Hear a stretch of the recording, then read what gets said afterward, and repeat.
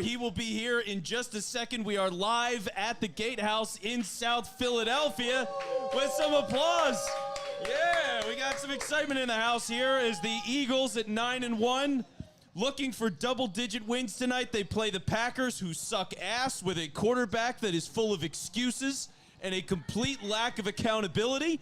And here is the man. John, can you get us started off right, please? Oh, what's going on, Philadelphia? Hello, everybody. I had to go get a celebratory Bell and Birdman Cherry Crush soda because the Packers indeed do suck. But more importantly, because we're live here at the Gatehouse, this Bell and Birdman soda's on the menu. How about that? We did it. So that's like permanent and kind of a big deal. So cheers to that.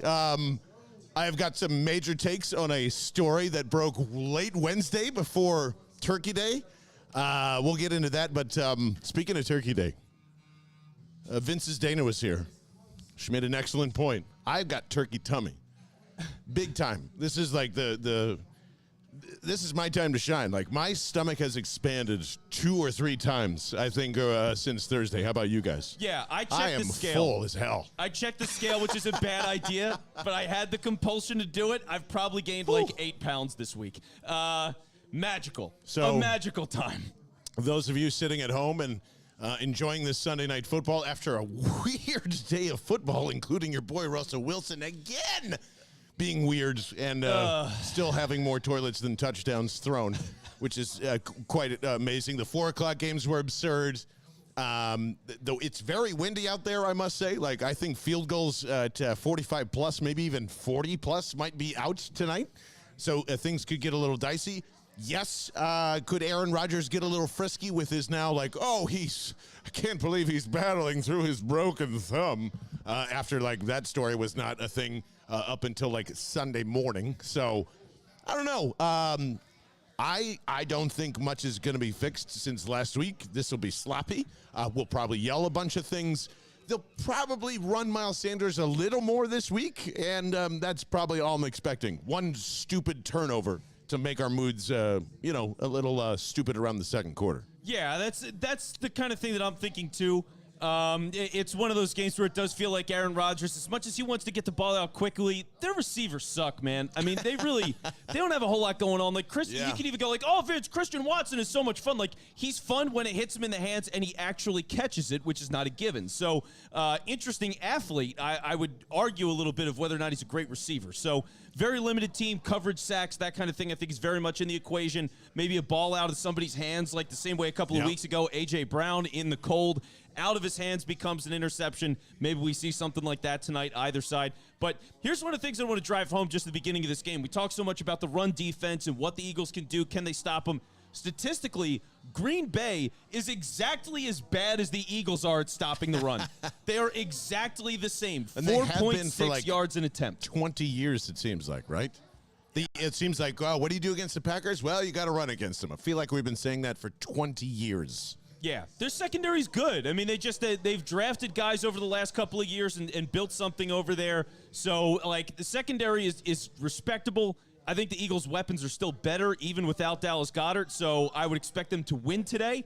But like you said, it's not clean. It's not easy. There's plenty of problems that go into all of this, and it's going to be up to coaching. In a miserable game like this, it's up to coaching. And speaking of those, 2 beautiful new defensive tackles with midnight green. Well, actually, all dressed in black tonight, baby, which is going to be great. Black helmets, too. Jalen Hurts is a big fan, so I hope, much like the pink suit where he was trying to fire himself up, and I know he loves the black helmets, I hope this isn't like, let's score some touchdowns tonight and look good doing it as well, like in the fancy stuff here. So I would say that I don't know, man. I'm just Ndamukong Suh really hates Aaron Rodgers, right? And I'm looking stomped on him years ago. Yeah, I'm looking forward to whatever he's got cooking up here. Like, he's saved some juice. He's never really liked this team. Plus, sidebar, is he the one in the rumor mill that's calling Gronkowski to say, come play for the Eagles? You've been hearing that? I don't even know if that's true or not. I haven't seen that, but sure. At NFL Rumors, who he can be a reliable source. has been kind of saying that. So I wonder if this is like, hey, watch what I'm going to do to Aaron Rodgers, and if I do this, then you got to come join the team too. Yeah, until Let's Go to the Phones has it or Jeff McClain has it, I don't believe anybody. That's where I'm at. Ooh, speaking of Jeff McClain, do you want to get into that? Because that's rather that's a little bit spicy as well. Jeff McClain behind a paywall, which for you we have brought down, and we pay for good journalism over at the Philadelphia Inquirer because Jeff McClain is, what is he to you? Like is he like Socrates in terms of like Socrates, I like that. Eagles beat Socrates writers? is really funny. Yeah, I mean, look, he's an actual reporter. Yeah, I mean, really, like he says right. he actually brings up stories that are negative about the team, and he is the only guy that writes those stories, and then everybody else reacts to those stories. How many actual reporters are there? Like now 3, maybe? Yeah, I would say 3. 4. We'll get into that. It's a good Tuesday or Thursday topic. So your boy Jeff McClain, Socrates, the GOAT, has said that they are obviously talking about paying Jalen Hurts, and I think that just kind of went in and one out of one ear and out the other. Then he doubles down on and say, not only are they going to do it, they're around the range of $50 million per year for Jalen Hurts. And I already know everyone is going to freak out at that number, but I think that's a perfect number as we get ready for kickoff here too. So I wouldn't call that a perfect number. I near think perfect number. I would call it a deceptive number because it's probably going to be mega money in the last year or two, and those years will not be real. Taylor Credatus, any predictions in this one as Mason Crosby kick us off to Boston Scott here? Big Aaron Jones night. Got a pretty good feeling. Oh, man. All right. Well, the offense is coming out. QB1, speaking of him, $50 million. I say you might as well. You might as well just get it. That's the game, is you got to get the quarterback under market or at market right before he explodes, market, right? Though. Yeah, that's a big leap from where we were a couple of weeks ago when we talked about it. I mean, I had him at like 40, 42. I think that's accurate. I think that's fair. Anything more than that is a reach for me. Eagles come out. Sorry, T, would you have anything? I was going to say Stoll with an excellent mullet. I didn't know he had a mullet. Yeah. Wow. Stoll is swaggy An impressive in a mullet. weird way. Yeah, he's The got his own mullet's swag. back for some reason. Yeah, why is that? So it's like the mullet and the Jerry Seinfeld from 1997 is almost back. Is it like an ironic thing? No, it's Yeah, I don't know. Not ironic. Ooh. Jalen Hurts getting his first ball batted down, first and 10, as they come out in 11 personnel. And now, guys, like this is, this offense has been a little bumpy. The easiest thing to do all week has been to point and be like, well, yeah, Dallas Goedert isn't here. What did you expect? Did you expect him to fix this? Yes. I expected him to have something to go to when Dallas isn't here. Well, and here's this your is 5. what it should be. I'm all good. Oh, Thank my you. goodness. Yeah, asking if we want some beers I here love at the this service Gatehouse. here. This Appreciate is the amazing. service. Thank you. Love you too. So, 5 wide. A Empty nice thing to set. see. As Zach Pascal on the right side there, I think they were looking for him. They are still looking that way to Devontae Smith. Nothing doing 3rd and 10. So, just like we said, you should run against the Green Bay Packers and back-to-back. Let's just go throw the ball. What was that throw? That felt like way bad for what he usually is doing. Yeah, that is. I don't think anybody was on target there. No, it's a bad pass. But the methodology's good. Look, we're asking for this team to make adjustments. That's an obvious adjustment to make. You're deep enough at wide receiver. Should be able to spread 4 or 5 guys out wide and try to make some stuff happen. Keep trying it. Now they got Green Bay has given them a nice cushion here in the middle of the field on 3rd and 10. Gainwell back there. Hurts under some pressure. He scrambles. He's going to make a man miss. Makes 2 people miss. Makes 3. Gets the first down and still turns on the Jets towards the 50 and just bounced outside of the 49-yard line of the Philadelphia Eagles. Man, I don't think you drew that up, and that is exactly what we talked about. Jalen, when you see it, take it. Love when he runs like that. Amazing. Is that this game? Is it one of these? Definitely. Everybody's covered here. Everybody's covered there. It's he's just a hard man to bring down. I can't believe that dude squats like 600-700 pounds or whatever they said. That's probably not right, but No, I've seen the video. It makes no sense. Yeah, it's insane. Him and Kelsey are squatting the same amount. It's unbelievable. I don't understand. And That's ridiculous. we have our first injury of the game as who's 26 on Green Bay? Is that wish we had our fancy Yeah, I don't know if that's roster charts Jair or in front not. of us. Maybe Jair Alexander? No, Darnell Savage. Oh, God. Well, they just got him back, too, didn't they? So, yeah, he Darnell. got tripped up. Yep. And credit to Hurts, by the way, on that run. I mean, he did this is some classic McNabb shit we saw him used to do back in the day. But a little fake pass, and then after the fake pass in the pocket, he gets a defender to shake and fall bake. over. He makes a cut. He breaks a tackle. I mean, he's such a dynamic runner, man. It's not fair. It's I think it's one of the main reasons of the season why people just keep underrating that and doubting it and being like, we've seen people run before, but he's ridiculously special. And you've even pointed this out, too. It's hard to pin that down. And, yeah, man, Darnell Savage gets hurt trying to tackle Jalen Hurts. Pretty strong dude. I know it's a safety versus a very big man, but still, like, you don't see that too often. No, very rarely does a quarterback run and hurt the guy that's trying to tackle him. Jack Stoll coming out, strong motion to the right-hand side. They go back 11 personnel, 3 wide receivers, handing it off to Miles Sanders to the weak side. They still get 2 or 3 yards there. Maybe even 4. I don't know. What do you think? Yeah, they looked like 4 or 5 to me. Which, again, like Green Bay, 4.6 yards per carry. That's what they give up on average, which is not good. And why the Eagles have every reason to dominate this thing. I won't even say Madden because I don't play that because I've been stuck on retro football. Yes. Let me tell you, Jalen Hurts and the Philadelphia Eagles are running my retro football offense, which is just like, fine, if you want to play cover 2, I'm just going to pass every time and let the secondary move back, and then I'm just going to run with my quarterback if you crash down. So nice little, that was a great design there. Little shake and bake run with Miles Sanders, first down. Is that licensed players on that game? No, definitely Okay, not. I was going to say. It's all I like think so. NFL last names with fake first names. Oh, yeah. I've seen a Minshew wide receiver and stuff in that game, too. Oh, that's so, yeah. great. Yeah, The it's- Minshew wide receiver is so funny. It's very addictive ever since we said it on the pod. Little motion from Quez Watkins here, 1st and 10 from the Packers 39, and a nice little scoot and boot for 5 there.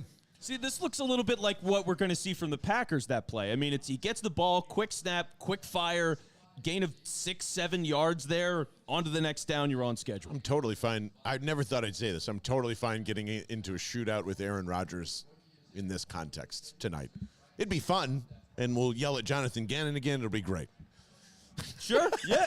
Look, if they're putting up a lot of points on the board, I think everybody's going to be a lot happier. Bunch formation, little fake option run out to the left-hand side. Packers are not fooled on this one. Miles Sanders is going to lose about a yard or 2, be 3rd and 6 here.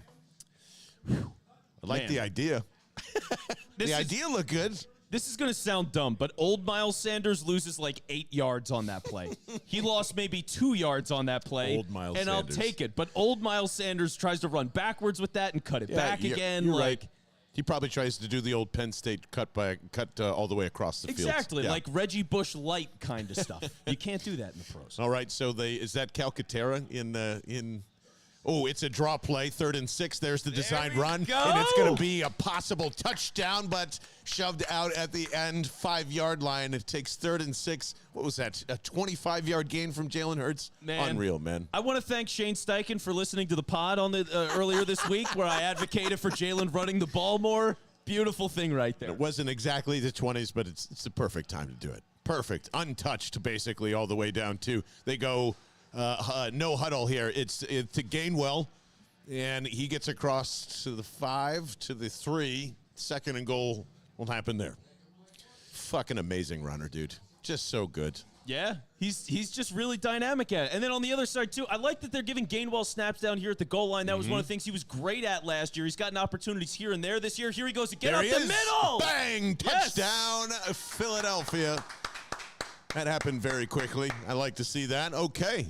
Offense is back. They drew up the perfect script by literally just giving it to Jalen Hurts. There you go. Credit to Vince Quinn on the first drive. Yeah, just let the guy take the wheel and drive, man. I mean, he's really good at it. And for this team, like, the nice thing is, too, this is adjustment. This is evolution. This is where you're seeing a new balance as they figure things out. Because you go 5 wide early, then you're getting some formations where Stoll's in there, 3 wide, running back in the backfield. You've got RPO stuff. You're calling Jalen runs. You're handing the ball off successfully for 6-7 yards a carry.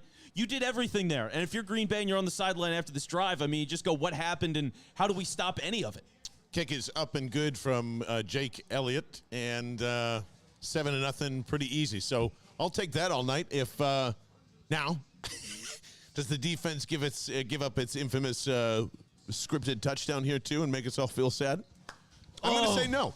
No, I'm going to say no. I don't know if you're feeling it, T. I look at this right now, and I think they're going to get, maybe give up a first down and get the ball back. I don't think I've seen a Packers scoring opening drive this season, to be honest with you. Yeah. You know what was funny today? The Jets had not had that until Mike White's appearance as well. So it's a trend that's probably going around for Aaron Rodgers, no doubt, in this Packers team. He had a magical game last season, too, if you remember that. He did. Yeah. He had 2-3 weeks last year, I feel like, where it was like, It the was Mike one White game. show. That was one it? game. It was just one? Yeah, it was one game. I thought he's Very much like okay. this one, too. So, that's I don't know if you're not going to be able to do that against every team, but the Packers, absolutely. Just go take Jalen's legs out there and make him confused. He already took out the starting safety by doing so. Yeah. Let it ride. Good drive. Yeah, look, this is what it is. It's growing, it's adjusting, it's trying new stuff, and it's just going to be what else do they do along the way. I mean, I'm curious if we're going to see other stuff like something they don't really do all that often, but they have the talent to do with a number of guys. The end arounds. We don't really see that. Why not hand off the ball to A.J. Brown once in a while a little bit more? I feel like they did that the first couple weeks, 2-3 weeks of the season. We really haven't seen it since. But bring that back out of the playbook. Yeah, I don't know if you'll get too crazy with that one. I see. That's where I even go, well, that's ridiculous, and then they'll probably do it, and then you'll be right, and then I'll look like an idiot again. But I don't know. I don't that's why I'm still like, A.J. Brown still needs to go and catch some touchdowns somehow. Go do that stuff. I actually think this is just brilliant in coming out in the Packers. They're saying this is how we're going to play it, and they go, okay, no problem. Beep boop boop boop bop. That was all we saw there. This is Vince Quinn trying to make this offensive coaching staff look like geniuses. Oh, look, they adjusted and they did all this. They didn't adjust there. That was just it's good football. That's all. Yeah, I thought they made some tweaks. It looked a little different, especially that early. I mean, did they call Jalen draws like that really on the first drive? I mean, I don't know. I think they did. Did they do it last week? They might have. I was knee deep in trying to avoid fireball shots, so I can't even remember. Yeah, that was a thing. That was a thing. But I will change my mind in 3.5 quarters if they keep doing the fun stuff and listening to you. Yeah, they should keep listening to us. And thank you, everybody that's tuning in and watching us right now on YouTube as we're live here at the Gatehouse. And make sure you're subscribing, by the way. If you're watching us right now, hit the subscribe button. That's a huge help. Alerts on, all that kind of stuff. We got all sorts of clips. We do episodes, bonus segments. It all happens right here on YouTube. And you never know when you might catch Vince Quinn, running across the Notre Dame campus. And we might just want to take that live, for fun. Yeah, why not? I'm very fast, as you know. We got to end that. We got to end him saying that as Jake Elliott does what he always does. A kicks fumble it in the end zone and stumbles and falls, and he's down, man. Yeah, where are you going? Where you going, Nixon? Wow. So that was one of the worst returns I've ever seen as he puts it in his hands, puts it on the ground in the end zone, tries to play it off like he's cool. It's like, oh, no, I meant to do that. And Aaron Rodgers is going to start out at the 9. Is that right? Yeah. Britton Covey was loving that one. He's like, oh, wow, I look good here. Was he active today, by the way? I didn't even see the inactives. That was. I didn't see that either, no. If you're just going to sling Boston Scott out there and kickoff returns, what do you need with Britton Covey here? 1st and 10 from the 9. Aaron Rodgers under center.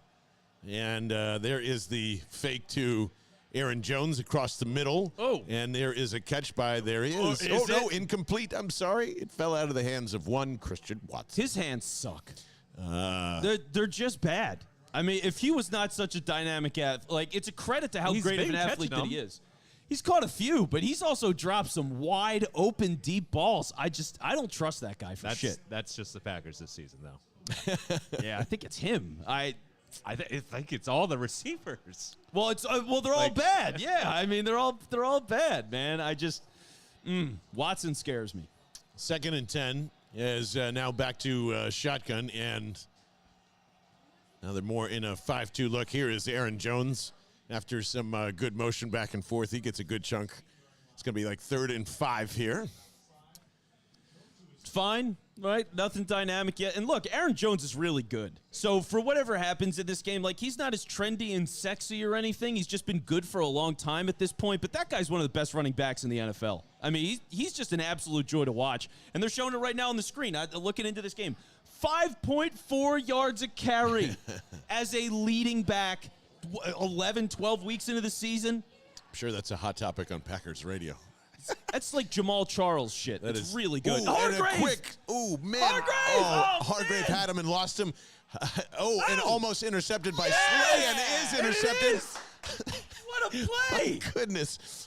So, man, oh man, Hargrave had Aaron Rodgers. He looped around. He threw it. It looked like Slay had it. It bounced out, and it ends up in the hands of Josiah Scott, I think, is the guy who came up with that one. Unreal. I knew that was coming. I didn't know it'd be this soon.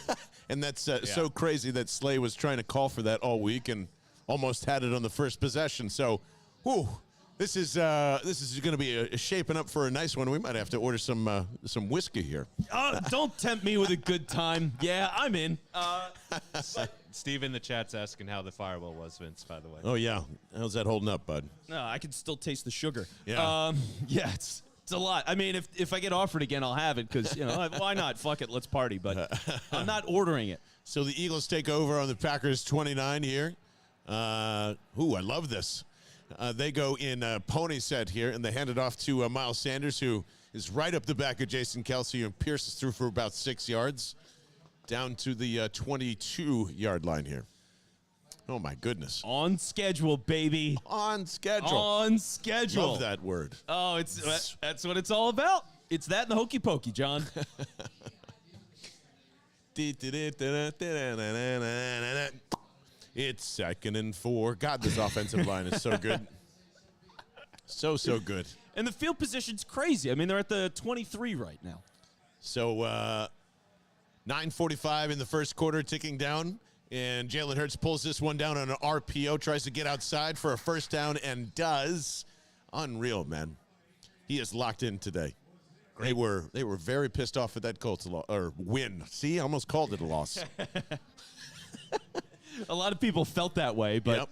Also, just want to point out Nick Sirianni not as fired up for this game, and so far so good. Okay. Maybe he tried to take it up to, it was already at 11. He took it to 12. It's one of those things. Well, the Packers didn't fire his mentor, so yeah, he's going to be a little calmer this week. 1st and 10 from the 15. Miles Sanders gets the rip to the 10, to the 5. He's going to walk in. Touchdown, Eagles! Oh my God! Put the shot in the glass. It's time to celebrate. I think soon. This is going to be a long night for the Packers and Packers fans. About to go up 14-0 here.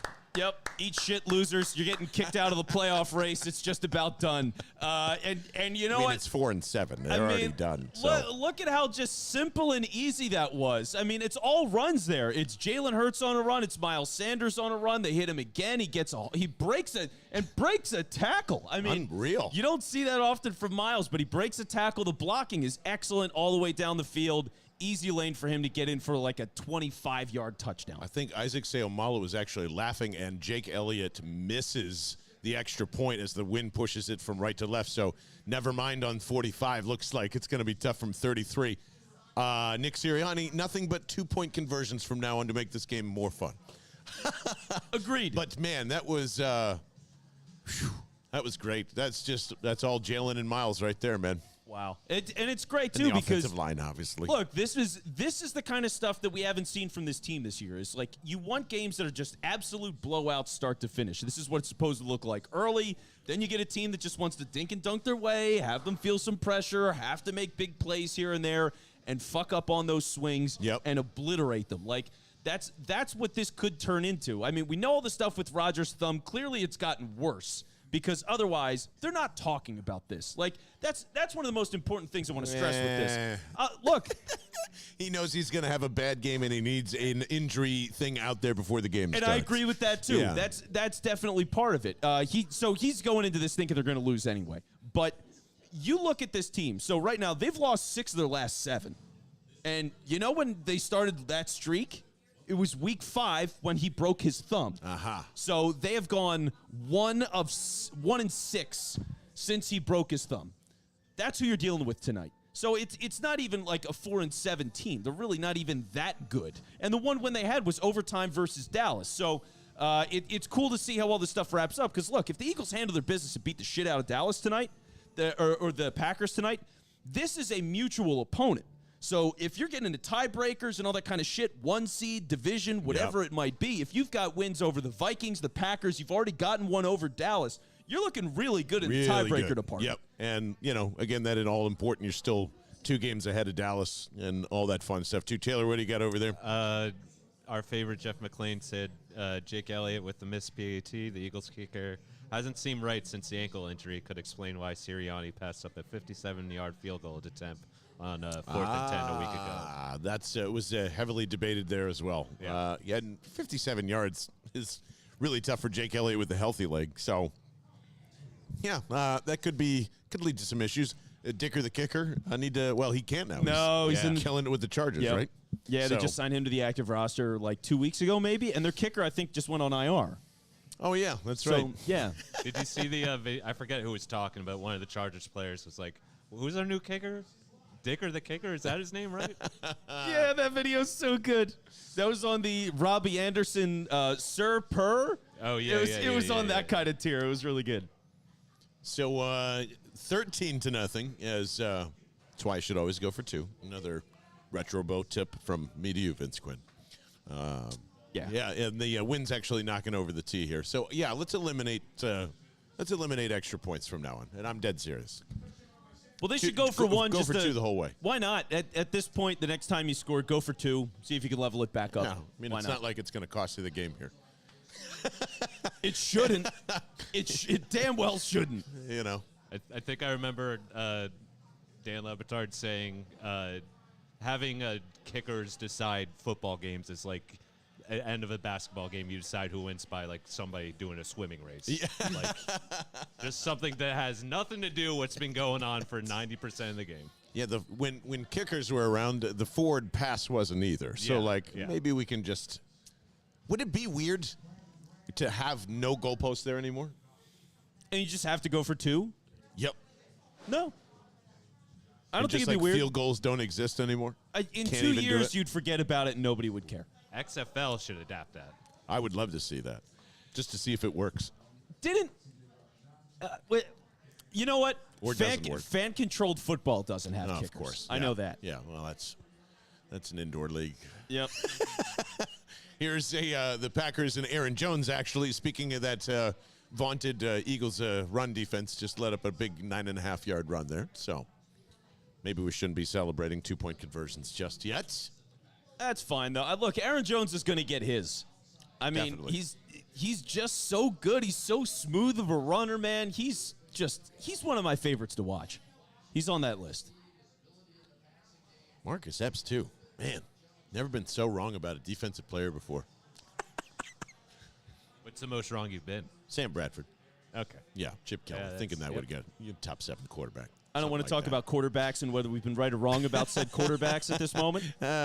Fletcher Cox actually, after a 10-yard gain, makes that a minus 2-yard gain. He's been maybe he's been listening to everybody, not just us. No, just us. Well, he's looking at all these other guys on the team that are playing better than him, and he's like, "Oh shit, I'm going to be out of money in a very significant way if I don't get my shit together here." It's almost that I think for some reason, it looked like they doubled Joseph on that rep and let Fletcher Cox just do his thing there, but I don't know what happened. Sneaky 31. Sneaky 31. Wow. Okay. Huh. Yeah, he looks 37. Yeah, in the face. yeah. 2nd and 11, play action. Aaron Rodgers rolling out to throw the screen to Aaron Rodgers. To Aaron Rodgers, listen to me. Geez, Aaron it's a Jones. huge gain for Aaron Jones all the way down to the Eagles' 20. So, man, what is that, 30-yard screenplay? Good God. Yep. Blocking down the field from Green Bay there is phenomenal. I mean, there was a lineman down there that maybe was a tight end as well, just deep down there on the sideline, man. I mean, that's just skill. Like, that's just a well-coached team playing good football on that play. Yeah, Kaiser White just bit the cheese big time there. Just a well-set-up play overall. Not ripping him, don't worry. Everybody's very sensitive about Kaiser White. 1st and 10 for the Packers. Again, it is. Right up the gut. Good God Almighty! It is A.J. Dillon, and he just says touchdown, and there it is, ladies and gentlemen. This is what I was anticipating. Aaron Rodgers says, "Fuck it, I can't throw." Well, watch Yep. this. Watch this. Not a great rep for the defense at all. That was just 4 plays. 4 plays, Damn. huge chunk play. Man, that screenplay. That screenplay did it. If you're not watching the game, to explain to you how big that gap was in the middle of the field that A.J. Dillon just ran Jesus. through. I mean, absolutely. There's nobody home for like 20 yards. It was a counter play that they cut right back to the right side, and there was no answer for it at all. Kick is up and good. Mason Crosby, 13-7, as the Green Bay Packers. What? See, we talked our smack. We thought it was just gonna this will be a fun route. Well, Yeah, I was ready to pound whiskey and do the halftime show, turn that into the post-game show, but, Aaron Jones, A.J. Dillon just said, hold that thought. So they're good. Guys, I wouldn't want to be anywhere else. One, the Gatehouse is amazing. The staff has been incredible every time that we've been here.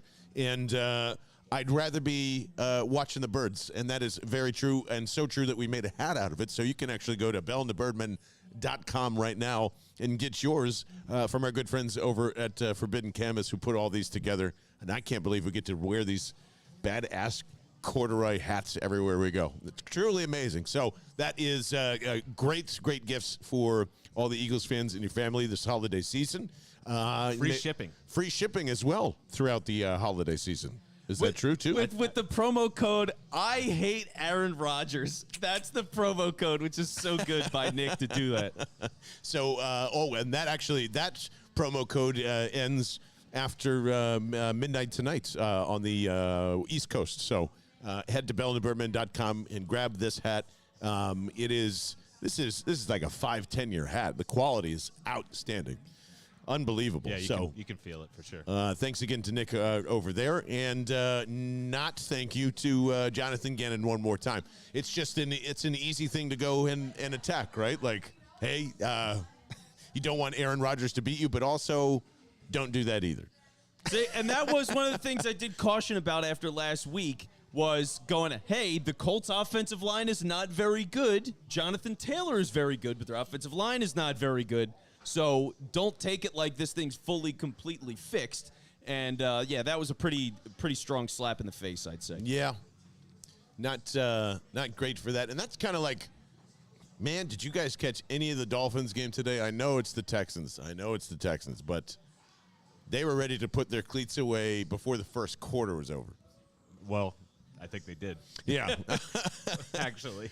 Especially after Tua took another weird hit before halftime there. But, got to start talking about them way more often when we bring up the Chiefs and Bills and all that other stuff.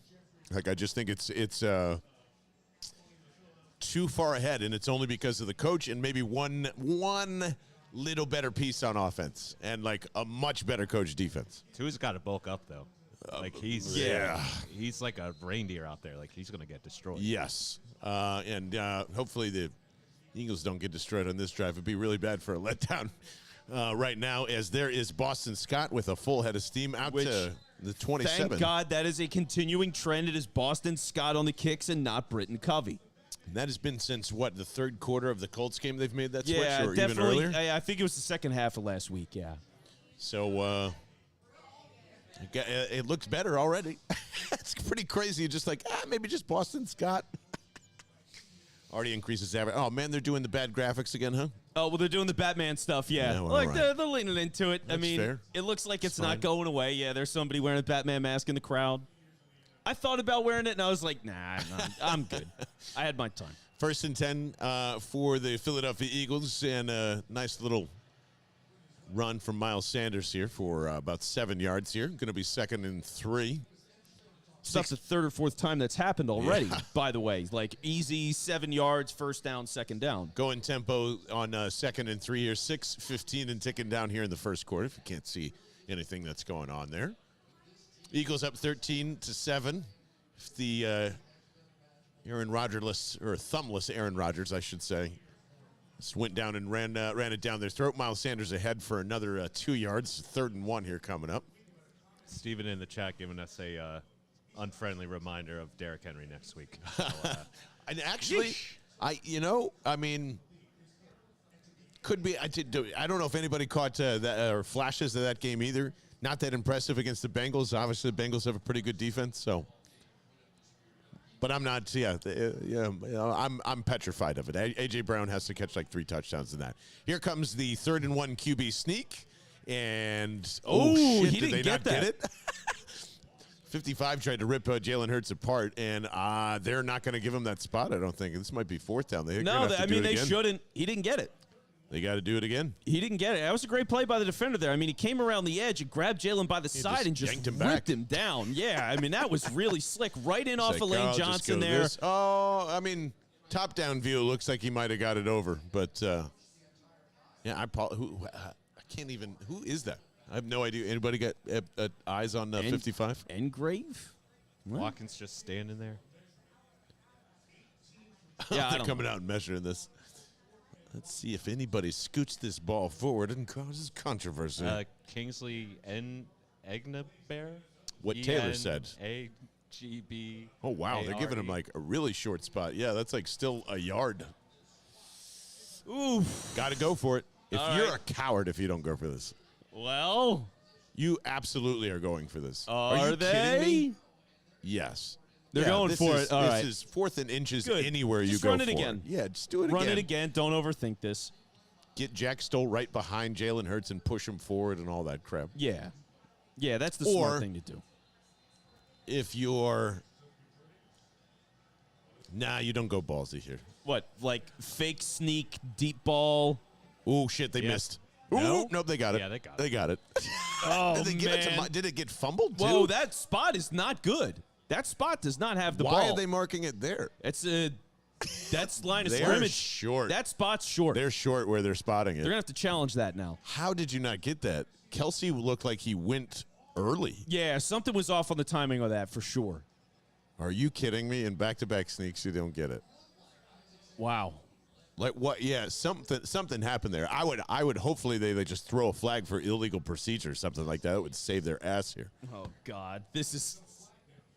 Yeah. And Tarico just said, but there's no flag down. Yeah, but they're trying to figure out the spot. Kelsey went first. That's the problem here. So what the hell happened? All right, here's the replay. Oh, man. Isaac Seumalo went offsides, and they didn't do shit. He barreled right into the right guard. The Packers had 3 guys ready to rumble, essentially. I don't know. Yeah, I mean. Oh, they fumbled the handoffs. That was supposed to be a sneak. It went through Jalen Hurts' hands. Wow, and Sanders grabbed it as the push guy. So, again, Jalen Hurts was not ready for a Kelsey snap. I think he saw Seumalo go and snap the ball anyway out of possible pure panic, and they gave him a terrible spot. I would review this immediately. I don't think they got it because it was Sanders. But he picked it up, right? But he's not on the ground? He picked it up, but as he was going around the edge, it looked like his knee was down. I think Sanders was down pretty much where they spotted it. I think that was a really good call by the refs. Holy shit. They fucked that up. I must be. Sorry, T. Taylor just texted me and he said 7 minutes ago asked if I'm playing the stream on my phone. Well, you know what? Sorry, I think I might have been doing it too because we both did the same thing, which was let's get the link and let's tweet it. So then I got it, I copied it, I went to Twitter, I didn't close YouTube, and the stream started on both of our phones. And you know what? This is going to be very old man of me. I forget that like YouTube Premium just plays in the background when you close your phone. So sorry about that, everybody. Trying to get the numbers up, folks. Trying to get the numbers up any way we can. I'm glad both of you did it also. Yeah, that's unreal. It's so give us a thumbs up for a mistake. Thanks, guys. I appreciate everybody tuning in. Make sure to subscribe to this clown show. Subscribe button's right down there below. And I tell you what, in the last break we said that like we would, we're telling you about the hats and all that other stuff.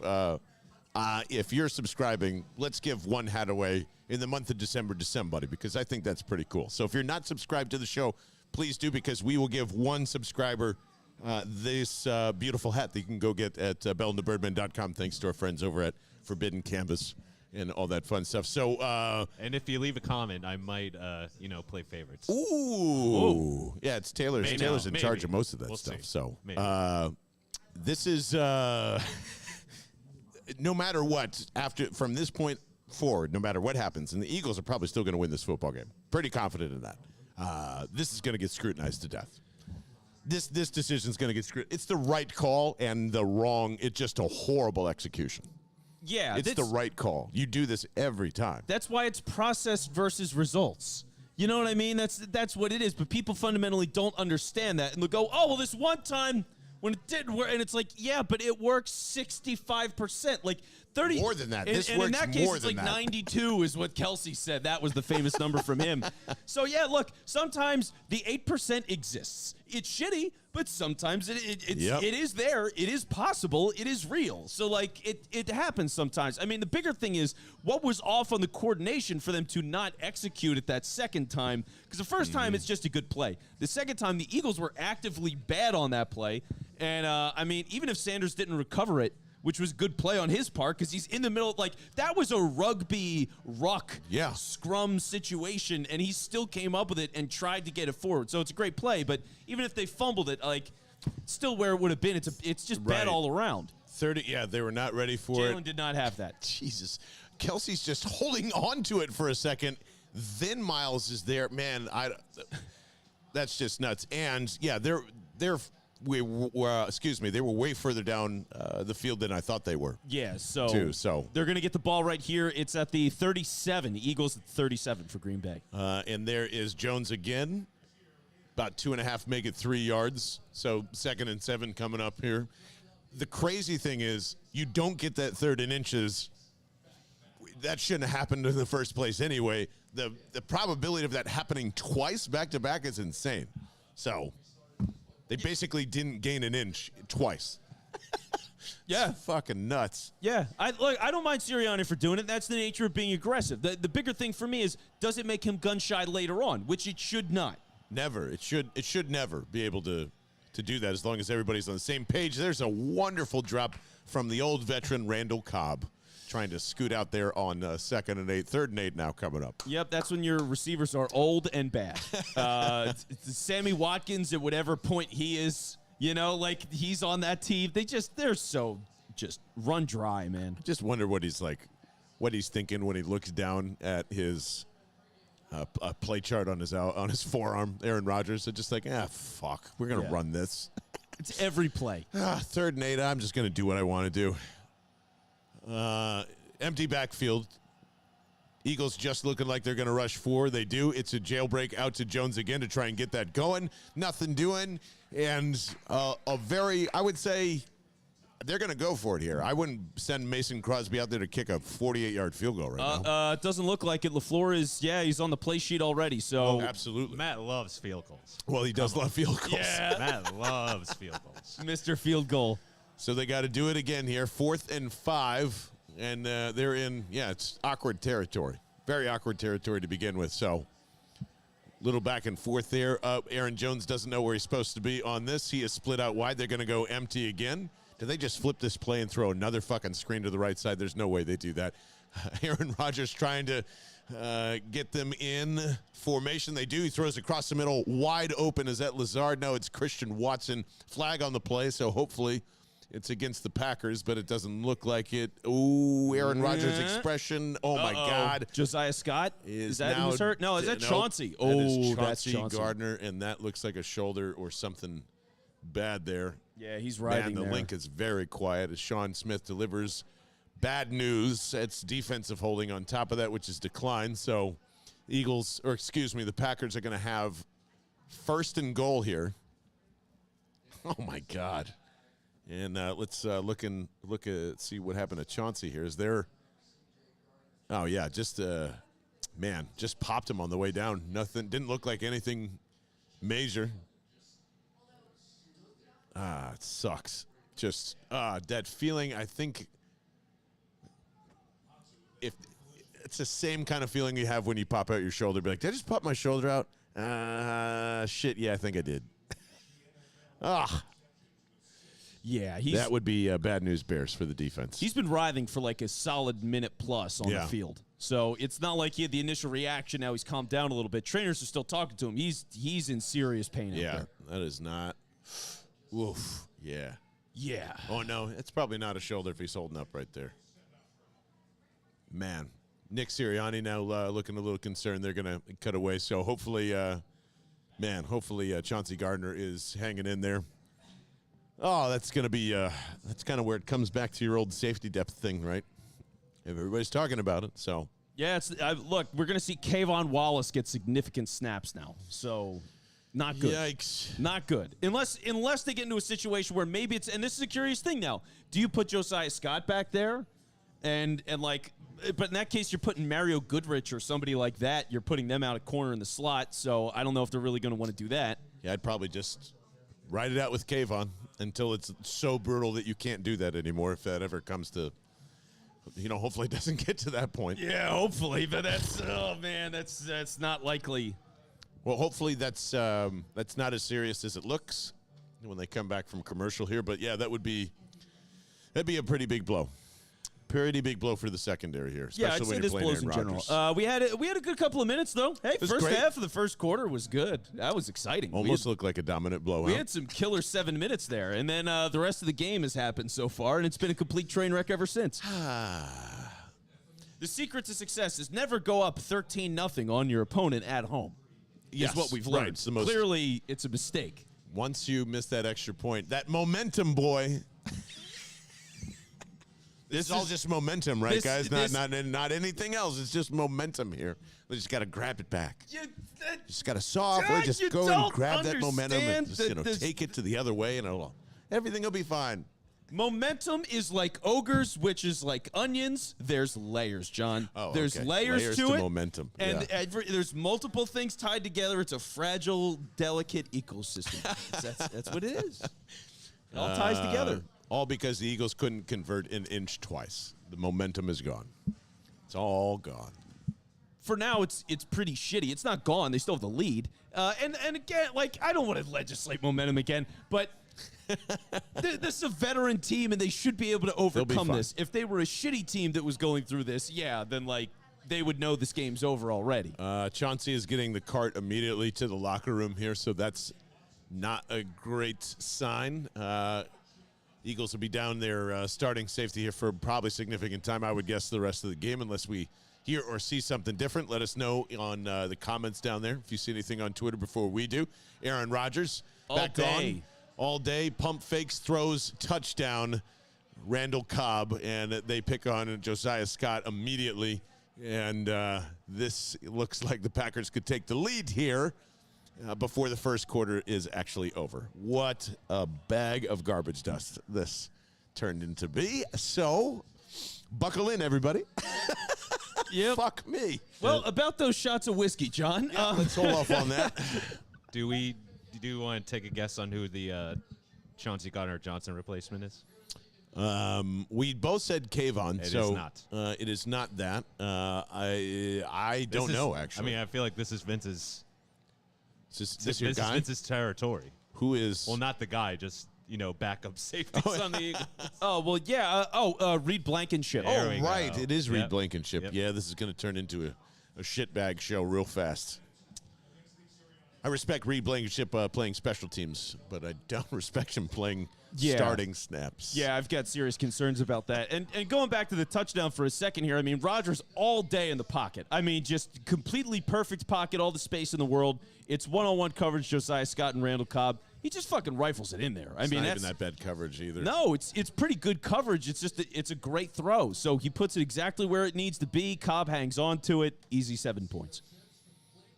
Oh, yeah, there's a guy in the Dawkins jersey that's slow-mo pointing going, oh, shit.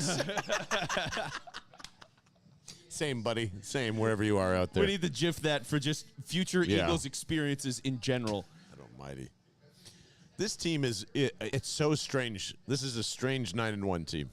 We've been talking about that for weeks, man. We've been trying to compare this team to the 17 team, to the 04 team, because it's the only two teams that have done this, and it's just this doesn't feel like 9-1, guys. Sorry. I'm going to be that guy. I'm not saying they're frauds. The Eagles are not frauds. Shut up. I hate that term. It's the dumbest thing because you have like nothing else to go on. You just say, they're frauds. They have no adjustments. They cannot adjust when their top tier talent takes a ding sometimes. Or if it doesn't really go their way, you're going to go through these ebbs and flows take way longer than they should to get out of. They get out of them. That's why I'm not like panicking or anything. This is just another stupid Eagles game in this like November that just needs to end, honestly, as they hand it off to Miles Sanders because they have no creative ideas whatsoever without Dallas Goedert being here, 2nd and 12 coming up here. I think. I'm not feeling as negative about this as you are. Like I have been for weeks, so it's just building up for me. But even just for like that play, I mean, look, hey, Miles Sanders running the ball for the most part has been pretty successful. I don't mind going, hey, we just got our asses kicked on that drive. Let's reset. They hand the ball off to Miles. They just got cooked everywhere on that. I mean, the got Packers your ass kicked because you ran. It looks like they ran. Oh my God, run blitzed. And it was very effective. So now 2nd and 11. 2nd and 11, a little bit of pressure from the middle here. A little nice toss to A.J. Brown for a first down to the 40, to the 45, and almost across midfield. So there you go. The yak god. Back doing the yak things that he likes to do. Tempo, it looks like coming up here. It's nice to see. He did have a moment, though, where he did like a toe drag or some sort of stutter step because he does a spin right there. And then here we go. Here's going to come the move. They cut away, of course. But as soon as he did, it looked like he was going to get it punched out again like he did in Indy. Quez Watkins going out of bunch and going into motion from right to left. He's looking that way, goes to the middle, finds Miles Sanders for about 2 or 3 yards. That was almost a disaster. Yeah, Jack Stoll looking like a weeble wobble back there, runs into Jordan Mailata and just completely tumbles over. Oh, my goodness. That was not good. Not a good play. X-rays on Darnell Savage. Your question will return from the broadcast. I didn't quite catch all that. RPO to Miles Sanders on 2nd and 6. Gets about 4 and 3rd and 2. Got a pass here, by the way. No more running. You're at midfield. You can do pretty much anything here. You can do anything you want on 3rd and 2. Don't run the ball here. Yeah, I would say if it's one of those plays where Jalen does a read or two and then he's got a quick trigger, like he's just authorized to do that for the design here, that's a good way to go. Foot injury, questionable to return for Chauncey? No, Savage. Oh, Got it. Okay. Thank you. Whoa, wide line here. Cam Jurgens out there. And along with Calcaterra and Stoll. Now Calcaterra going, nope, stand right there. What are they doing in this set? As it is Jalen Hurts under center. They go play action, 3rd and 2. He's going to roll out to his right-hand side. He's got the first down to the 40, to the 30, to the 25, to the 20, 15 to the 10, to the 5, and pushed out of bounds at the 4. There you go. Man. Don't design run that bad boy. That was perfect. All right, so it seemed like they were looking for a shot play on that. I mean, the angle sucks because the broadcast angles have been shit for forever. But anyway, they set it up there. You got Cam Jurgens out on the outside, a couple of tight ends with him on the left. He doesn't have time, so he just books it. But I don't know why you have that many guys on there if you're not trying to max protect something. Yeah, they were looking for something hot and heavy downfield, and I love that. Just like Packers give up the entire middle of the field there. And now a timeout from the Eagles? Oh, come on, guys. You got them on the ropes here, and you're calling it a timeout before the quarter ends. Hi. Is he winded? Like, I don't know. Maybe. It's possible. Everybody on Twitter's annoyed from Collingsworth just overpraising Rodgers, by the way. Is that right? That's why you should listen to us. That's right. Stop listening to the broadcast, everybody. He does have his guys, and he just doesn't stop. Yeah. Well, I mean, you know. Who's not going to talk up Aaron Rodgers on a Sunday night football game either, especially like when the NFL's mandating it, right? To some degree. You have to say something. I mean, back-to-back MVPs is part of it, but he's not that guy this year. So, like, that's the thing that kills me. Say the players suck on the broadcast. Just say it. It's okay. You're an analyst. Do your job. Yeah. 1st and goal here, and, oh, man, I'm not sure why Jalen Hurts pulled that down as Miles Sanders had the end zone staring at his face, and he picks up a yard still. But, see, it happened once in the Colts game, too, as you pointed out there, Vince. Like, there's 1 or 2 of those that Jalen just probably pulls down when he shouldn't. Too much design runs at this point. Too many. Yeah. Too many. They're anticipating it now. As a guy who called for more Jalen runs, yeah, I would like to see them figure out some other elements of this for sure. I mean, the one thing, like, I always bitch about slants. It's what I do. That is my Barney Pearlstein run the ball.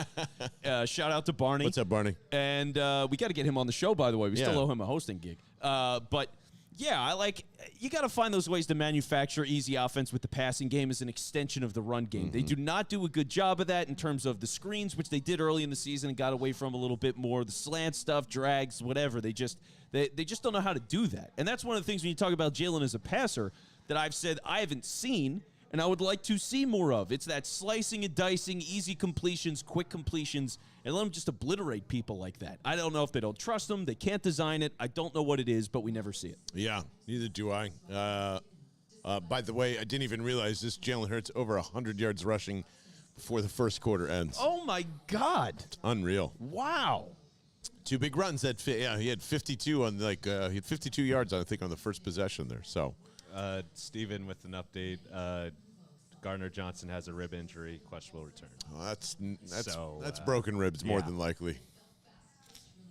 Separation of them. That's just, man. Fuck. How does that happen? You guys ever broken a rib? No, don't want to find out either. Yeah, I can't imagine, man. I've broken both my wrists twice. No, Both of your wrists? Twice. Oh, my God. Doing what? Wait, both of them twice. So Like 4 separate wrists. occasions. Yes. Oh, my God. What happened? I'm not. Not I'm at a liberty very to say? clumsy child. Yeah. This is all when I was younger. Yeah. Oh Okay. wow, man. Yeah. I'll have to remember that moving. Wow, how young were you? I think the first one I was 6, 7, and then probably the last one I got was like 12. Holy cow! Yeah. Man, that's a crazy couple of years. Taylor Credette is getting into backyard brawls. Yeah, my mom didn't believe me on the first one, so I was walking around with a broken wrist for like a week. Oh, my God. Yeah. No, really, Mom, it's swollen. It hurts. No. I can't write at school, Mom. What is? Wait a minute. Did I just say Dolly Parton and Billy Ray Cyrus in an NBC something? That makes and sense. special. And Miley. I saw Miley in there. Yeah. Right. That Wow. is, Is Miley dipping back into the country pool? Oh, she's back. She's back in that? She culture vultured her way back to country. Yeah, that's so funny. Make that cash, Miley Cyrus. Wow. Make that cash. Some great clips. man, are they saying that? What are they talking about? Somebody's mouthpiece Somebody's came out? mouthpiece, yeah. Is it Jalen's? Could be. Taking a shot. Well, whatever. Put that I up don't on know. eBay. I don't know if Collinsworth is trying to game plan something here. So they go Stoll Jurgens right in again. underneath Jurgens again. There's Miles Sanders. He's going to race through and Let's gets go. in again. There we go. As the Eagles answer back, and it's time to go for 2, Nick. Yeah, go for 2, Go for please. 2 here, For right? the love of God, go for 2. You have nothing Let's to lose. Just get the Come on. Show some guts. These are quick scoring drives, too. Very They're quick. all Very quick. 3.5 minutes under. And that felt like, the Eagles had the entire. Yeah, that was incredibly quick. Where they started out from their own 25, right, or 35 on that. I think 25. Yeah. That was Yeah. really fast. As, they opt to go for 1. Jake Elliott up and good. I guess the wind has died down a little bit there. So 20-14. I like offense. That's fine by me. This is what you were looking for, yeah. right? You said, look, if we get into a shootout with Aaron Rodgers, you're fine with that. I'm Well, okay here you with go. that. Totally okay with that. And yeah, man, shout out to the offensive line. Just going, Jernigan's not so comfortable all the way out there. Well, that's Playing okay. third left tackle. Yeah. That's okay. See, this is another wrinkle. You don't have Dallas Goedert in, so you say, fuck it, let's go all in on a big body. Jurgens is sitting there. You Yeah. put him in. They did it twice on that drive, so they do it on the 3rd and 2. Big gain. They follow it up right there. You get a touchdown. Yeah, this offensive line is so damn nasty. God. Sometimes you just forget about here's how good it is. Landon Dickerson is flinging every defensive tackle off of him so far like it's nothing, and you're going like, oh, yeah, that dude is so good. That guy was supposed to replace Kelsey first, and now, like, they don't even need him to do that. I just hope Cam is on the same trajectory, because you brought this up a couple of times. Like, this draft class so far outside of Jordan Davis is pretty meh. Non-existent. Yeah. It does. It is totally not a factor. And we knew that with Cam because, second rounder, going to take his time, a true center, all that stuff. But, clearly he's cross-trained enough this season that they feel comfortable at least doing that on goal line situations. And it's probably out of necessity, just like you said, with Dallas not being there. But, can probably do that a lot. Can probably see them a lot more. You just, it's hard to fit an extra guard / center into the game plan. Yeah, I don't see why not even for a goal line sneak scenario, quarterback sneak scenario, to just put him behind Jalen and have him push Jalen. Yeah, why not? Same thing. Exactly. No tight end. It's might as well do it now. Aaron Rodgers taking over from the Packers 25. They start out running again. And Reed Blankenship in on the tackle. There you go. So far, so good. All right. Yeah, he finished that one off. It was a bit of a pile there. Look, A.J. Dillon is going to drag people. He just does that all the time. Yep. So moving the pile a little bit, Blankenship comes in. He's like, all right, I'm putting a stop to that. Crushed him on that. 2nd and 6, so they pick up 4 there. As Aaron Rodgers looking a little happier now that he looks down at his forearm. Wow, and, first time he's been happy selection. in how many years? At least 7. At least 7. They stay with A.J. Dillon right behind Aaron Rodgers here on 2nd and 6. Pretty tight. A bunch formation out to the right-hand side. Christian Watson out to the left. They pitch it that way to A.J. Dillon. It's a first down. And across the Packers 40 to the 42-yard line. Man, they're going Williams, and they're going Sue and Joseph most of the time here on this. I haven't seen Fletch there yet. They are re-showing Chauncey Gardner re-injuring his ribs and getting taken off to the cart. I don't know, man. It's going to be a bumpy ride here, folks. That's my final prediction. This is just going to go back and forth here until, the end of the third quarter. That'll give us some daylight here. Yeah, we're seeing Green Bay just have too many chunk plays already. 1st and 10, Aaron Rodgers, straight drop back, 5 steps, fires in the middle of the field, and finds generic tight end number 77 of the NFL 2K design. I don't even know who the Packers tight end is. Oh, it's Robert Tonyan. Oh, it's Robert Tonyan? Yeah, Robert Tonyan. He's been there for 3 or 4 years now. Okay. Tanyan's solid. I like Robert Tonyan. Shows you how much I've been, hanging out in Packers blogs. Getting ready for this one. Yeah, he's a pretty good player. He's not overly dynamic, but he's a big, bulky guy. They like throwing to him in the red zone. So we'll forget about him in 2 years? Once he leaves Green Bay or Rodgers leaves. Perfect. Yeah. Perfect. 1st and 10. And it is a delayed handoff to Dillon this time on this drive. Well, Nice they're probably little 5 yards there. I don't know what their average is right now per carry, but it's got to be pretty damn high. I mean, 7 yards a carry, 8 yards a carry, they're moving. I just don't know what your run blitz. I don't know what to tell. What are you telling Jonathan Gannon here? It's not like they have a light box here. Oh. They don't have a light box. A.J. Dillon's is pretty bad. If anybody wants to take a guess, about 8.5 yards. As Nope. A.J. Dillon flares out to the left-hand side, and it's a quick swing pass for a first down, about 6 yards on that, and they are creeping in Eagles territory with 11:51 and ticking down here in the second. Yeah, 7.4 is my guess. oh well, it just changed. Yeah. It was at 12, Oh, God. and now it's at 10.5. Ah, all right. Oh, God. 10.5 yards Ew. per carry for A.J. Dillon right now. Ew. On 4 carries. Oh, God. What's Aaron Jones at? 4.2, 4 carries, 17 yards. Okay. Yeah. Oh, 'cause his big play was on a screen. That's right. So I guess, yeah, they must have counted that as a reception. So they look like they're going to set up and run here, too, as some motion from right to left, and they don't. Straight drop back for Aaron Rodgers. He throws and almost intercepted, and it is Reed Blankenship. Are you kidding me? Come on, bitch. Wow. Reed Blankenship, I think, gets gifted one from Aaron Rodgers here, or it was just a good beat on the play. Let's see here. He collapsed down on that route. Yep. Wow, yeah, he totally did. He fooled it. Reed Blankenship fooled Aaron Rodgers. He must feel like a dumb piece of shit. Wow, oh, wow. Great play by Reed Blankenship on that one.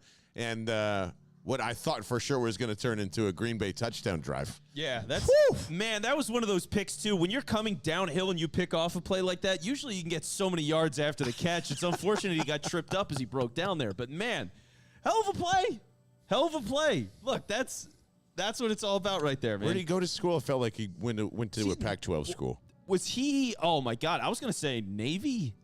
Navy? Is that real? Is that right? I have no idea. Navy's the first thing that pops into my head. He's a Navy guy. Reed Blankenship. No idea though. Any other guesses for you, Taylor Cortez? Unless you have it up I think there. Neil's Vince is just going with ship, and he's thinking Navy. Well, there was a guy, because I know they had a safety a couple of years ago. He had an awesome name. I think it was like something Warhammer. And I swear to God, he was a Navy guy. They had him for like in the preseason 3-4 years ago, and he didn't make the team. Let's go with Wisconsin. Wait, Reed Blankenship's only 23 years old. He's That young. can't be right. Is that right? Middle Tennessee State he went to, by the way. Ooh, Same as Navy. they've had some big wins this season. I felt like he was like 26 years old or something like that. Reed Blankenship. Amazing. Well, great pick from him, man. Welcome on the show anytime, Reed. Breathing. Yeah, you and Julian Laurie. Anytime. Anytime you want to come on, buddy. Yep. I was pissed they showed Jeffrey Lurie in the booth, and I didn't see Julian next to him. I was like, damn it, I want the glimpse. I just want to know. There's so many questions. Speaking of questions, Alvin, are you in here, buddy? I mean, we're getting into peak, trivia time. I haven't seen Alvin around there yet. I'd like to bring one thing up. I'm going to bring it up on the postgame show too, but it's killing me now that this is kind of happening again, and the offense looks good. I'm not saying it's not, but Marcus Brady.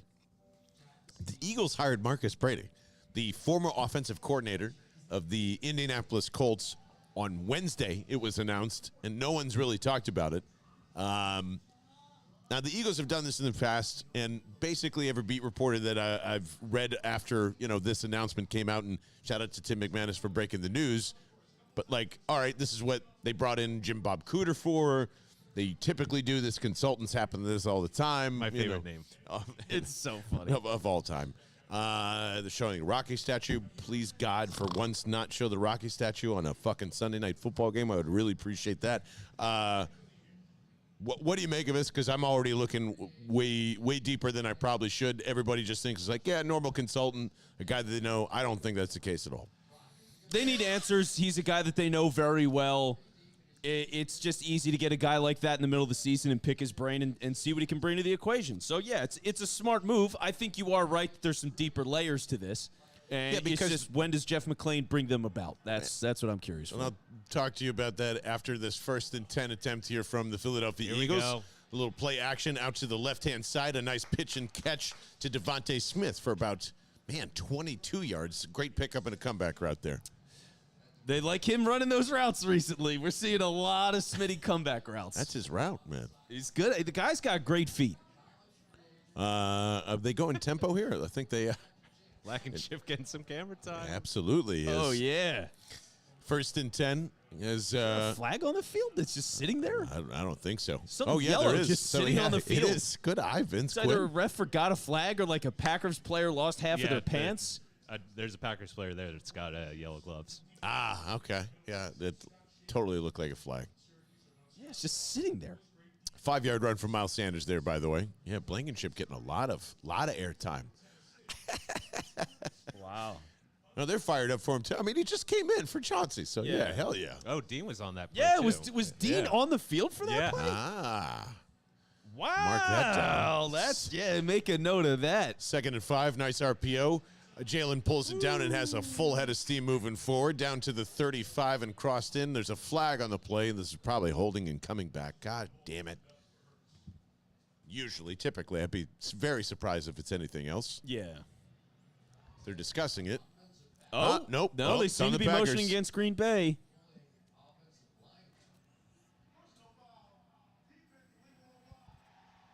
Illegal what? What? It's a personal foul. Cut block. Oh, yeah, he was cut block. Okay. which is usually an offensive lineman thing. I don't know why. I He guess was you can't engage while he's coming towards you, He right? dove down at Lane Johnson's knee. Oh, yeah, it's below the knee. You can't do that shit. Yeah. Okay, that's a good call. So you don't normally see that, but yeah, I mean, he dove straight for Lane's knees. Not fucking cool, by the way. No. By the way, dude, there was a stat. Lane Johnson hasn't allowed a sack or a rush this year, a hurry this year. That's crazy. I don't know how they marked that. I swore he had at least one, but we will pretend like it didn't happen in case it did. Quez Watkins in orbit motion. RPO, right-hand side. Jalen Hurts being chased and flushed out to the right-hand side. He's going to take a yard and not get hit, and the Packers players run into each other. So I'm fine with that. Totally fine with that. Oop, oop. Hello. There we go. Hey, buddy. Lane's my guy, but there's no way that's true. Yeah, I don't think There's that's no true way at all. that's true. Yeah, I don't know where that's. I forget where it came from. I should have remembered the source, but I saw that today, and I was like, "What? Holy shit!" I thought he had one in like the latest Washington game. Yeah, I thought he did get beat for a play, but that was what the stat said. Who knows where? Yeah, maybe I'm just making shit up. That's all. We're just No, you're not making up. I saw the same thing. I was just surprised by it. That's all. Shane Steichen getting some camera love here after a bad play. 2nd and 8. Miles Sanders flushes out. Jalen Hurts that was like a he's going to be run. a He had QB nothing. draw. Yep. They. I don't know if that was that fake pressure there up in the middle. They faked him out. Let's see. We got a flag on this one too. It looked like the two linebackers from the Green Bay Packers moved right up and then faked coming out, but this one's going against the Eagles. Hey, another illegal man downfield. Wow, they call that so much now. Jimmy Kempski's been got into a fight with Joe Banner this week about that, too. Did you see that? Oh, I did, yeah. Because Kempski had the numbers. He was like, "Look, they've been calling this so much more than the past couple of years. It's just been such a growing trend." On pace to break a record this year. Yeah. 106, I think. Like smash, which usually it's like 26 to 35 for the whole season across the league. They just don't call it. 3rd and 8 here for the Eagles as A.J. Brown, right to left, joining a bunch over there, and it's a jailbreak screen out to him, which is going to go nowhere. Oh, and he fumbles the it football, again? and That's going to be a touchdown. That's going to be a touchdown. To the 50. Oh, no, wait. Jalen's there and makes a cut. Nope, that is going to be... Oh, my God. Lane God. Johnson runs into Jordan Mailata, and the Packers are going to return this all the way down to the 15, and that was just like... Again, the same thing with the Colts. It's just like he threw it down on the ground. Walker picked it out of his hands, picked it up, and I think he was out of gas. That's why he couldn't return it all the way down for a touchdown. We're going to see the replay here. But, man, oh, man, yeah, it's Kelsey gets kind of not even beat. It's just bad ball carrying by A.J. Brown, and there's too many Packers players around him, Vince. Too many. Yeah, he was wrapped up by one Packers player. Another one went right after the ball, knocked it out. Easy recovery, all sorts of space down the field. And then even as he's running down the field, I mean, Lane Johnson tackles Jordan Mailata, basically. I mean, that was sloppy as shit. What the hell was that? Just terrible. I mean, just terrible all across the board. But for A.J., like, this is the thing. It's tough because he's a yak god, as Taylor's talked about. He's a master of that. And so you want to see him try to make plays. But then when he's now in 2 consecutive weeks, he's dropping the ball. It's just like, shit, man. Unbelievable. 1st and 10 coming from the Eagles' 13-yard line, and it's a pitch out to Jones, and he's going to score right away. Oh, my God. Flag on the play, so maybe not. But that was a pretty quick score, and it is coming back. Holding on the Packers, so... Whoo! Thank God. I said I would like to get into a showdown with the Packers. I didn't say I'd like to get into a turnover battle with them. So, just for the record. Yeah. Still my fault, right? I mean, I guess it counts as exciting football. It's guess. miserable football. It's miserable, but it's also exciting. So, entertainment value is high. I'm not even really I don't even see the hold, to be honest with you. As they're showing Fletcher.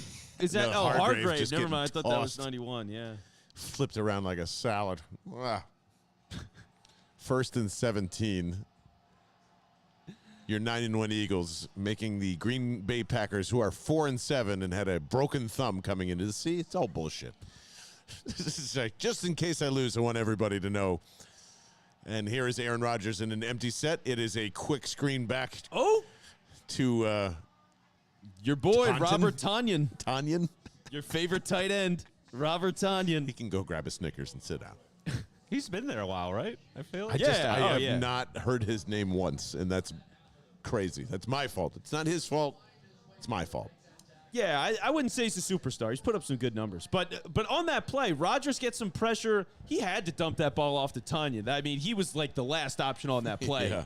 And he got crushed as soon as he caught it. Drafted by Green Bay in 2017. What round? Let me see.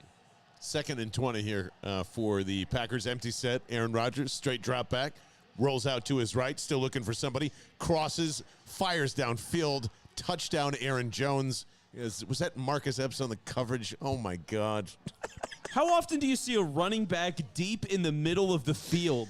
Well, when you don't have a wide receiver, probably a lot in Green Bay. 21-20 more than likely coming up for the Green Bay fucking wide, Packers. Aaron Jones in the slot. That's like some 2005 football. It's old school, man. And Look at that. I don't know. Let's see if, it didn't look like any pressure was coming outside of the initial move to the right. And it's a double move from Aaron Jones on Marcus Epps. And the extra Did point he is miss no it? good. He missed it? Tie Are you game? kidding me? Buckle up for stupidity, everybody. Stupidity is coming. All right, I'm It's embracing this already game here. now. It is already here. Is this just a Spider-Man meme game? Like Eagles are doing this shit, and then the Packers do the same shit? Yes. Yep. That's exactly definitely what's what's happening here. I kind of like it now. This game is fun stupid. So I'm into this. We're getting some big plays on both sides. This is compelling. So I'm not miserable yet. Tonyan was an undrafted free agent, actually, by the Lions, but there then you go. signed with the Green Bay Packers. Oh when he my got caught. God, that's the most Lions thing. Generic as they come. Let's right get there. this guy not even think he's worth being on our roster, and then he becomes a reliable target for Aaron Rodgers in the division for the next 5-6 years. Wow. Detroit, man. Which, by the way, I'm so glad they lost on Thanksgiving. They deserve that. I'm watching that game on Thanksgiving. They had a point late in the game to go for it on 4th down and try to work on getting a touchdown. They kicked it instead. And I'm in a house full of all these people. They're like, Vince, what are you so mad about? They kicked a field goal. They're taking the lead. I'm like, you're giving Buffalo all this time. Like, you can't do that. You gotta be aggressive, especially when you're a shitty team with nothing to lose. What are you waiting for? You know? I mean, nothing's worse than the Vikings game. Like, the fact that they won that, it's still insane. Vikings. I think it was, I forget what the stat exactly, but it was like any team to have over 400 yards passing, no turnovers, like no fumbles, nothing, is like 17-0 since like beginning of the league until that game. Classic. They don't make any sense this year, the Vikings. They really don't. But keep riding that wave, I guess, until you get your teeth crushed in by the Cowboys. Yeah. Well, this is like where A.J. Brown's one thing. I don't know what the fuck happened there. What else are you asking Jalen Hurts to do in this game? Like, what are we? This is what I was kind of like terrified of when we were having that debate on Thursday, more or less.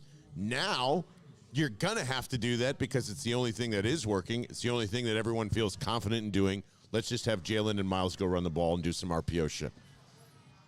And if you get open, great. If Quez has nobody on him, I guess throw the football there. But otherwise, now you can't trust your best friend for 2 games in a row to like hang on to the football because Dallas Goedert isn't here. And this is, you can call it the midseason November into December blues, and they're trying to gear up for like the playoffs. But man, this shit is a trend. All of it. Not the run defense, it's just all of it. This is a trend. This is bad. And this is coaching.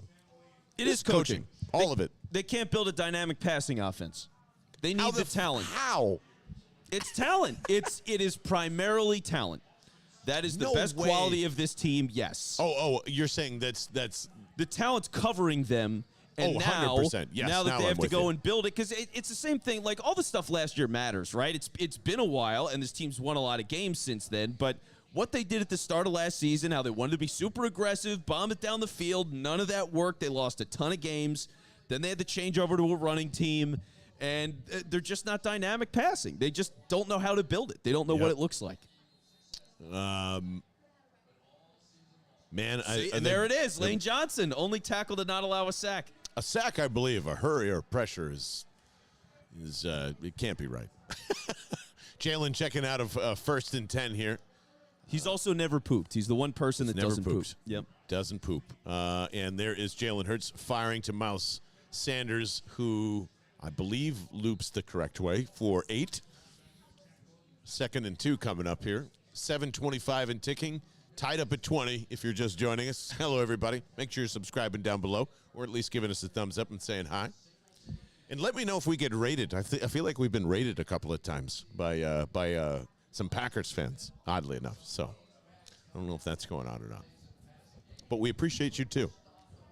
For now. For now. For now. And then if you take the lead, we hate your guts.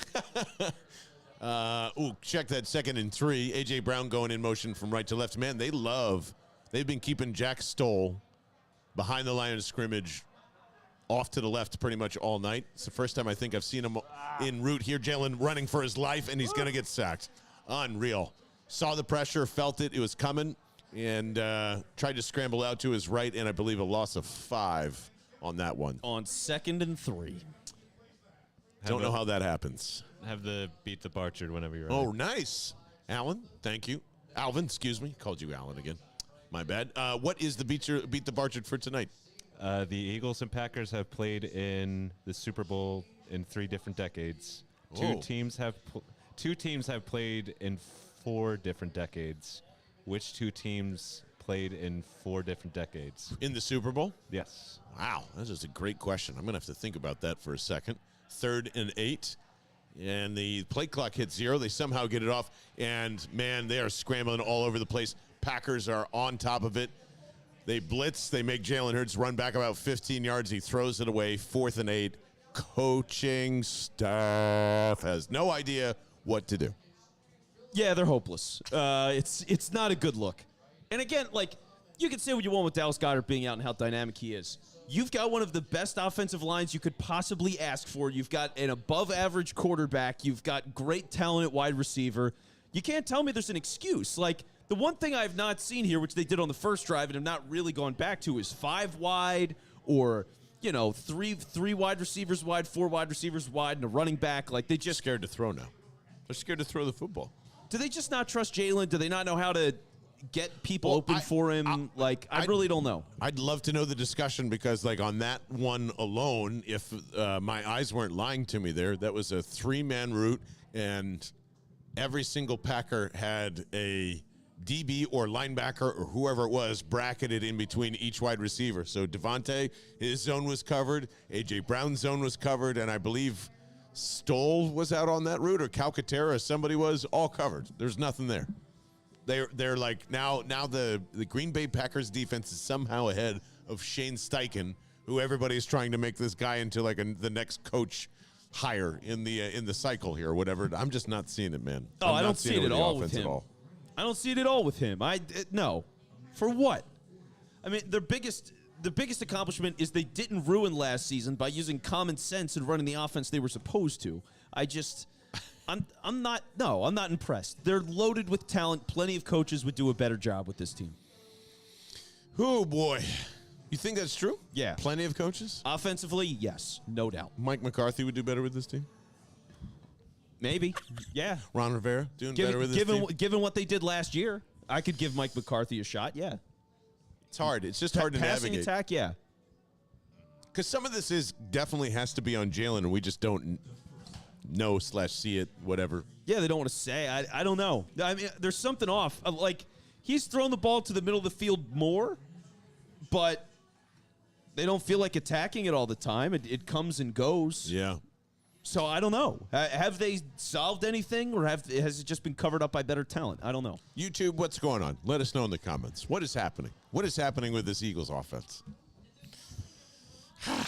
It's brutal. It's because it's not I was just saying the 9-1. They're not fraud 9-1s. They're a great team. Got a lot of the pieces that you need to go win regular season games against a pretty bad schedule. But they don't. It's just they don't have. There isn't the one. What do they do? What's their bread and butter? it's almost been 2 years in this offense, and outside of like, yeah, this RPO wham concept that they use. Okay, great. They run mesh a lot. Okay, great. It just sounds like they run a bunch of stuff, and they're trying to find their identity. Last year, we're yelling they're a running team. This year, we're saying what? It's a running team when Jalen Hurts is on the field, scrambling around, I guess. Like, but that's not an identity. That's just. Oh, nice butt shot of Aaron Rodgers there as they try to zoom in on the thumb. Nice little right cheek. Good look. Is the dump off to A.J. Dillon, and you'll have no surprise here for 10 yards and probably another first down on the opening play. Sue and I believe Cox were in on that. All right, clock's going to be a big one here. You got 5:30 left in the second quarter. Eagles do have 2 timeouts, but Green Bay, obviously, they've been running the ball a lot. I mean, are they going to take their time with this? We'll see. I don't even know if they can take their time if they wanted to. Odds are we're going to have solid time to get another possession and see what happens here. Yeah. Odds are. There's Jones lined up to the left side of Aaron Rodgers. A.J. Dillon in on this as well as they like fake the quick swing pass out to the left, and Aaron Jones for another first down with a gain of 4 or 5. Yeah, that was a pretty strong gain there. They have no incentive to put in the air. Only bad things have happened. See, it's 7 in the box there. Sue and Joseph in on that, and, you know, they got pushed back plenty on that. Williams in there, too. They had 3D tackles in on that. I think they have them now here, too, is Sue and Joseph and Williams There and goes Aaron Sue. Rodgers. Sue got a hand on him, and there's Sweat finishes him off. Josh Sweat with the sack. There you go. Nice 3-yard loss there. That was nice. Okay. We'll take something. A negative play. A negative play. It's nice. It's been a while. First time in 3 series, I think. All right. Look at that. They can still do it. So, yeah, let's see if Sue creates all this stuff. Yeah, Sue, he pushes the guard back. He reaches around him. He gets his hand on Rodgers. Josh Sweat is... Oh, just held like crazy. Oh, my God. He was like the guy was trying to walk the dog. He just like on the shoulder. Sue in again on this one. 2nd and 13. Aaron Rodgers, straight drop back, throws to the right-hand side, finds Randall Cobb, and Darius Slay with the tackle. Almost immediately. It's going to be like 3rd and 6 here. Which means it's a run distance based on how things have gone today. And they can do whatever they want. Yeah, anything's on the table for this one. I'm going to say they're going to pop a quick screen here. That would make sense. Running back screen, tunnel bubble, something like that. Jones or Tanyan are really the only things that have been going today. Tanyan. Sounds like you should be in like Xena Princess Warrior. Tanyan. Yeah, oh, definitely. Get my jacket. I bet both of you guys watched that. Oh, yeah, I grew up on that not for show. 1 second. That I and just knew it Hercules. Oh, existed. yeah. And when they did the crossover Fuck episode, both of come them. on. Pony Come package on. here as Aaron Rodgers looks, and there's Fletcher Yes. Cox with the sack. Oh, that was huge. Back-to-back sacks. We get the finger point. 4th down. Big stop for the Philadelphia Eagles defense. I can't believe I'm saying that. They're 4 and 7. All right, and now plenty of time left here. 2:45 as they just showed the clock. It is ticking because of the sack, so the Eagles are going to get the ball pretty much at the 2-minute warning. 2 timeouts left. Thank God. Thank God. And I think they not a have to, but they be really nice if they scored here because they're not going to get the ball in the second half. So, Real quick, underrated celebration Fletcher has. oh yeah, just a quick like do Like the the army army crawl, crawl and and the point. It's pretty great. Signatures, nobody else does it. It's all his. Oh, Britton Covey's still getting punt returns. That's good. Yeah, Good well, for him, buddy. That sucks. Doesn't make That Vince dumbass Quinn Vaughn. happy. I So hate bad. that Look guy. at that. Julian, fix it. Looks like shit. I don't care if what Bezos told you in that cocktail hour. You just got some bad advice from somebody. I don't know who picked that font, but Julian, we're blaming it on you. I got to tell you, I also like the uniforms more with the dark green helmet. I think it looks better. I don't. I like it all black. Because the If green... you're going to go this way, I like it all black. Then get rid of the green collar. Like, that's... If it was all black, I'd get that. But with the green collar, I'd rather have the green helmet. I think they should have it all like gray or dark charcoal kind of like the gray in the logo. Yeah, that'd be cool too. Yeah. Gray would be cool. That makes sense. When they go to Kelly Green, yeah, then I won't care about the alternate black uniforms. it's going to be all good. Kelly Green in 2 years. It's coming. I know, and like none of the kids care. They don't give a shit about the Kelly Green. Until they see it, and then they'll be on board. Yeah. 1st and 10, Kenny Gainwell in the 2-minute offense. Looks like it's going to come on out here. Jalen Hurts backing up, looking, throwing, and it is caught by Quez Watkins because he's the most trusty wide receiver now, not A.J. Brown. Right? No, how dare you say that about Devontae Smith, 1. And 2, Quez lost a piece of his jersey on that tackle, I think. Yeah, he did. He did. Is A.J. Brown's receptions done for the night? Is that what you're trying to say? It seems like it. It's like back-to-back games where they're just like, hey, man, you got to earn that back a little bit. He can't be done. They just got to be like, dude, get down. If you get tackled, just get tackled, man. Like, it's not worth it. Hold on to the ball. Crazy. Yep.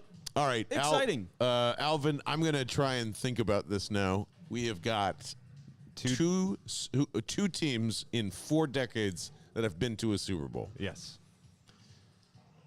I have one in my head. Yeah, I've got one. I feel like we should be saying the Packers here, but I know they didn't make it in the 70s. No, Eagles and Packers have only played in 3. Eagles, only 3. Got it. Decades. That makes sense. I'm going to say the Kansas City Chiefs. Ooh. Because I'm pretty sure they were in one of they were in Super Bowl 3. And then I'm going to say, although did they make it in the 90s? I don't think they did. No, I don't. No, not for the back end of Joe Montana. No, I don't think they made it. So, maybe to an 8. I'm still going to stick with the Chiefs just in case I forgot one of the 90s teams. And then I'm going to say, I feel like I have a lock. The New York Football Giants was my other guess. Ooh. All right. Well, I was going to say San Francisco. That's pretty good. That's probably but in the 70s, I don't think so. I think everything. Did they get in any? Well, the 80s, right? 80s for sure. 80s, 90s, 2010s, 2010, yeah. 70s? And they were in one with Harbaugh. So I think you might be right. Oh, but the hardball one would do it, right? Was that 20? Oh, that was 20, like 12 or. Oh, so they would both be in the same decade. Yeah. So I'm gonna stick with the Giants and the Chiefs. That's what I'm gonna stick to. I think Bears is a lock. No. Oh fuck no! They only went in 85 and 06. 85 and 06. Yeah. Ooh. That's it. That's all I remember anyway. There's nothing in the 70s. No, if there was, it'd be hilarious. Okay. Yeah, I don't think so. No, not even close. I don't think. Or did they get there and get their ass? No, I don't remember. Washington is the only other franchise that I could think of that would come close to it, but I think that's. So I'm sticking. All right, final guesses here, so we're not confusing. I'm going with the Giants, and I'm going with the Chiefs. Giants and Chiefs. All right. I'm going to say San Francisco. Yeah, I like Chiefs, San Francisco. That seems good. And then the Chiefs are interesting, but I Hell of a lineup. I don't think I could do it. I don't think this is right, but I'm going to say Dallas. 2nd and 6 as we're right back to it here. And there is a drop from A.J. Brown. With Jair on the coverage there. 3rd and 6. Telling you, man, this fucking coaching staff has no idea what to do. It's all comeback routes. That's an idea. Get Jalen into space and make him do something. That's an idea. There's not too many ideas on the offense. It's a band that's all solos. You know what I mean? Like every song is like drum solo, guitar solo, but they're not playing music together. See, and they're doing this now. Here they go, empty set. Here's your 5 wide. They got Kenny Gainwell split out all the way to the left-hand side. A.J. Brown right next to him, looks in the middle of the field, throws, finds A.J. Brown, first down, hold on to the ball. He's got both hands around it this time. God. I can't handle it.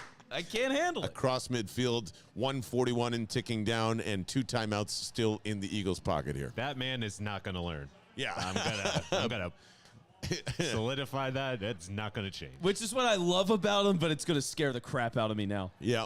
And now Jalen Hurts just checking it out and changing something up at the line as they go back to 11 personnel. Kenny Gainwell to his left. Looks to the middle. Dumps Get it out off of to Kenny bounds. Gainwell. Does after a gain of 8. Not bad. Gain of 7. Sorry, Mike Tirico. All right. Kenny getting some work? Who do you think gets paid more, me or Mike Tirico? I hope asking. it's Mike Tirico. Just asking. I hope. Otherwise, you've been holding out on me, you son of a bitch. Seki, yeah, that'd be really fucked up. Who's your agent? We Yeah. actually make the same amount, guys. So, sorry. Didn't mean to not pay for dinner so often, but 2nd and 3. Here comes Jalen Hurts, straight drop back looking and getting sacked as it's a combo of, man, Jordan Mailata has, I got to be honest with you guys, has not been having a great couple of weeks. No. Might be the Christmas album. That's might what I be was Nick gonna Sirianni. say. I don't know what it is. Just not a great couple of weeks. Time for the angry tweets. Jordan Mailata working on his fucking Christmas album. Should be working on his blocking assignment, bro. Yeah. Not what I'm saying, by the way. I'm Why just don't you saying. go from Santa sleds to the blocking sled, bro? Oh, no, that was Dickerson. I'm yelling at Jordan Mailata, and I shouldn't be. It was both. Real Dickerson. quick, the answers are in, Answers are in. and we have a massive fuck up. Oh, boy. A massive fuck-up. The Giants are 1. Yeah, And do you want redemption on the second one? because it's so goddamn obvious, and it's an AFC team. Yes. Staring right down the barrel. My God. No. 5, No. 4, It's not the Patriots. 3. It is. It is. They made the Super Bowl in the 70s? No, they made it in the 90s, 2000s, I think there was one in 2010, the and then 80s. They got their ass kicked to the Bears in the 85. Yeah. That I remember. I don't remember. Oh, 90s Packers. God damn it. Yep. Duh. And then Bill Belichick takes the rest. Alvin, you son of a gun. You Duh. did again. 3rd and 14, by the way, as they almost converted to Devontae Smith, I think, for 13 and a half. I would hustle up and go for it here, guys. Yeah, they Yeah. are, which they are. 'cause good. it You have looks like it's gonna be timeout, so 4th you can and do whatever inches. you want here. You can. And Or you can just call the timeout. Oh, there's an injury. It's going to be okay. So that's going to be a Green Bay timeout on 4th and 1 here. the Lincoln Financial crowd does not think this is a real injury. But they did get a clock stoppage, yeah. so 52 seconds left here. Did we miss a massive? Oh no, that was from the sack. Duh, man. See, and again, it's a quick comeback routes to Devontae Smith. it's the whole offense. Okay. And again, the Packers are kind of playing him that way, so I'm not blaming them for. But good, just do that. They should have done that against the Colts last week too. Just keep doing that. I guess if it's what they're giving it you. is bullshit. He just went down. 58 just went down out of nowhere. Like, my back. One of my favorite things about college football is how horrifically bad some players are at it. So bad. Like, it's like, yeah, all right, here we go. Well, I'd like to thank the World Cup for giving a lot of examples on how to do this. And the show and Devondre Campbell obviously has been out for 4 games here.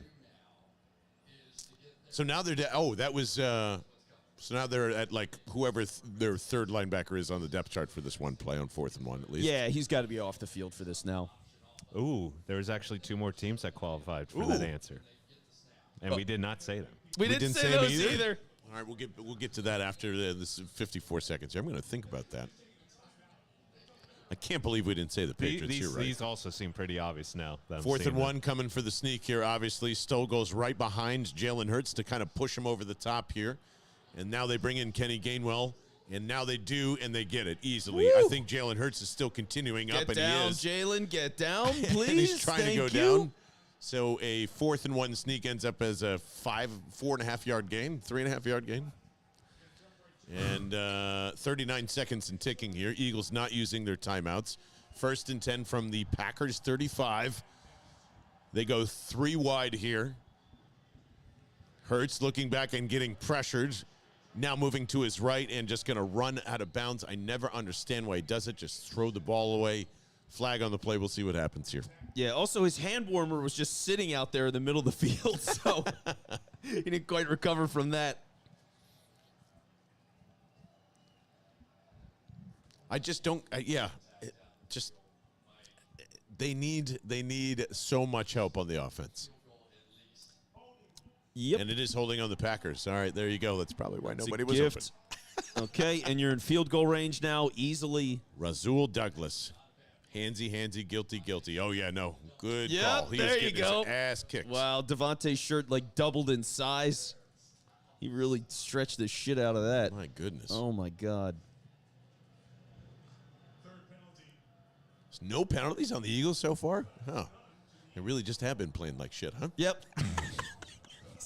That's It's it. those damn... guess we don't have that one this week. 1st and 10. 3 wide again or 4 wide, excuse me. Jalen Hurts going wide to his left, looking for A.J. Brown, covered really well by Jair Alexander. Yeah, not much you can do on that one. Uh-uh. I mean, it's just good coverage. And Jair is talking his shit. As he should. AJ was holding him up a little bit there on that one. But they don't like calling offensive pass interference. Oh, man. Yeah, I mean, he nailed that, dude. AJ trying to do like a jab step move to create some separation there, and Jair recovers with a perfect angle on that. I mean, he was just ready. Another week of just kind of like, well, I guess where are the slants for AJ? And you're right, Vince. They're like get away from that all the time as Jalen is going for it all on the right-hand side and makes a catch. Oh, my God, what a beautiful throw to Quez Watkins, a.k.a. Hank Basket. He just back shoulders that thing and eases up. What an amazing throw by Jalen Hurts. Wow. Replay that one. That was a great throw, great decision. Please go for 2. Wow. Quez Watkins these last couple of weeks is a man on fire. He's crushing it lately. I mean, it's crazy to see what he's been doing. Quez Watkins more effective than A.J. Brown when Dallas Goedert goes down? I guess, well, Yikes. Jair Alexander's, locking you up. Man, amazing throw. Please give us a replay on that. Elliott's up and good. 27-20. Heading into halftime. Let's see this shit. This is awesome. Plenty of cushion. Is it another? No, and he just ends up throwing it. He just said, all right, fuck it. Perfect ball, guys. Perfect ball. Yep. Could have easily been out of bounds, too. Easily. Quez gets a light push off there, but that's okay. Nobody minds. Nobody minds. Just a little like, yeah, you're going past me. Keep going. Just keep going. I'm going to catch this touchdown. This might be a silly thing to say, but I feel like they've been practicing that all season. Like Devontae, the same thing. Hey, I know if you're one-on-one and both of you guys have your backs to us, I'm gonna throw behind you. I'm gonna make sure that you either have a chance at a pass interference when you turn around and go. They've been practicing. Like it reminds me of week 3 when we were down in Washington, and that last second, like, hey, Devontae, I'm just gonna throw it to you. Same thing there, just unreal. So I mean, the Hurts and the wide receivers have a great chemistry. Everyone has a great chemistry on the field. I just hope the coaching staff gets their head out of their ass in the next couple of weeks, because all this shit is good. In parts, it just needs to be, together. Yeah. It is crazy, though, because they've scored 27 points here at the half, and it's like, what the fuck, coaching? Because it's the 4-7 Packers. That's all it should. If this is a shootout with the Chiefs, I'm happy as shit right now. This is great, but, I keep thinking in that context, that's probably not fair. Aaron Rodgers is going to kneel this thing down and head into halftime with, man, if I'm Green Bay, I'm happy with just being down 7 here. They should be. They should be. Look, they've played well. They've had a lot of big plays. The running game has been nice and easy for them. They got a deep ball down the field to Christian Watson. So they've had a lot of stuff going on in their favor. You get the ball at half. Green Bay, yeah, they're in a good situation. I mean, for the Eagles side, you just look at this and go, well, fuck. I mean, this got pretty ugly at certain times. But, I mean, to be up 13-0, then you give all of that back, and to be up at the half, it's resilience. Again, it really is resilience. This team's tough as shit mentally. Mm-hmm. Yeah, they really are. That's one thing that, like, being the thermostat, as Jalen Hurts is, you can do that. And it is, it does really go as he goes. They fuck up again. Like, they have no problem overcoming this stuff. But I will just keep saying they can do this against Packers teams, against Colts teams. And, Houston, the Commanders have bit him in the ass. it just seems run down that first half for us, because I've already forgotten a ton. It just kind of started out chaotically. How did we get here, Vince Quinn? Yeah, so some of the major points of the first half. Number one, Jalen Hurts' legs are everything for this team. I mean, there was a couple of different opportunities where he had massive gains on the ground. They did it immediately in this game. I mean, they started in first play was 5 wide, so that was immediate. But first drive, I mean, they had a scramble. He had a draw. They ended up handing that off to Gainwell. That became a touchdown. 100 yards in the first quarter. Yeah, Unreal. 100 yards in the first quarter, just Jalen. completely out of his mind. So some of it was called plays for him. Other times he's making the right read in an RPO. Other times it's just things broke down and he made the most of it. But for the way everything came together, Jalen absolutely phenomenal in that regard. Other side of this equation, it's really more about the defense and the turnovers. Josiah Scott, he had a pick early in this game. That was not expected, but it was a tipped ball. Slay had a piece of it. It went up in the air. Scott caught it. Then you also had a point where Reed Blankenship. Shout out to Reed Blankenship. Who comes into this game because Chauncey Gardner-Johnson had a rib injury, and so he was down on the field for a while, got carted off.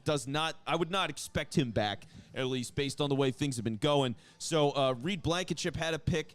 That was pretty significant. And then otherwise, you see some tweaks and nuanced things. I think that's more important for post-game. They've been throwing some shit at the wall. But the biggest thing is, in addition to all the other stuff I just went through with Jalen and the turnovers, it's just Green Bay's been able to make a lot of big plays. So despite all the turnovers, I mean, that's how you look at it from a Green Bay side. You had 2 turnovers. You still have 20 points in this game, and you're getting the ball at halftime. So for them, Aaron Jones has been absolutely dynamite. Including not just a big screen that he took for maybe 30 yards early in this game, but a shot down the field, deep in the middle of the field in the end zone. He beats Marcus Epps. That was a touchdown, so he's been great today. A.J. Dillon's been dominant. Taylor mentioned earlier he was averaging like 12 yards a carry at one point. It went to 10.5 as we were talking about it. So they've just been as explosive as you expected. And now it's how, and I hate to say this, how do you slow down the running game? Is the main question that we're looking at. Defensive tackles. Yeah, it's we're a coordinator. So how do you slow down the running game? And for the Eagles, it's just how do you build some more harmony on the offensive side of the ball? You've had some short fields, and that's been a help. Yeah, Jalen Hurts is responsible for 254 yards of the Eagles' offense, which I think is at somewhere around 300 or something like that. 11 for 17, 128 in the air. And 10 carries for 126 yards on the ground, and a touchdown, a beautiful touchdown pass to Quez Watkins that we saw there too. So, yeah, harmony for sure. And I don't know what even harmony is. I have no idea what harmony is on the Eagles' offense, other than trusting Jalen's going to go make great plays and having like decent designs at the right time, like 6 or 7 times. I feel like they're like, yes, we're in rhythm, we're going places, and then stuff like that happens all the time. So, if you were to put the rhythm on any of this, you put it like, I'm blaming both sides of the football still on like why you're here right now. No doubt about it. Well, you should, yeah. Turnovers and bad run defense yet again. Yeah, they just don't have it in the running game. I mean, it's been too many weeks now, and like you can get the Linval Joseph and Ndamukong Suh fixed everything crowd. You can get that argument and throw it out the window pretty definitively. So, yeah. Well, I think I was kind of in that crowd, by the way. But. Yeah, I mean, it's okay. I mean, look, I understand why people are excited for it, and I still think they're good additions to the team. They're valuable players to have, and it's going to be interesting to see how the rotations change. Like, is Marlon Tuipulotu going to get a lot of snaps, or does he go from a guy that was a major role player to like completely on the back burner? Well, he's out forever, so he's not coming back. Is he unfortunately. IR for for the year IR? Done. Oh, okay, yeah. I thought he was out for just a couple of weeks. I missed that. So, I might have that wrong too, but I thought he was done. Yeah, we can figure that out. But either way, I mean, to have the talent that you've got there, I think it's a good thing. But yeah, they got to figure that out. The current scheme of things is just not good enough. Every single team is keying in on it and beating it. So that tells you it ain't good enough. And from the offensive side, I mean, it just sucks that A.J. Brown is fumbling, man. I mean, again? This is some folks in Tennessee kind of worried us about that version of A.J. Brown, which kind of pops up from time to time. I'm not too worried about it. I just think it's a weird it's just a weird thing. Sometimes it's odds. And that was one of the important things when we were looking at this team and they were undefeated at 8-0, right? It was just like, look, they've never turned the ball over. Yeah. They just don't do it. It's crazy. Here's how crazy it is for the Eagles. Now, this number's changed a little bit as we go into this game, but going into tonight, the Eagles defense, 10 passing touchdowns allowed, 13 picks. Man.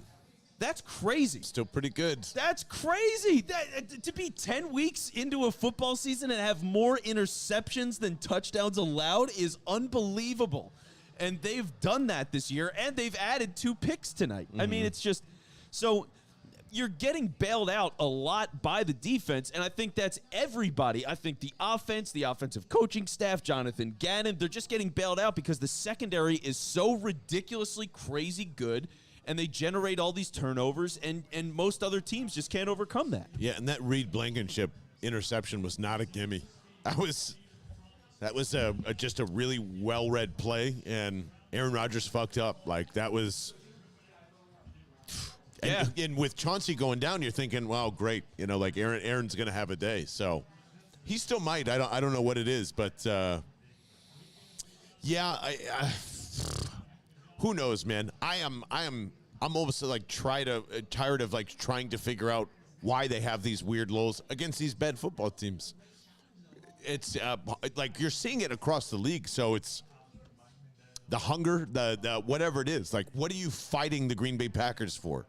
It's hard to fight a 4-7 team. Otherwise, just like, we need to get this one out of the way, guys. Okay, need to get this one out of the way because we got Tennessee coming up. Okay, like, it's just kind of, that's how the last couple of weeks have felt for me, just as a fan too. I just want to get through this shit. Don't you? Like, I'm not jacked up to play the Packers. I'm not even that jacked up to see where these guys test against the Tennessee Titans. I want to get to the playoffs. I want everybody to be well-rested. I want Jordan Davis to be back here. I want Dallas Goedert to be back here. And I just want to get through these next couple of games because I'm not jacked up for them, man. I'm not. Are you? I'm not jacked up for it. It's more of just it's good to have the time for me. Because Definitely. I look at it as this is to continue to fine-tune and try some new shit. I mean, one of the things that we've seen so far is Cam Jurgens has gotten a lot of snaps at tackle next to Mailata. So when you're getting a couple of plays where it's like, all right, they're getting the backup center and they're using him as a tight end and then running some stuff out of that. One was a max protect play, another was a run in the goal line. Like, okay, that's a good element to add to the offense. That changes things up a little bit. So I think on some level, the guys they don't have forces you to evaluate and create new things, right? Like, limitation leads to creation because it's like, how do I get around this problem or that problem? So Jurgens is an answer for it. And maybe that is like stuff like this can help that offense pull together and become more coherent over time because you have these different looks. You're making steady, reliable plays. You're staying on schedule, and you're just running 12-play, 15-play drives all the time, which is what they did last year on their winning streak. It was just long drive, long drive, long drive, long drive, long drive, and they'd pummel people to dust. Yeah, And haven't really needed a long drive here. It's been really back and forth, really quick most of the time. So. But what's everybody saying down on YouTube, by the way? Leave some comments. What are you thinking of this first half overall? It just kind of just seems like a trend for the Philadelphia Eagles, kind of just slogging through the middle of the last half of this schedule here. Chat wants some Landon Dickerson hate. Yeah, that's just been an okay first half for him. Any particular reason why we're really he want to hate gave up him? that sack late. Yeah. So, yeah, there was that one play where we thought it was Mailata at first, and it turned out being Landon Dickerson. So he got beat on that for sure. I don't know. I mean, can't give too much hate out for him. In part, it is disappointing. Look, on the year, Green Bay has 22 sacks going into this game, and they didn't have Rashawn Gary, who had 6 of them. So their leading sack guy was out. They've already given up a few, and on some of these plays, they've just gotten outright beat. So, yeah, I think part of it is, you know, occasionally the other team makes good plays. I think part of it is the passing offense isn't as smooth as we'd like it to be or as quick as we would like it to be at times. And we're just spoiled with great offensive line play. So, like, yeah, Landon Dickerson isn't playing all that well. He's had, or at least in pass protection, he's had a couple of problems. Generally, they're running the ball pretty well. So I don't want to kill him when they're running the ball for like 7 yards a clip at times. Yeah, and the weird thing is I don't know how much we respect Ed Warder's, football acumen these days, but he's sitting here saying the Eagles are a problem and having to beat them in Philly is going to be an even bigger problem in the playoffs. So what one's hot mess is another's, good graces here, I guess, for the most part. Taylor, any thoughts on first half and this kind of moving forward here? I think your shootout prediction's right. Like what else? Nobody's gonna stop the Green Bay rushing. Like that's not gonna change. No. I think we're just gonna see a repeat of the first half again. We did see Nakobe Dean for a quick second here, right? Is that on the Blankenship interception play? Yeah. Is that what you need on? Is it finally time to double down on that take? Yeah. Well, Nakobe Dean will fix the run defense. Yeah, occasionally 8 guys in the box would be productive. I hate to say it, you don't want to do it, but like, look, they can't stop it. You can't stop it. So something's got to change. Peter in chat saying continue with the D-line pressure like we did with Rodgers getting the 2 sacks. Definitely. You just got to write it out, honestly. Like you got to. I mean, I don't hate that. Just apply as much pressure as you can. Yep. Hargrave had a moment there. I mean, he screamed through on that one play, and that led to that was the one that led to the Josh Sweat sack, right? Or was it, no? That was the Ndamukong Suh that led to the Sweat sack. But Hargrave had a play where he bust right in there. Maybe that was the pick when Hargrave. Yeah, because that play was crazy. It was like Hargrave burst through. Aaron Rodgers runs away. He spins out of another throw. Gets it down the field. It gets tipped by Slay. Then it's caught by Josiah Scott. That was such a circus play. That was nasty. Yeah, Hargrave, who, by the way, 7 sacks on the year. Like, he's, as a pass rusher, he's getting it done. It's just not happening in the running game. So, yeah, like, you need that. You need that. Fletcher Cox has had a sack so far, so that's a good thing to see. And I thought this was going to happen going into the game because ultimately the Eagles' secondary is better than any receiving core that they've faced. They force coverage sacks, and they force interceptions, and that's what they've done so far. Like, that's the number one thing, and it's cool to see that happen with backups in the lineup. No Avonte Maddox, no Chauncey Gardner-Johnson, and both of those guys filling in have picks tonight. Yep, and that is definitely, like, big-time stepping up there. Josiah Scott has been outstanding, by the way, last 2 games and just kind of filling that role. So good to see that out for him. Yeah, it's you wonder how many of those are going to start to add up, and this is what's crazy too. Is just I'm not trying to create more fear. It's just like things looking down the road here. They're starting to get like pretty dinged up, man. I mean, they're going to have to. So the fact that we're scrutinizing a lot of this stuff, and they're still coming out and winning football games, and Jalen Hurts can just go, yeah, no problem. 125 passing, 125 rushing.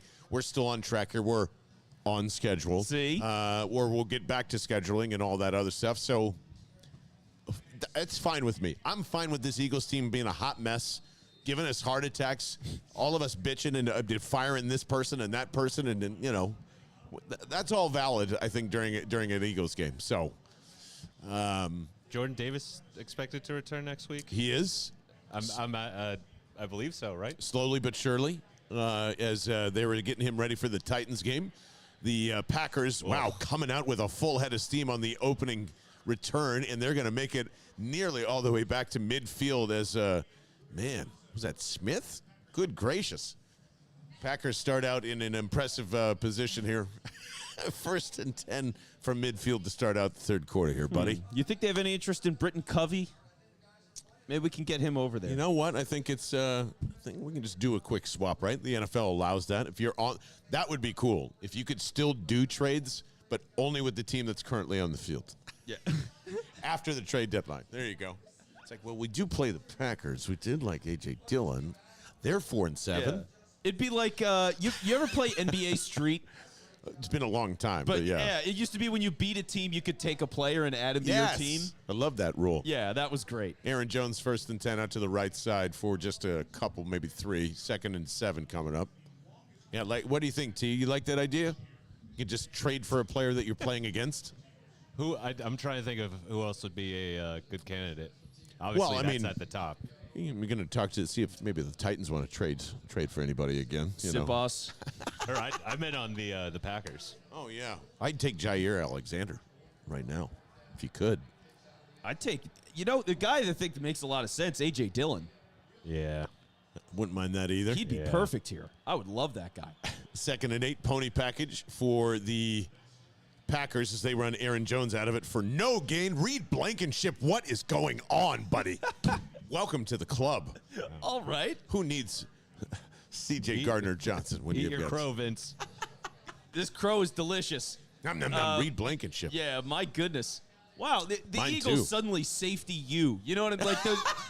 Really? I mean, Chauncey Gardner-Johnson's in the slot. Now he's killing it at safety. Marcus Epps develops after all this time. Now Reed Blankenship out of nowhere is suddenly becoming a guy and making shit happen. Like, what the fuck? Middle Tennessee State's my favorite school of all time. Did you know that? There we For go. now. Of course. Taylor's too. Music production out of the world. Middle Tennessee State. 3rd and 7. Aaron Rodgers getting sacked almost and is. Hassan Reddick and that stunt with Brandon Graham, Fletcher Cox, all in the mix.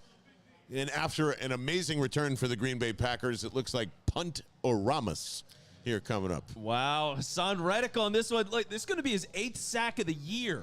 So he's leading the team right now. Yeah, and it's just a stunt to the inside. He goes screaming around the edge. He gets pressured to stay in the middle. Rodgers does, and BG helps him clean it up. There we go. They had us on in the locker room during halftime. Oh, did they? Nice. Yeah. Nice. Of course they did. Shout out. Love that. That's what happens Thanks, when locker Julian room. listens to the show.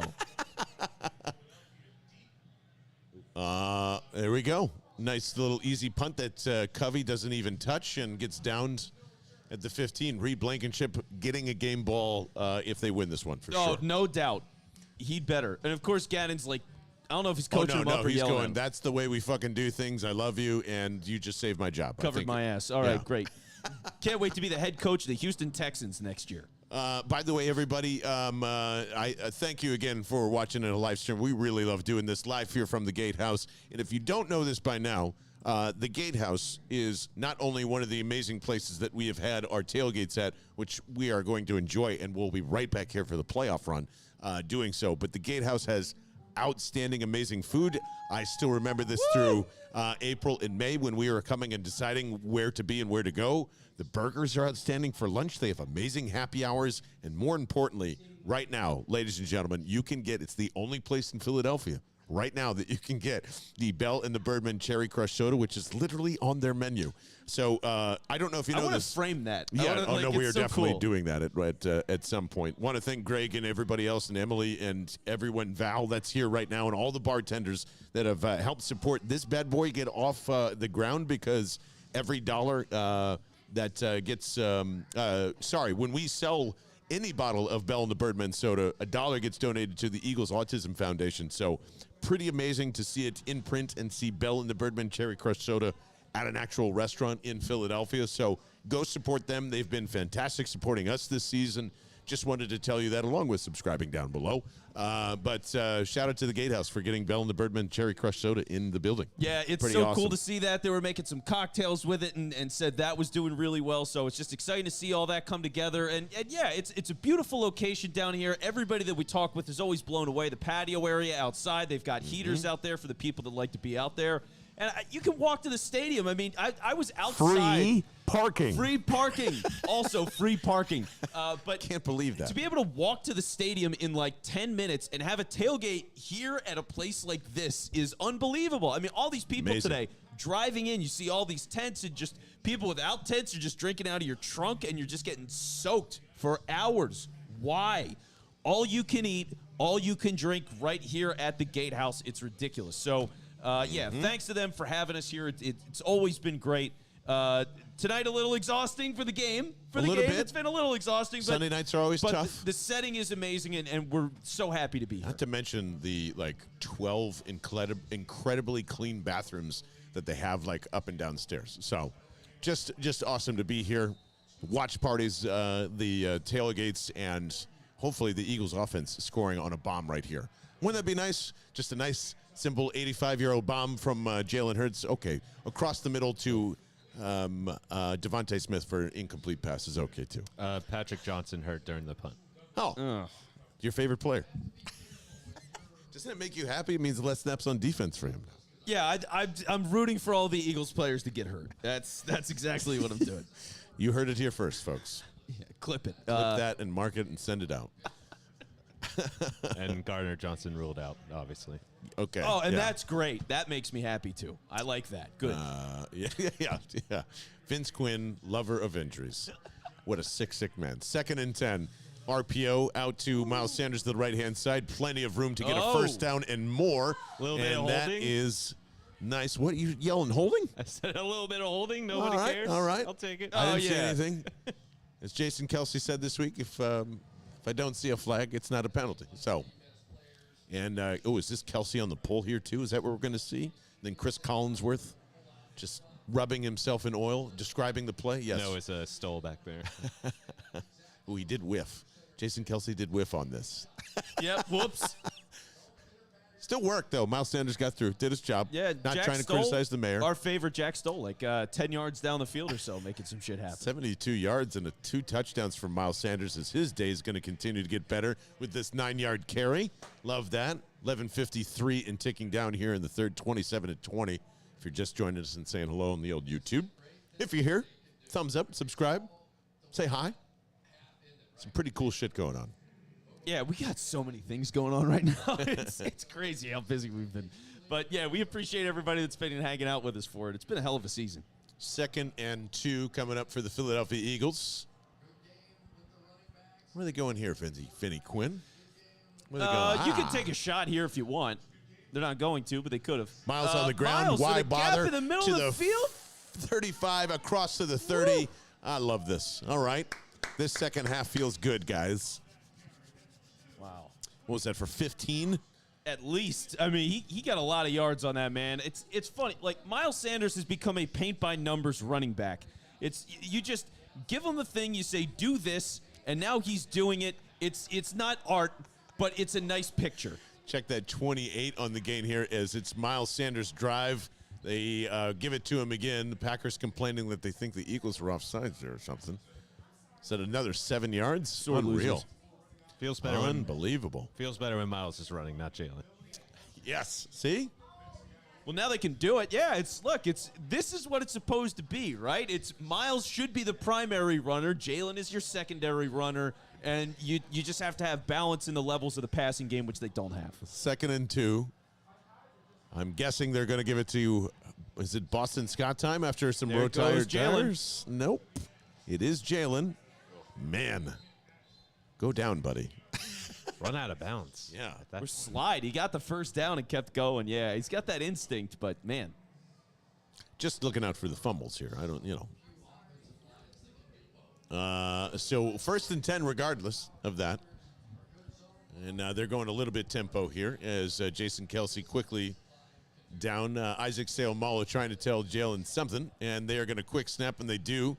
And I'm not sure what the Eagles' offense is doing as What? it's a quick behind the line of scrimmage by 10 yards to Calcaterra. They throw it anyway, and it's going to be a loss of 4, I think. He legitimately did catch that like 10 yards behind Yeah. the line of scrimmage. What the hell was that? Frank Reich, please get here. Good God. That was so weird. I don't know if Calcaterra was bailing him out because Jalen was running for his was. life at that point, and maybe No- that's, yeah. No one knew what that was. Another one of those blimps on the radar where it was like, what are we doing here? No replay, so we'll have to see that after the fact of what the hell happened there. But 2nd man, and 12. Boston Scott now goes from pistol to shotgun, and Devontae, is that an interception? Oh, my God. Whew, some really bad decisions offensively, and this is what I'm talking about here. oh, man. He might have gotten the wind knocked out of him. We're going to see. He's getting up, but that's a hell of a catch if he caught it. No, I don't. They didn't count that? No, Yeah. I don't think so. You have them on the run here. Miles Sanders has been breaking it off, and now suddenly you're escaping from. I don't get it, guys. Just keep running the football. I never thought that would come out of my mouth. I don't mind Smitty running a slant, but he's well covered. That's just not the guy. Yeah. Now it's 3rd and 12 after galloping down to the red zone. They go empty set. Jalen Hurts drop back looking, throws to his Back left-hand foot. side. Devontae caught. First down to the 5. Unbelievable. Unbelievable catch by Devontae Smith there. Looked like it was coming out of Jalen's hands kind of slow there on top of that. Well, yeah, he was on his back foot. I mean, he was on the move there. He just kind of launched it up, but Smitty had space. It was still a well-placed ball. Credit to Jalen for that. Oh, Tyree Jackson in on this too. And Wide open. yeah, Jesus. my goodness, RPO out to Kenny Gainwell, 1st and goal, and just short of the goal line as he gets to the 1-yard line. 2nd and goal coming up here. I would imagine they're going to run tempo Yeah, and come or on. a QB sneak here. Seal this thing up here. Come on. Defense is huffing. and puffing. And they will be blowing no houses down except their own. As now they're going to go timeouts because they're sucking wind. Gotta love when the Packers waste a timeout in the midway through the third quarter here. Awesome. Well, they've been getting crushed on this drive. Yeah. I mean, the clock's moved pretty quickly, so it's kind of hard to tell. But Eagles started at, what, their 5? Yep. I mean, they went all the way down the field in a pretty short amount of time. Like, it's a really successful drive so far. You just got to punch it home. So I can get why Green Bay's tired. They're getting cooked. I still can't believe how open he is. Tyree Jackson, who's like 6'5", is wide open in the end zone on his way there. And, yeah, Jalen's not looking at him. He had no interest in that. Yeah, that was it. They keep re-showing the last catch from Devontae Smith there, and Jair Alexander just was so confused on where the ball was going. That's why it looked weird to me. I thought Jalen was throwing an interception because Alexander's sitting there looking and waiting for the ball almost.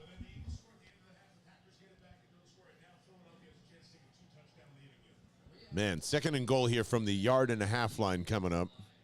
Another game will run. Yeah, I think so too. I wonder if Cam Jurgens is in. They did come out in pure shotgun here, so on the last, and they are here as well. Calcaterra stolen Pascal in. Yep, and A.J. Brown out to the left there. 2-man offsides all over the place on the Eagles. Jesus, on the left side of the line. False start. I don't know what happens, but for almost 2 years now, when the Eagles get into the red zone, they turn into idiots. There's the chat's favorite player. Yeah, I was about to say, yeah. 69. Does he bounce? Kill him for that. Oh, yeah, he's leaning. Ooh, man. So close. So close to catching that. So they go Smith, Brown, Watkins, and obviously Watkins is going to have his 2nd touchdown catch of the day, right? The way this game's been going. All-pro wide receiver, Quez Watkins. So here they come in 3 wide. RPO, pulls it back, throws, fires, and there is a touchdown to A.J. Brown. Thank God. Thank goodness. So 34-20 coming up with the impending and dangerous extra point here. And this is who they're supposed to be, right? It's the running game is the foundation for everything. The variety that they can do within that, just executing in itself for a basic run for 7 yards. Jalen being able to pull it and run for his gains. And right there, you run it because it opens up A.J. Brown in the end zone. And I have no idea how the Packers end up with Rasul Douglas and A.J. Brown one-on-one. No disrespect to Rasul, because I love him still. But you don't do that. You don't do that. This is bad. So hat tip to the Eagles coaching staff there on that red zone play. So that's it, though. That's what it's supposed to be. I mean, what are we talking, 95 yards on that in 5.5 minutes? Yeah, pretty good. Pretty good. Larry because David, they folks. just ran the ball all the way down to the red zone and then be like, all right, now we need to throw. It's weird sequence. Well, I mean, Gainwell and all that stuff Yeah, too. But Gainwell, they found Smitty a couple of times on that drive. Like they did a little bit of balance there. That's great. The only thing you didn't see was like a deep shot. which, I don't think the Packers are playing to do that, obviously. That huge catch from Devontae early on was any indication there. Yeah. So that's And Quez with the touchdown earlier. So, yeah. They're playing it really tight, and it's not good enough, which is great to see. It's what it's supposed to be. And when you have a talent gap like this, it's, it should be expected. I mean, Eagles were 6.5-point favorites in this one. So that's awesome. I would figure they're on track to have their highest scoring game of the season. For sure. Oh, yeah. They just Detroit, I think, was their highest. Yeah, 34. Was that 38? 34. 34? So, yeah, they're at it right now. And they got to score at least a field goal or more to probably put this one away. So All right. So, 38 in Detroit. They had 35 against Pittsburgh. So, Oh, that's right. Yeah. Mm-hmm. okay. They're on track. what is the Discord saying? By the way, you can go join the Discord at any time if you want to talk birds 24/7, basically. It's always live. Just go to bellandthebirdman.com. The invite is right there. So Chris Wood saying that Vince Quinn would take Vince Quinn over Razul against Razul Douglas. Oh, yeah? So There you we go. Not Thank too bad. you, Chris. And Ryan shouted me out or me in a rematch because I need to beat you again. I can't believe that Vince Quinn beat me in a race. So Yeah, I can believe it. Yeah, they're on Dickerson for that for sure. Yep. Anybody else chiming in any good stuff? Oh yeah. There's Barney Pearlstein saying run the football. There we it is. go. So so the Discord is as it should be. It's alive it's and at well. the proper balance of things. How's everybody looking in the chat, T? Everybody's just glad AJ woke up in the end zone. Yeah, same. Yeah. Good. We agree, guys. Absolutely. We do.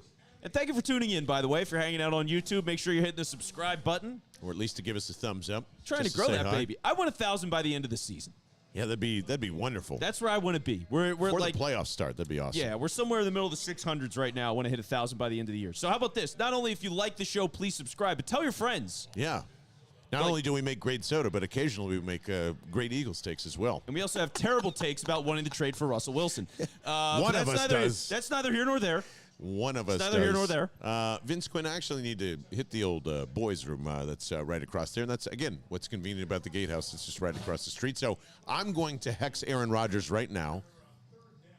Okay, done. So nothing will happen while I use the facilities. Okay, there you go. I like that. Good luck with that. But, yeah, as John goes and handles his business, the Eagles have been handling theirs. How's that for a transition? 34-20 right now. If you're just tuning in the middle of the third quarter, 7:15 on the clock. And let's see if Aaron Rodgers has anything here. Packers punted on the first drive of this quarter. They got the ball to start the half. Easy throw to Christian Watson. A slant, Taylor. Yeah, that's the classic Rodgers play for this season. Right? And I feel like that's the classic Rodgers play against the Eagles in general. Like, he just, every time he plays this team, it's usually like 3, 5, 7, 25, 40. Like, so, like, you know what I mean? It's just. I don't really have any good unnecessary roughness. I don't really have any good like recalls of Rodgers Eagles games. Oh yeah, I've got some ugly moments of him slicing and dicing us. But Reed Blankenship there got he put his shoulder to Christian Watson's head. Yeah, that's gonna do it. So 15 yards on top of that one. Packers probably at midfield at this point. What sticks out, by the way? So it was a game, I want to say 2016 or 2017 in particular.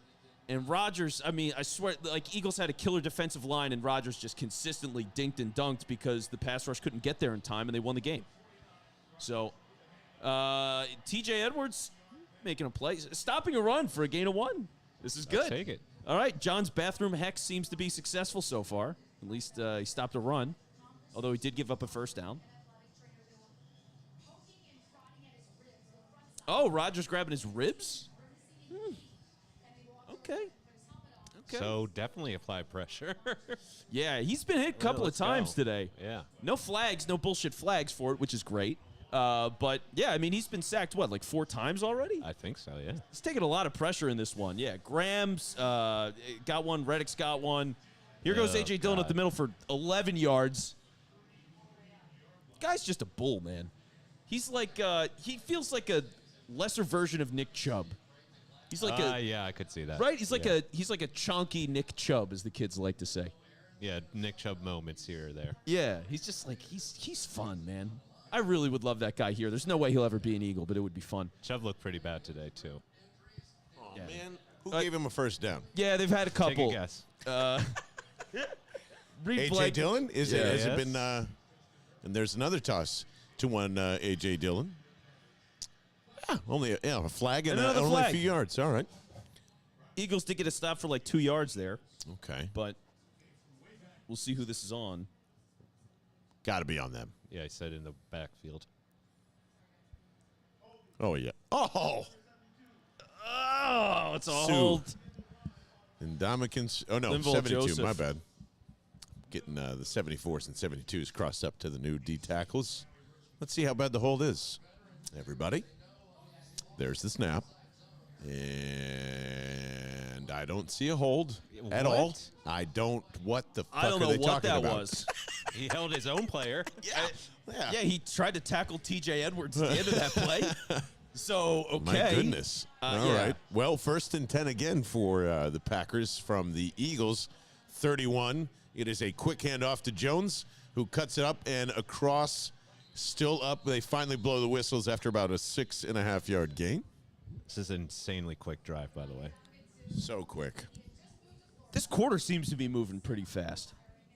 which is great for me and you guys, right? I mean, Yeah, I don't mind. I got an early day tomorrow. I got a very early by day the way, tomorrow. our good friend Eaglesphere is just letting us know that YouTube won't let me click the notification bell on your channel.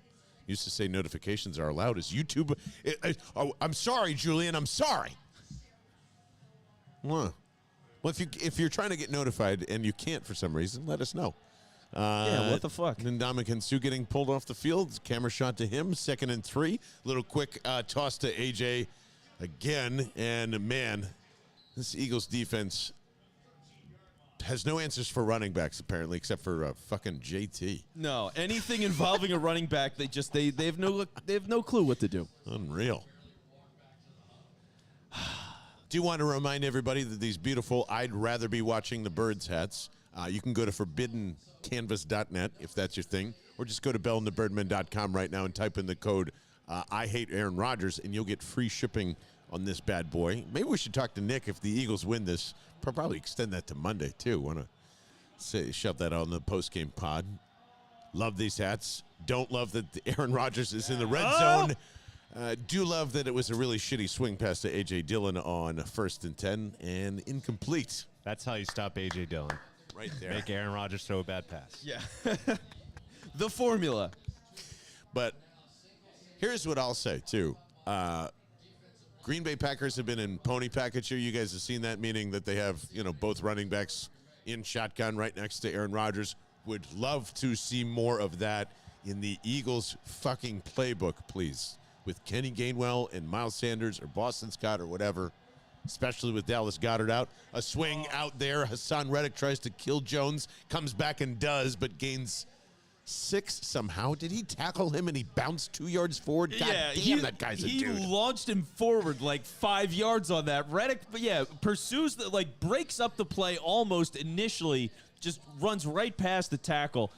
Jones gets by him, and when he cuts back, Reddick is pursuing, and just boom, 4 yards forward. Aaron Jones helicopters his way out there. That's ridiculous. Real quick. Yes. My friend in my group chat, there's another Blankenship in the NFL referring to Rodrigo Blankenship. Rodrigo Blankenship? The kicker, the Oh, Colts nice. kicker. Colts kicker. 3rd and 4. The give is to Jones, and it is stopped and stuffed. We're going to have a fist in the air for 4th down here, all around here. I think the Packers are obviously going to go for it. Yep. Yeah, they should. LaFord's field goal loving ass can't even avoid going for it here. FYI, can you tell me what that says, by the way? You want me to read his bio? No, just that part.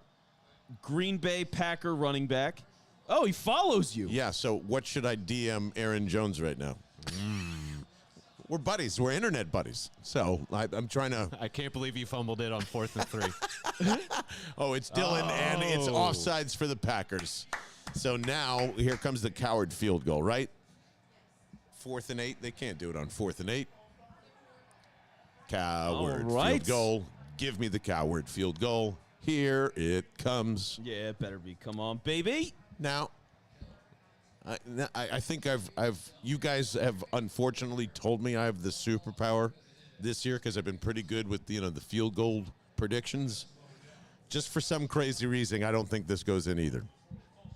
It just caught me right now. It's been 2 missed extra points in this game, Yeah. so it's based on the range. Either by block or a missed something. Just not like a wide right or left. It's just like I think something bad happens here. Hopefully this happens. Come on, baby.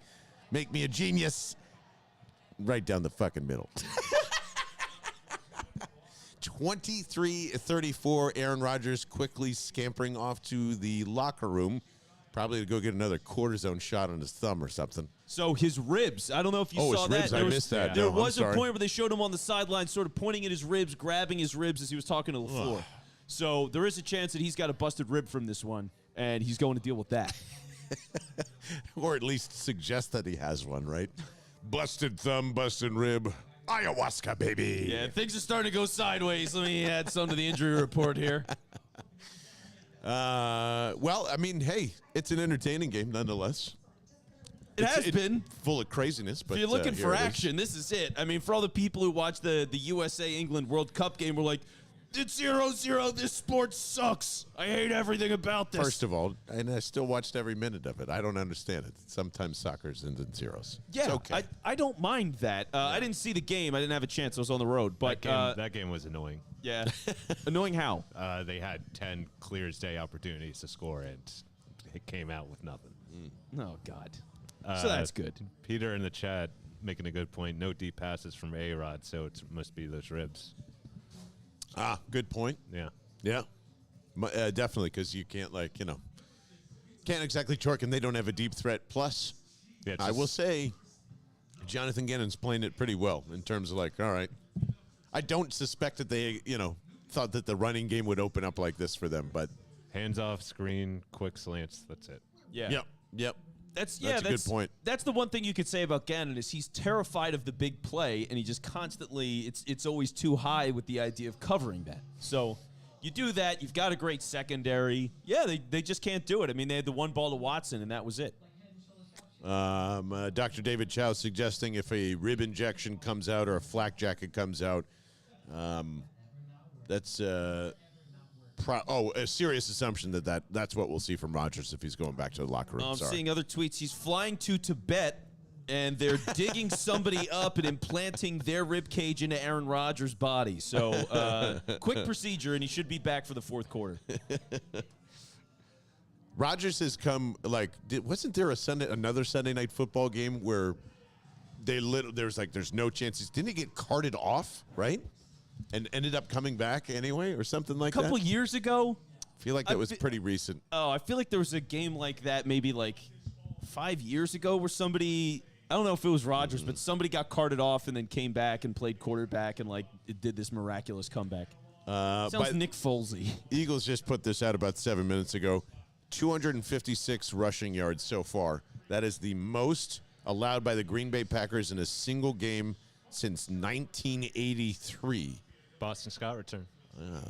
A pretty decent one at that. And that was against the Pittsburgh Steelers. So, broken another record tonight. Somehow. I feel like that always happens, either good or bad. The Eagles have broken a record in every single game, haven't they? Doing something. Yeah, they're making somebody look bad or, doing something. Or being bad. Yeah. But, wow. Yeah. How nice is it to have a drive start at the 40? It's pretty nice. Yeah. It's refreshing, And that's the thing. We don't talk about this because we're so obsessed with the coaching and all that stuff that goes into it, but special teams has really sucked on this team. So bad. And so, never mind. All right, you only got to the 27. It feels like the 40. It's just exciting caught a because glimpse. Britton Covey is actually moving forward as Jalen Hurts pulls down an RPO for about 6 yards there. Pretty nice. Pretty nice. Important update. Reed and Rodrigo have no relation. Oh, okay. Just wanted to make sure. Thank you everybody very knows. much. Yeah. Jordan Love getting flexible on the sidelines. I don't know if that means anything yet or if they're just trying to drum up some interest. Give me Jordan Love. 2nd and 4 for the Eagles. Jalen Hurts, straight drop back, looking in the middle. Now gets some pressure, moves out to his left, and is going to keep this one and make a little juke to the Eagles 41. First down, bing bong, move it forward. Is he running for 200 yards tonight? He's got to be close. The fact that he didn't throw it to Miles there, it feels like he Yeah. wants that. Yeah. I mean, come on. What are you doing? 145. Got 145 already. Oh, he's okay, and he's already passed the most for a Michael game. Vick. He wrote that down. Was that 130 against the Packers for Michael Vick in 2010? Did he run for that? Ooh, that's a good question, yeah. 1st and 10. What's the single game NFL record for a QB? Out of curiosity. Maybe Lamar's MVP There's year plenty probably of had time. a 185 First or and 200. 10 to Miles Sanders, and they find him for 5 to the left-hand side and out of bounds. 2nd and 5 or 4 coming up, depending on the spot. I feel like it's like 220. Yeah, there has Something to be a crazy game like where that? somebody like that broke, 2 big plays for like a 75-yard gain. What do you got over there? Somebody sent me a tweet. There's someone at the link with the sign here avoiding listening to Chris Collinsworth. So great sign. Yeah. Great sign. That was sent from my good friend Joel. Wonder why they didn't show that yet. Oh, Jalen escaping pressure. Man. He had a guy Throw. draped on him. Damn. I don't know how he slipped out of that. That was ridiculous. And threw it out of bounds. Good play by him on a busted. Here you go with the. All right, can I let out a secret because it's not going to happen? So because we canceled the Dallas trip, unfortunately, I did get a hold of Connor Barwin, and we were trying to put a concert together with those dudes on the 24th, or do something incredibly cool with Will Yip. So if you're watching the YouTube live stream, no one else will hear that but you. But yeah, we were this close, and I think timing just screwed it all up. So would have been awesome, but maybe next year we'll get a concert going with Connor Barwin and the boys. Yeah, Christmas Eve is a tough one. Very tough. So yeah, it is what it is. It would be cool, and when that album comes out, it's going to be really fun. The single sounds great. Everybody's been playing. What is it? I don't know. Jason Kelsey and some Santa song, right? That came out. Santa Claus is coming to town. Is that what they did? Is that the first? That's what I heard on Yeah. TV. Yeah, it sounds. Whoever produced it did a great job. So shout out to them. And dude, I think Lane Johnson had said it this week. I agree. Maybe Jordan Mailata just played football to get his fucking singing career started. That man, I don't know. What do you think? Give him an R&B album. Something. R&B. Have Jordan Davis produce it. It'll be great. Getting sexy down under with Jordan Mailata. Yeah, Getting sexy down under. Yeah. DJ Ario. Yeah, good call. I have a feeling Lamar Jackson has the single game record because he has the season record with 1,206 yards in 2019. That makes sense. Most yards single game. Yeah, there's no way it's not Lamar. QB. Oh, rushing. Put rushing because it's going to be passing. You're going to get Patrick Mahomes throwing for 500 yards or some dumb shit. God, Kyler Murray had 11 rushing yards 2020. He had 11? Yeah. 1,100. Justin Fields No, actually did it touchdowns. against the Dolphins. Oh, that's right. Vic Yeah, had it yeah, for yeah, 173.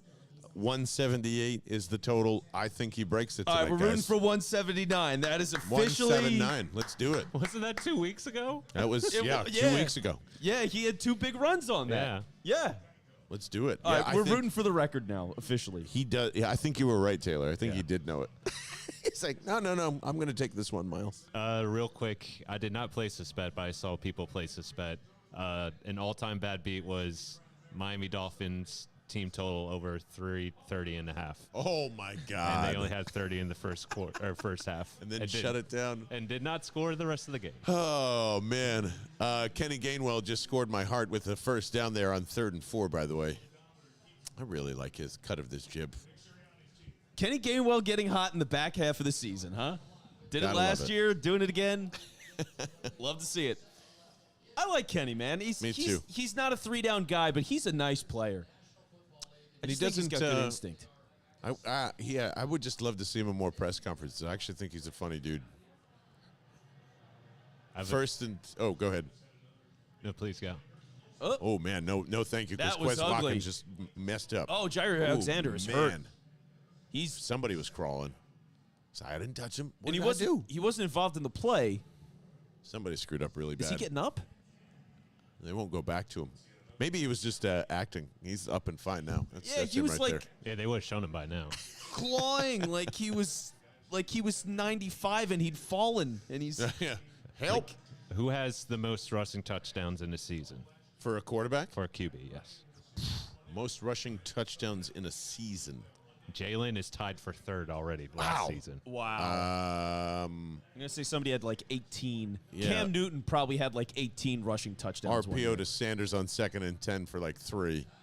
Third and 7. Is it somebody weird?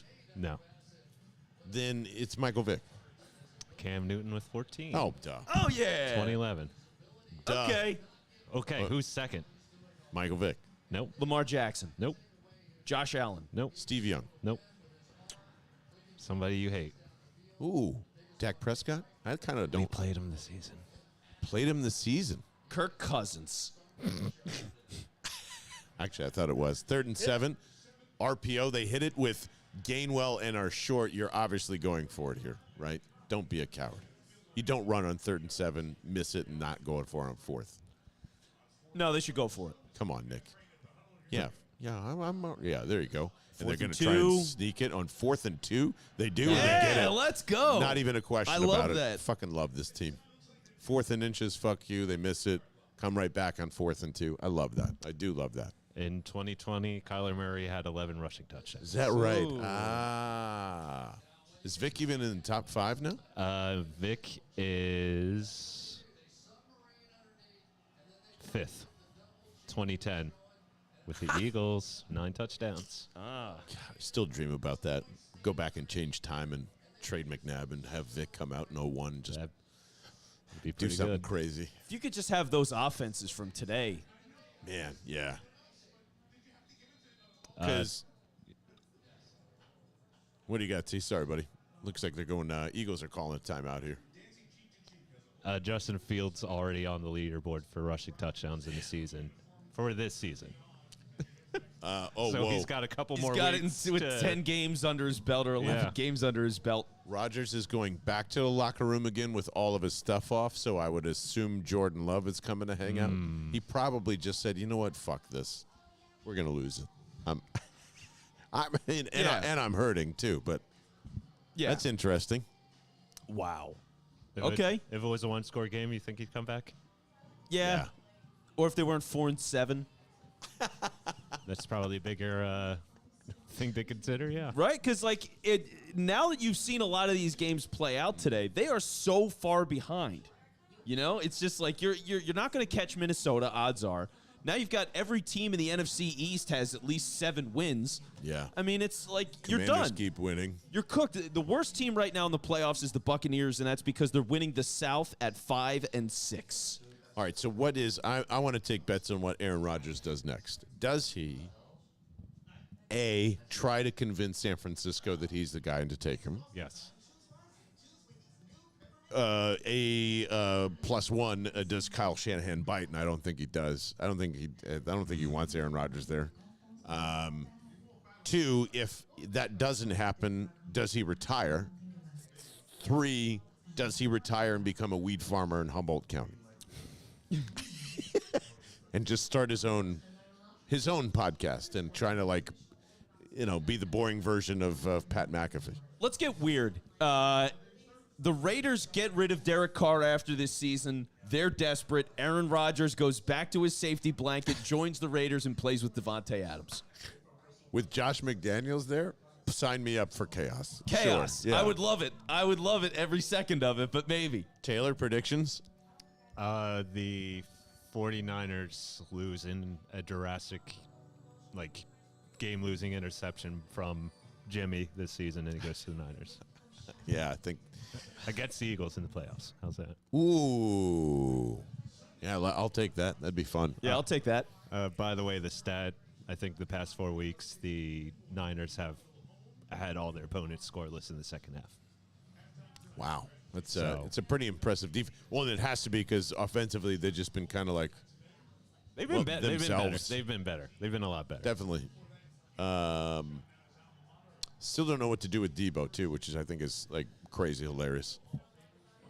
He's such They a do talent. and they don't. 1st and 10 for the Eagles. Yeah, so There we there's go. Boston Scott with a big burst and a head of steam out to about the 12-yard line, and yes, definitely point that bad boy out, first down. So they're going to score here. Yeah, come on. We need 30 yards from Jalen. Okay, we're rooting for 179, which is the record for a QB in a single game. I don't think we're going to get it when Boston Scott's running for 20 yards. Yeah, probably not. 50 burger. Just needs a 50 burger. 50 burger. There we go. Well, if Jordan Love's playing and he's coming in for this last quarter here, yeah, I mean that's on the table. I can't wait to see how bad Jordan Love is. Like, just to go from like, oh yeah, maybe he's learned something. Nope. Minshew sighting. 2 more touchdowns and a Jordan Love interception. Yes. Oh yeah. Jordan Love versus Gardner Minshew. Give it to me, baby. That's the matchup of the century. On a future show, we're going to talk about this, but Taylor Credatus, we might have been like really right about taking the Kansas playbook. Did you see the 2 QB Kansas thing? Jayhawks. Yeah. Yes. Oh, yes. They had 2 quarterbacks on the field. Wait, are they calling a flag? There was booing. There was a lot of booing. There was a going lot on. of booing when they went to commercial there. I think the faking an injury possibly. Oh, okay. Oh, man. People are getting really good at that. They're getting rowdy. And of course, people are roasting Philly fans for booing at injuries again. So. Yeah, so that's good. That's a good thing. You love to see that. No one likes us. Huh? Yeah. Oh, man. Yeah. Well, I'm just looking at probably this, winning this thing, so that's good. I'll take that. I mean, this was ugly early. This was really ugly. Now we're looking at, all right, they're about to score another touchdown. They're going to go up 41-23. And, I mean, they were getting their ass kicked for a stretch there. I mean, if there's not 2 back-breaking Rodgers interceptions, this is a nail-biter. Yeah. For sure. But it's not Rodgers' fault. It's not going to be his fault. He will have nothing to do with it. It's going to be the thumb, the ribs, and everybody else on the team. I'm just looking through some tweets just to see if there's anything rushing or interesting here. I got the rushing records on my mind. All right. Dickerson limped off the field, and Dillard is in the game at left guard. Okay. And if you have Aaron Rodgers theories for what he's going to do after the season, hit us up in the comments. I'd love to read some of those. That would be great. 300 yards on the night for the Philadelphia Eagles on the ground. Wow. This is what I was looking for. I have a good Rodgers nomination I just had, by the way. Okay. Go ahead, John. Only other games with more rushing yards on the ground currently right now came in 1948 and 1949. And I think they broke a record just like this when Wentz was around in 19. The game that supposedly Jeffrey Lurie got pissed because they ran too much. Whatever that was, they broke a record then. I think that they only rushed for 285 yards since like 1951 or whatever. So, fucking A. What do you got over there, T? What team has a great defense and a very promising young receiving core right now? Great defense, promising young wide receiving core. And a quarterback problem. Oh, and a quarterback problem? Yes. Minnesota. Nope. I mean, the Cardinals. Nope. Oh, they're not young wide. What do you got? Jets. Jets. Yes. Oh, yes. Ooh, Love that. And a breakup on 1st and 10 to Devontae Smith across the middle there. Follow the Brett Favre way. That would be so great. That would be so great. Garrett Wilson's awesome. Yep. I love that guy. Him, Elijah Moore, Corey Davis is on that team still. Like, he's not a great player, but he's a good player. He's doing pretty well there. I mean, like, That team's good. Yeah. They've got talent. No doubt. That's a great call, T. man, their crowd is yelling asshole, asshole, asshole still. Something really bad must have happened in between the break they're not telling us about. 2nd and 10, hand off to Boston Scott. I'd never understand handing off in the red zone on 2nd and 10 ever, by the way. Handing off on 2nd and 10 in general is not a good idea. It's never a great idea. Never a great idea. But also, Dickerson's just chilling, huh? Maybe just taking a poop. Here comes Dillard playing guard. Wow. Yeah. I never thought I'd live to see the day where I understood Dillard's playing guard. Well, you know what? Sua Opeta not active for this game. Mm-hmm. So This is about it. I wonder if that was in part the Juergens thing. Like, you're gonna have him in all those special packages. Jalen ends up being in an empty set formation, now does a complete 180 as he rolls from right to left. He's going to fire down to the end zone. tries to get Quez Watkins and got a touch on it. That should be a flag on Quez. He just got away with that. Yeah, some words exchanged. And Jordan Love is definitely coming in now, by the way. 4th and 9. Obviously, they're going to go for the field goal here. I wouldn't. Just for the record. I mean, it's too close, but I think you could. Oh, wait, it is 4th and 9, though, right? Yeah, it's 4th and 9. You're up by a ton of points anyway. I mean, it's going to push this to what, 37 to 23? Mm-hmm. You're up 14. Still at 2 possessions anyway, and they could just get the dagger. Yeah. This should be easy, up and good, and that's why I don't coach and play Madden or Retro Ball, as we like to say. I love that you got one guy in particular that's been going at you on Twitter, been like, dude, I played 6 seasons already, and I picked up this game on Thursday. It's the most dangerous game in the world for your phone or iPad or whatever you got there. So 37-23. Eagles, I mean, with Jordan Love coming in, I dare to say they have this in hand and nothing crazy is going to happen here. But everybody was booing the injured player that got up fine. Oh, okay, yeah, good. Oh, yeah. okay. All right. Good. Then they should be yelling and booing at him. That's ridiculous. Well, if you don't want to be the guy, John, I'll be the guy. Everything's fine. This game's in hand. There's nothing to worry about. It's over. It's over. Relax, folks. Cruise control. We're just going to hang out and shoot the shit. We'll get to the post game sooner rather than later. Yeah, whenever we feel completely comfortable here. Once Gardner Minshew gets on the field, let's start the post game. That's exactly when we'll start rolling there. So it's going to be after this drive. Perhaps. One more Eagles drive, maybe. Yeah, it's just crazy because like the Eagles went from looking like a hot mess to completely dominant again, and running game. Just because they ran the ball. It's what they do. It's what they do best. It's the most foundational thing that they need, and they got it tonight. Who's their run game coordinator again? That would be the god himself, Jeff Stoutland. Not Shane Steichen. Okay. Yep. Just want to. So when it wasn't working, and then they went back to the old thing, it's just like, God, this is almost a better carbon copy of last year. Well, it's crazy, man. One, it is. Just with A.J. Brown. It definitely, and the upgrade from A.J. Brown at the number 1 spot to Devontae Smith, and I obviously love Devontae as much as anybody, but A.J. Brown's already done it at the pro level, and he's just super dynamic when he's not fumbling the ball. So it's good to see all that. But, yeah, it's like, dude, Jeff Stoutland, it's crazy. Like, you look at Hall of Famers, and we talk about Hall of Famers all the time. Yep. Guys like him should be in the Hall of Fame. Like Howard Mudd, who was here for a while before Stoutland and was in Indy before that with your favorite coach, Jeff Saturday, or Jeff Sunday. Love that guy.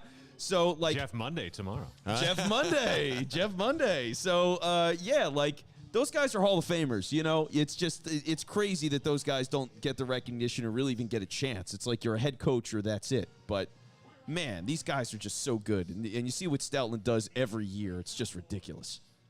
And then he's got Jeff Sunday night against the Cowboys next weekend, too. So, pretty interesting there. I think it's this, to me, just it tells you how good fucking Jalen Hurts is, man. Yep. A lot of this is all just just an incredible athlete, incredible upstairs, and what a great leader, man. I mean, just the whole package is pretty impressive. It has been all season and has kept them in and out of games, and that's why they're going to be 10-1 here. Outside of Aaron Rodgers breaking his ribs and all that tonight too. So you're giving the ball to Hurts, not our man Reed. Reed Blankenship gets a ball, and then Jalen Hurts gets all the game balls. I think tonight. Vince, yes, no on that? Yeah, that sounds right to me. Jalen's been phenomenal tonight. I mean, if you wanted to maybe give one, I wouldn't give one to Quez. He had a great play, but I wouldn't give one to him. So, he's the guy. Jordan Love hands the ball off beautifully. I'll say that about him. Great work. That's how you come back. You hand off the ball. 11 minutes left and you're down 14. No gain, yeah. With a backup. He's got a Ben Simmons look going on. He does. He does have a Ben Simmons look going on. 10:49 rolling down here in the fourth, by the way, 37-23. Eagles up over the Packers. And we're just going to enjoy. That's all I see now. Jesus, oh my God. It's creeping me out. It's like Ben Simmons wearing a football helmet. This is Jordan Love and shotgun on 2nd and 10. They're actually going to let him throw the ball, folks. Swing pass to A.J. Dillon, who bounces off a couple of dudes. And then there's our boy, Reed Blankenship, making sure it's only for 5 yards. Ooh, A.J. Dillon also getting a little dinged up on that as well. Yeah, that was such a weird hit. I mean, he's like crouching and going over one defender. He gets sandwiched by another and then spun around, back up, hit by a fourth guy. I mean, that was crazy what he did there. It was like breakdancing on top of 3 Eagles defenders. So, yeah, it was a lot of hits in a short amount of time. 3rd and 5 coming up for the Packers. Nobody in the backfield now they switch out Aaron Jones to go protect Jordan Love on his left-hand side. 4 wide other than that. Snap, looking to his right, throws, and a wide-open Lazard. That's his first look tonight, I think. I believe so, too. Total non-factor, which is surprising. He's their leading receiver this year. He's got more targets. Is that right? Yeah, most targets on the team. I think most receiving yards, and he's tied for the most touchdowns. Nothing tonight. Be hilarious if the Packers offense looks even more in with him with Jordan Love, full well knowing that Aaron Rodgers has had a broken thumb for like 6 weeks. I would love that. Give me Jordan Love turns into Mike White. Yeah, immediately. Yeah. Oh, that would be so good. Here is a play action throw from Jordan Love across the middle, caught, and there is Christian Watson to the 30, to the 20, to the 15, 10-5 touchdown. See you jerk I off, asked you for it. fucking. Yeah, I asked for it. Pretty good play for a guy that can't catch, huh? Yeah, it for a guy was. that He's can't catch. a great athlete, but I do not trust his hands even a little bit. For a guy that can't throw, now Jonathan Gannon is ill-prepared for the backup Jordan Love to come back. Are they going to come back? No, everything's fine. Everything's fine. Man. That did not look what good happened? at all. Did Epps? First of all, Epps was on Christian Watson. That's already a bad news Bears. And then I don't know if he thought Blankenship was going to help him out on the inside, and Blankenship wasn't quite aware of that because he had no instinct of going to the inside of the field. I mean, Watson cut inside, and he was like, "Wait, you're not supposed to do that." Basically, like from the way he reacted, he was like, you could. Whoa, hey, that's not right." oh, man. We might have to bust the whiskey out regardless of what happens in this one, as that was way too easy. Way too easy. That is a simple, like, in route. What the hell? Yeah, there was nothing interesting or spectacular about that play. It was very straightforward, and Epps just wasn't there, and Blankenship just wasn't there. What do you think of that one, YouTube? Holy crap. I'm going to check the Discord. I'm in disbelief that just happened. Well, Jordan loves Mike White now. We know. There it is. Is Aaron Rodgers done? Did we just see That's Aaron it. Rodgers' last snap as a Green Bay Packer? Yes. Hit us in the Yes. comments. Oh, my goodness. I'm just going to be clickbaity for the rest of the fourth quarter. That's all I'm going to do. Oh, here comes the pessimism. Can we fire Gannon now? 9 minutes left in the game. It's There we far from go. Over. We got so close. Dude, actually, like, you have my full permission to fire him if he loses this game this way. Oh, my God. Absolutely, you do. If you lose this game and it's and it's clearly the defense, yeah. I mean, I guess the offense would have to do something spectacularly stupid too. Or just still. punt. Yeah. If the Packers score another touchdown. If they score another, we riot. No, the Packers have to win. That's when I'll Well, if they allow you to fire If Jonathan they score Gannon. another, they're either tying or going for 2 to win the game. Which would be the third game to happen like that today. Yeah, Chargers were 1. Jacksonville and Ravens. Oh, yeah, that game was crazy. I hate the Ravens. God, they suck. Ravens fucking stink. Man, that's so anti-Bell and the Birdmen of you to be anti-Ravens. Do you watch them? You would have the same opinion. I do. I mean, I watch Ugh. bits and pieces of them. I don't watch them the way I used to. But For what it's worth, a couple of beats, including Elliott Shore Park saying that looked like it was on Blankenship there. Yep. All right, no more game. Bad say, Marcus Epps seemingly beat by Christian Watson. Blankenship takes a bad angle from the posts. Man, oh, man. Yep. That'll happen when your safety's matched up with a dynamic playmaker like Watson. Yes.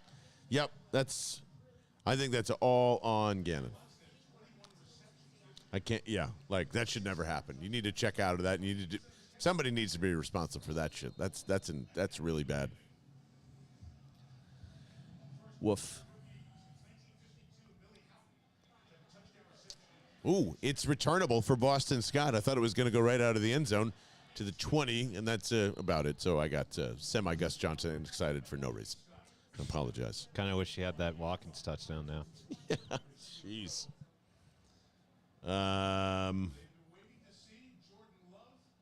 Just trying to see here. Landon Dickerson back on, by the way. Okay. That's good. Huh. So, man, Matt LaFleur looks like he just had a new child. My God, he was so happy for Jordan Love on the sideline there. Maybe they don't like Aaron that much. He's kind of a prick. 8:55 here to go in the fourth. 37-30 now. Philadelphia Eagles looking for that 8-minute offense as Whoa! Miles Sanders carries Where his does way that for come 11 from? yards. There we go. So Cardinals drive. Yeah. Yep. Down the field, 8 minutes, get a touchdown, seal this thing up. That sounds good to me. That was one of Miles' best runs of the year. I mean, Let's see this year. Oh, man. Just beats two guys straight up in the hole there.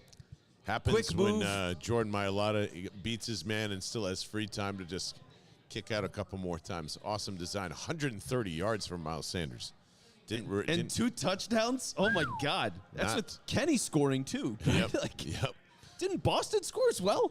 Oh, man. What? Unbelievable What was spin that? move from Jalen Hurts on an RPO. Ooh, jeez. Is he all right? That Jesus, looked. stop. That's That was a weird tackle. Jalen was getting up slow. It was a weird. That was a weird angle. He's a little slow. Hobbling a tiny bit there. So RPO, Good read. good read, and Lane Johnson accidentally shoves his guy into Jalen, which he bounces off of, and then Jalen goes into slide and he gets tackled at the same time. So it looked like that could be anything. Your And there's back going to be feels people that funny or- complain about a penalty for that, like he should have gotten flagged. I don't think that's a flag. That's literally at the same time. All that for 1 yard. Jalen Hurts now straight drop back and runs for it. And God. Get the record, baby. Come on, Jalen. Got it for 10 yards and a first down. Looking a tiny bit gimpy there. Can we get an update on the yards, T? Yeah. I got to see. we're at 179 is the marker. I think if we're at Jalen, 160. that would get him the record for the most rushing yards ever in a single game as a quarterback. I hate this. I love this.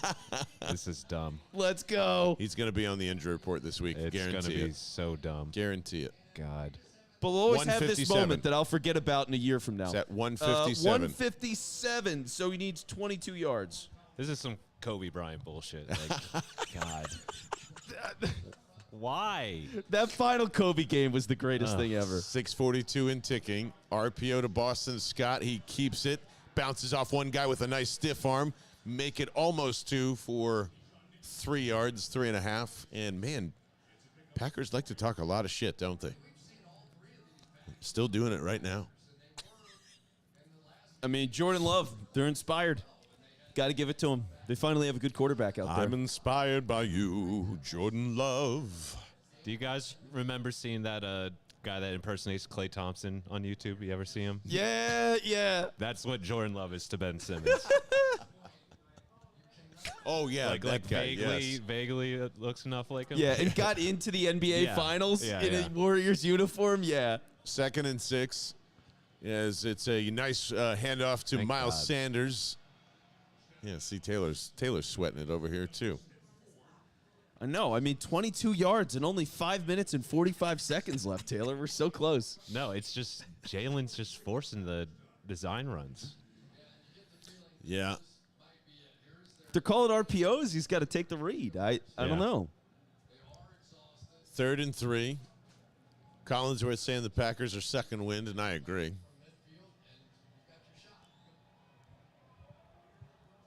Yeah, this is going to be an RPO, and Jalen's going to take it around to the right-hand side for 15.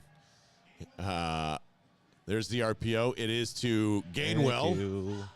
through for a first down, and man, love it. They're just slicing right through them. Good. This is it. This is the Arizona drive, T. It's moving. It's nice to see.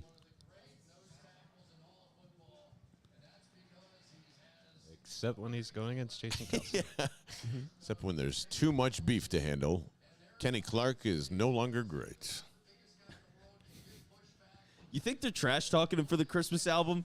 If I was on Probably. the other team, I would Yeah. come up with so many things on the Christmas album to just talk shit. Whether I got my ass kicked or not, I Santa would talk Claus so much ass shit. looking piece of crap. Yeah. First and 10. It is right back to Gainwell who gets stuffed there. How many John Barchards or Vince Quinns would it take for Jason Kelsey to be shoved over? God. He would, man, you would need about 20 of me, Yeah. I think. You know that Got to scene? pile it on, you know. You know that scene in the second Matrix where Neo fights all the Agent Smiths? I don't think Yeah. I've actually seen that from front to back. The Well, second it's one. most of the movie, so. Yeah, that's the scene. That's what it Yeah. would have to be. I had this time, I've never told you this. I fought a Canadian prison riot guard once. I don't even want to know. How is this I don't never even want been to know that. I mentioned? don't think that's he was true. he was a big man, and it wasn't really a fight. It was a game, By the way, and I got squashed like a bug. after some decent runs here, offense stalling on really bad passing plays, including that second down number. Really bad screen pass, a wide receiver screen pass that goes for 2 yards, if that. Well, I know what the bonus segment is this week. I can tell I that story. once fought a Canadian Prison riot prison guard. riot guard.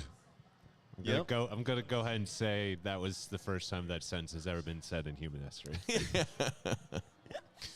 3rd and 7, 3 wide receivers to the left-hand side. AJ on that side. It's a handoff to Kenny Gainwell for a couple of yards, and then he fights through. It's going to be like 4th and 2 here.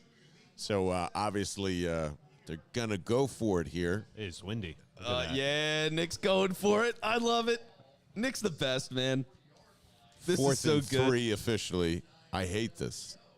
I love this. You should have had a first down already. I don't get this. This is great. YOLO, baby. No, you have to go for it. I agree with this. Do you? Yeah, because you're in no man's land and it's All windy right. as hell. I'm just saying you shouldn't be in no man's land Yeah. right now. Yeah. 4th and 3. Are they just getting Yeah. them trying to draw off sides? That's a good call. all Okay. right. Timeout. Eagles. I mean, You you're, burn a timeout on that? That I don't understand. you're daring Jordan Love to score twice. Once. Yeah. You're just once. Once changes the game. You think they'll have enough time to? Well, I don't know. I don't know if they'd I go don't for like 2. this. I don't know if they have the guts to go for 2, maybe. Are they trotting out the field goal unit now? I think so. Well, that's why I'm saying that. Hard to tell. Oh, they are. They are. Yeah, there goes Elliott. I feel like they would have run a play if This is not. a long kick. Yeah. This is then I fucking hate the 3rd and 7. What are you doing? Getting closer for the kick. Grind the clock down. I hate That's this. it. They were getting closer for the kick. Yeah. It's 54 yards. It's 54 yards with shitty winds. I hate this. 2:21 left in. I hate this. Everything's this is how fine, bad pal. things happen. Everything's fine. We got this.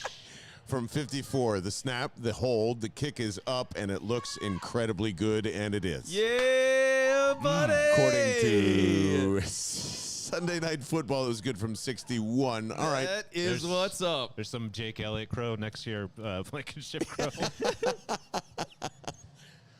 So there we go. Look at that. Sipos the God. Sipos, the holder. Man. Look, we all believe in Eagles special I teams. I know think we're all diehards Yeah. of the faith. I think that's a really ballsy. A damn straight from the staff at the Gatehouse. It's a really ballsy 3rd and 7. Well, if we don't make it, we'll kick a 54-yard field goal to just ice this thing. So Matt LaFleur loves field goals. Did not love that one, by Matt the way. LaFleur, who played guitar in front of the girls' dorm every day in college, I assume. He's just got that kind of look. Real quick, in the beginning of the game, when they showed the coaches side by side, it felt like Nick Sirianni would play like the nice guy in some like sitcom, and then LaFleur's like the asshole neighbor next door. But LaFleur is the first boyfriend. He's the fiance. Right? Yeah. Yeah. He's the fiance, and Nick Sirianni works at like a bakery making special little cookies, and he's a real heartthrob. I love what we've turned the coaching staffs into. This is great. Jonathan Gannon's the annoying best friend. Oh my God! And the Green Bay Packers are running it all the way back almost to midfield again for the second time this game, and still talking shit. I'm standing up. I got to now. This is nothing is quite over yet. It's so funny. I am so relaxed. I'm not. I am so relaxed right now. I have no idea what it is. I am incredibly calm. Everything's fine. This game is over. It is. I think.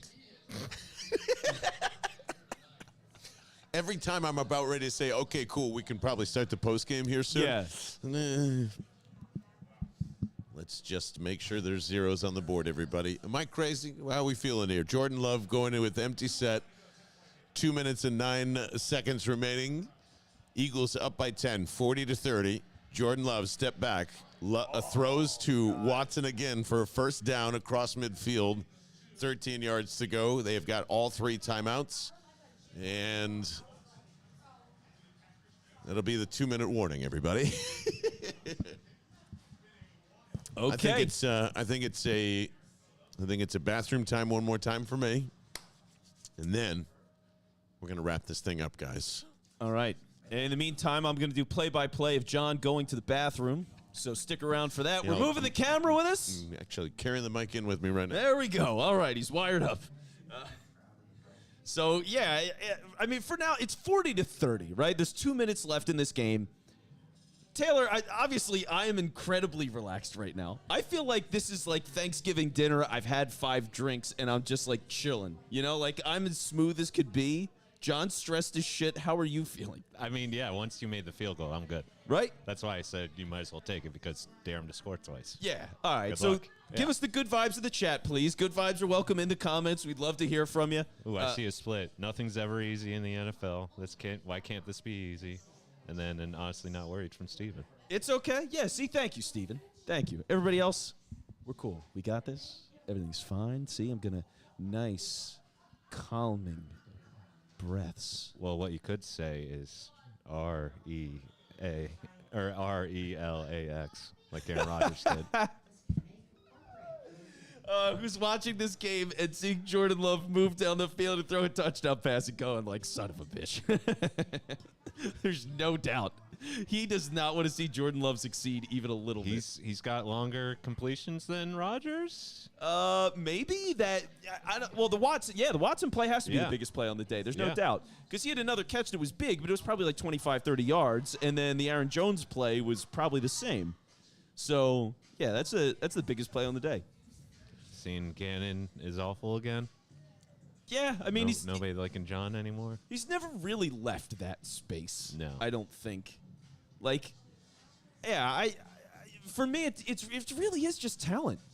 This talent's crazy good, man. I mean, there's no way he gets fired midseason. No, there's no chance. There's no chance, and I hate to say this, but guys, there's no chance that Jonathan Gatton's getting fired this offseason.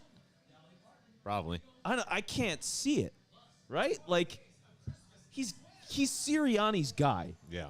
Unless Sirianni hates his guts now, I can't imagine that a team that is 10 wins after today, because everything is fine, we're winning this game. I can't imagine a team like that that's probably a 1 seed right now going into the playoffs fires a 37, 38-year-old defensive coordinator. I just don't see it.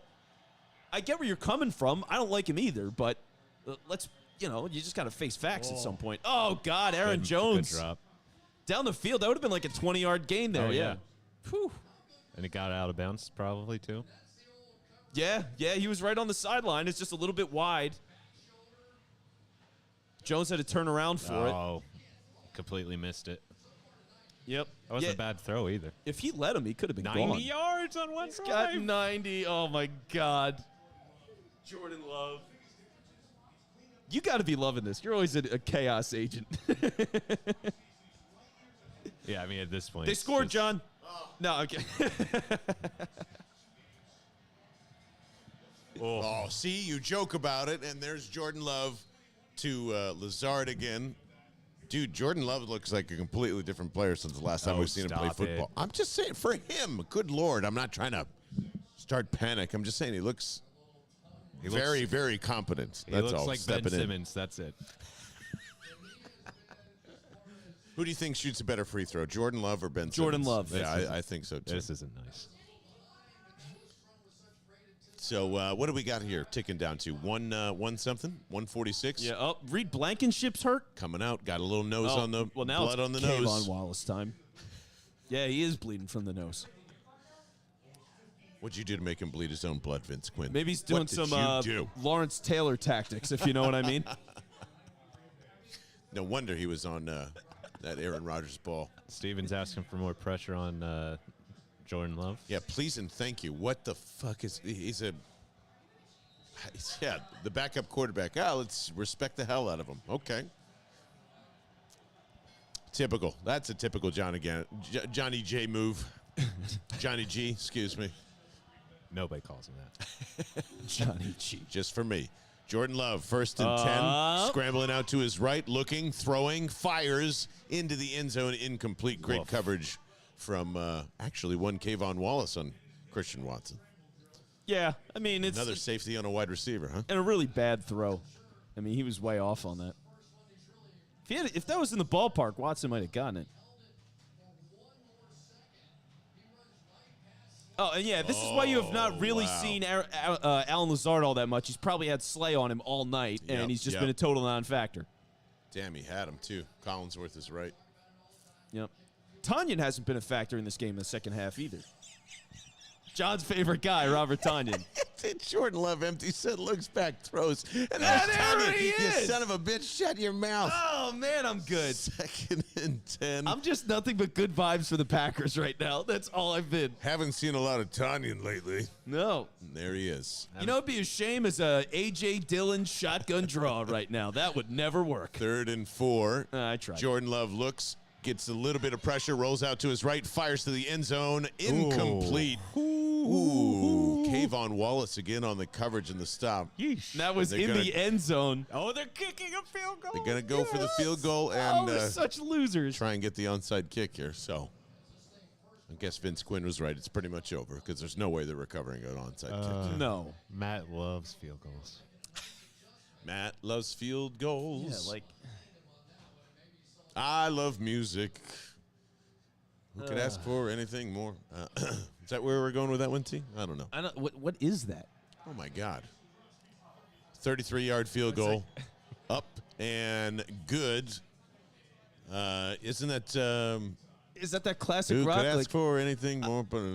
It's a Broadway musical. Isn't that one of the most famous ones? I'm Those not damn music. Yankees? those damn Yankees. I've got rhythm. I've got music. I've got dun-dun-dun. Who could ask for anything more? Right. Okay, now, all right. I know what, yeah. All right, I've heard that before. Is that Oklahoma? Maybe. I don't Could know. be. I've never seen Oklahoma. I just know it exists. And if you're saying it's about the Yankees, I go to the South, and that's there you go. There's logic for you. Deductive reasoning, folks. Okay. This is the deep analysis that you get of a football game. Yeah, not that I'm any better. Are but, you musical guys? No. Hamilton is my jam. Hamilton's the shit. I'll go to bat for Hamilton. I don't care. Okay. I'm that guy. That Had show's to great. Sit through 2 years of theater, and you had to do musicals, so they're all stuck in my head. Yeah. And show choir and shit like that. You know, like you have to, yeah. I ran the board for my school for the musical, so That tracks. yeah, familiar. Yeah, I did a couple of shows in grade school, and then I did stage crew for a summer in high school. That was cool. But then I was like, I'm not like painting shit all the time. I'm good. You're a total stage crew guy. It was fun. It's all starting to come together now. Stage crew guy, blacks out at the shore, you know. Oh yeah. Oh, little quick onside kick. Oh, God. Packers almost. Christ. That was a good try. Jack Stoll on the hands team. I didn't even know they were like starting up and doing it. My bad, y'all. So Everything's been fine, John. There's nothing to. they'll get the to ball back worry with about. exactly like 3 seconds if they do, because they've got all 3 timeouts. And Yep. that should be ball game. All right. So Jalen's just got to run for 23 2 yards here. 22 yards. So if we can get 22 yards out of Jalen to set the record. 353 total is insane. It's crazy. For any football team on the ground. I don't care who you are. Wow. That's unbelievable. Since 1948. Man, dude, they will break records against the Packers all the time when they have a great offensive line. It's incredible. 1st and 10. Just a simple handoff to Miles Sanders, and I assume a fury of timeouts coming here. There's the first one. Man. Why can't this just be a 2-score game? I mean, it was. It was. A.J. Dillon, probably. Yeah, that would do it. Yep. No Jordan Davis. Jonathan Gannon. Guy sucks. Gardner Johnson out. Gardner Johnson out. Come on, Reed Blankenship, new team captain and MVP. He's leading us to the future. Trade Chauncey Gardner-Johnson right now. Unreal. Chauncey a fraud? Hit us in the comments. Miles for 6. It's going to be like 3rd and 2, 3rd and 3. Okay. 23 yards, Jalen. 22 yards.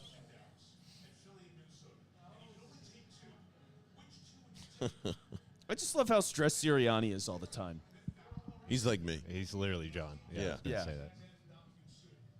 He just, want to see zeros, want to get this show on the road. And if they were still up by 10, I'd be happy. That's all. Yeah, They covered. we got it. Yeah, that's true. 6.5. They, Oh my God. Yep. You're so- Wow, I can't believe Jalen Hurts is going to fumble this right here on 3rd and 3, and it's going to get man. returned for a touchdown, and they're going to lose the game. Oh my God, John! Miles Sanders, 3rd and 3, 1st down. The game is over, everybody. There we go. One more timeout. Yeah, it doesn't matter now. They got the 1st down. Just needed that 1 1st down, everybody. So There you go. with that, the Eagles will go to 10 and 1. They will have almost a 70% probability that they throw up there for the first round bye. It's pretty fucking sweet. 158 for Jalen rushing. Oh baby, 158. I wish I could enjoy these things more. That's my take. Wish this, because is this dominating? We'll talk about it. I don't know. Everybody on the live stream, thank you so much for tuning in. And you'll get the first taste of the podcast, as you know, as always. Thank you for joining us. Thanks to our friends over at Liquid Death for being a sponsor. As always, go to liquiddeath.com/bell to find your nearest location to you can taste that sweet nectar. Go to phillysportstrips.com right now, because we are going to be in New York and then Chicago, and then wrap that bad boy up for a away trip. So make sure you're tailgating with us there. And as always, thanks to the Gatehouse right here in the Navy Yard for taking care of us as we have got all the servers and bartenders packing up. We've got shaking hands. And 40-33 here, gentlemen. Quick thoughts before we really kick this thing off for postgame? Yeah, the Packers should bench Aaron Rodgers right now and start Jordan Love for the rest of the season. Yeah, there you go. That's the spiciest total junk. Taylor Cradatis, any quick thoughts before we get the postgame underway? I would love them if they bought some hats. Yeah, we would love that too. Go to bellandthebirdmen.com and get your I'd rather be watching the Birds hats as well. I say we start the postgame, gentlemen. We ready to rock and roll? I'm ready, John. Oh, what's going on, Philadelphia? 10-1, and I can't feel great about it. What's going on, Bird Brains? I'm John Barchard, Vince Quinn, Taylor Cradatis. You've been joining the live stream. Again, we appreciate you being here. As always, willing to take your questions and comments. 40-33. The Eagles break an all-time record once again for rushing, 353 yards on the ground. I feel like that always happens against the Packers. There's like a something that always comes up. has not happened since 1948, which, yes, Chuck Bednarik was still a student at the University of Penn when that happened. So that's how long ago it was. I want to say dominating. I was literally just telling Vince Quinn on a live stream. Was that dominating? No. Was that exciting? Yes. Was it fun in some parts? Absolutely. Is Jalen Hurts an absolute baller? Fuck yes, he is. Other than that, again, it's the same Eagles team of a lot of hot heat, a lot of dumb mistakes. Jonathan Gannon having an oopsie daisy. And yes, you said it, Jordan Love probably starting for the rest of the year.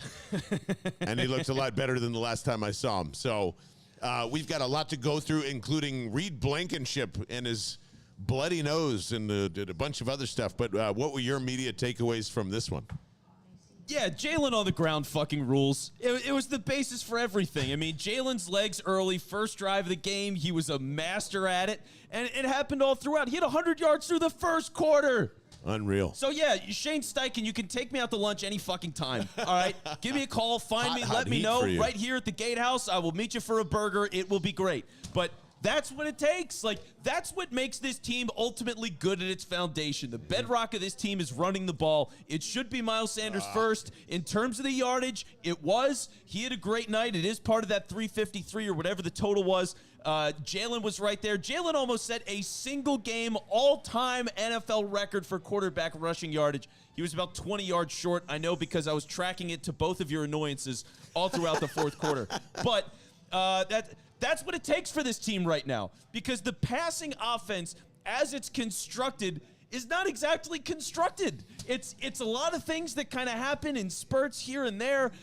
There's never like gotta have it automatic things that they do. There's not real regularity to it. So the running game is the most basic thing that sets up all that other stuff to exist and function. Jalen was great tonight. Yeah, I thought he was pretty damn outstanding.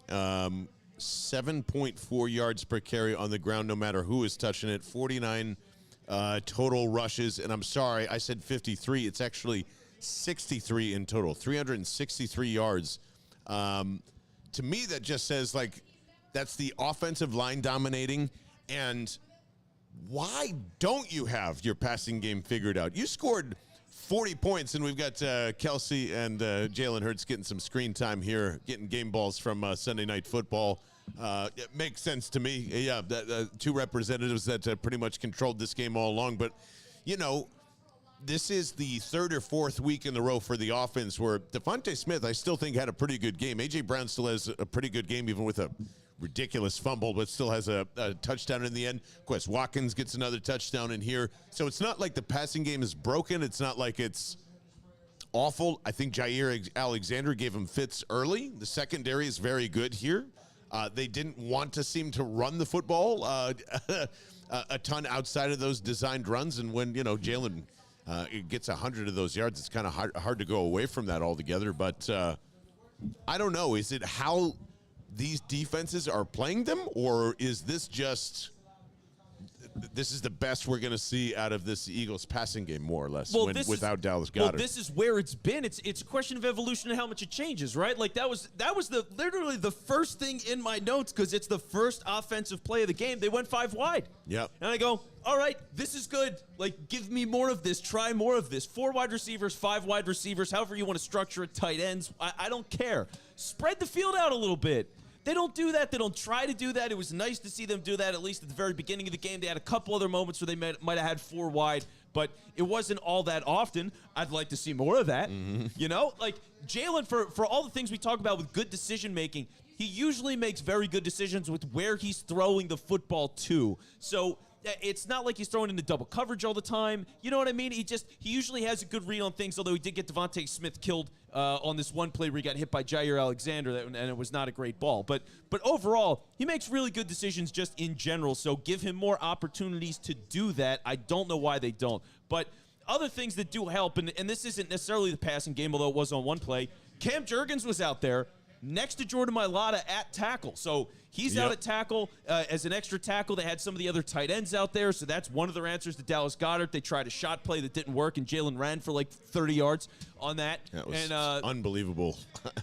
Unbelievable legs there. Yeah. So he had that, and then there was another play when they had Cam Jurgens in at the goal line, and that ended up being a rushing touchdown. So, like, those are good things. It's encouraging. Try something new. Because I think this is one of the spots that we've been in between the two of us. I don't know how much we've really talked about this, but for all the gripes that we have with the coaching staff, they are still young guys. They are. They have not had a lot of experience or time. They are learning on the job. You are going to get better year 1 to year 2, year 2 to year 3, year 3 to year 4, ideally. So if they're those kinds of guys and they are good students of the game and whatever, then hopefully this kind of moment should make you better. That's the whole point. You don't have the things that you need. So how do you make it work? What do you learn? What do you try? What do you adapt to? And we got some signs of that. Yeah, and I don't think this is going to be like, I know what's going to happen here because it's so glaring. I mean, Jalen Hurts now becomes the 4th player of all time in the NFL to rush for 150 and throw for 150 plus. Like that's going to get carried on for a long time. You coming into this week, we're saying this is what you got to go and do. Jalen Hurts is the thermostat. This is how this offense runs. There's Jeff Stoutland, his beautiful smiley face, and there's the Eagles running the football. This is what Philadelphia craves and loves.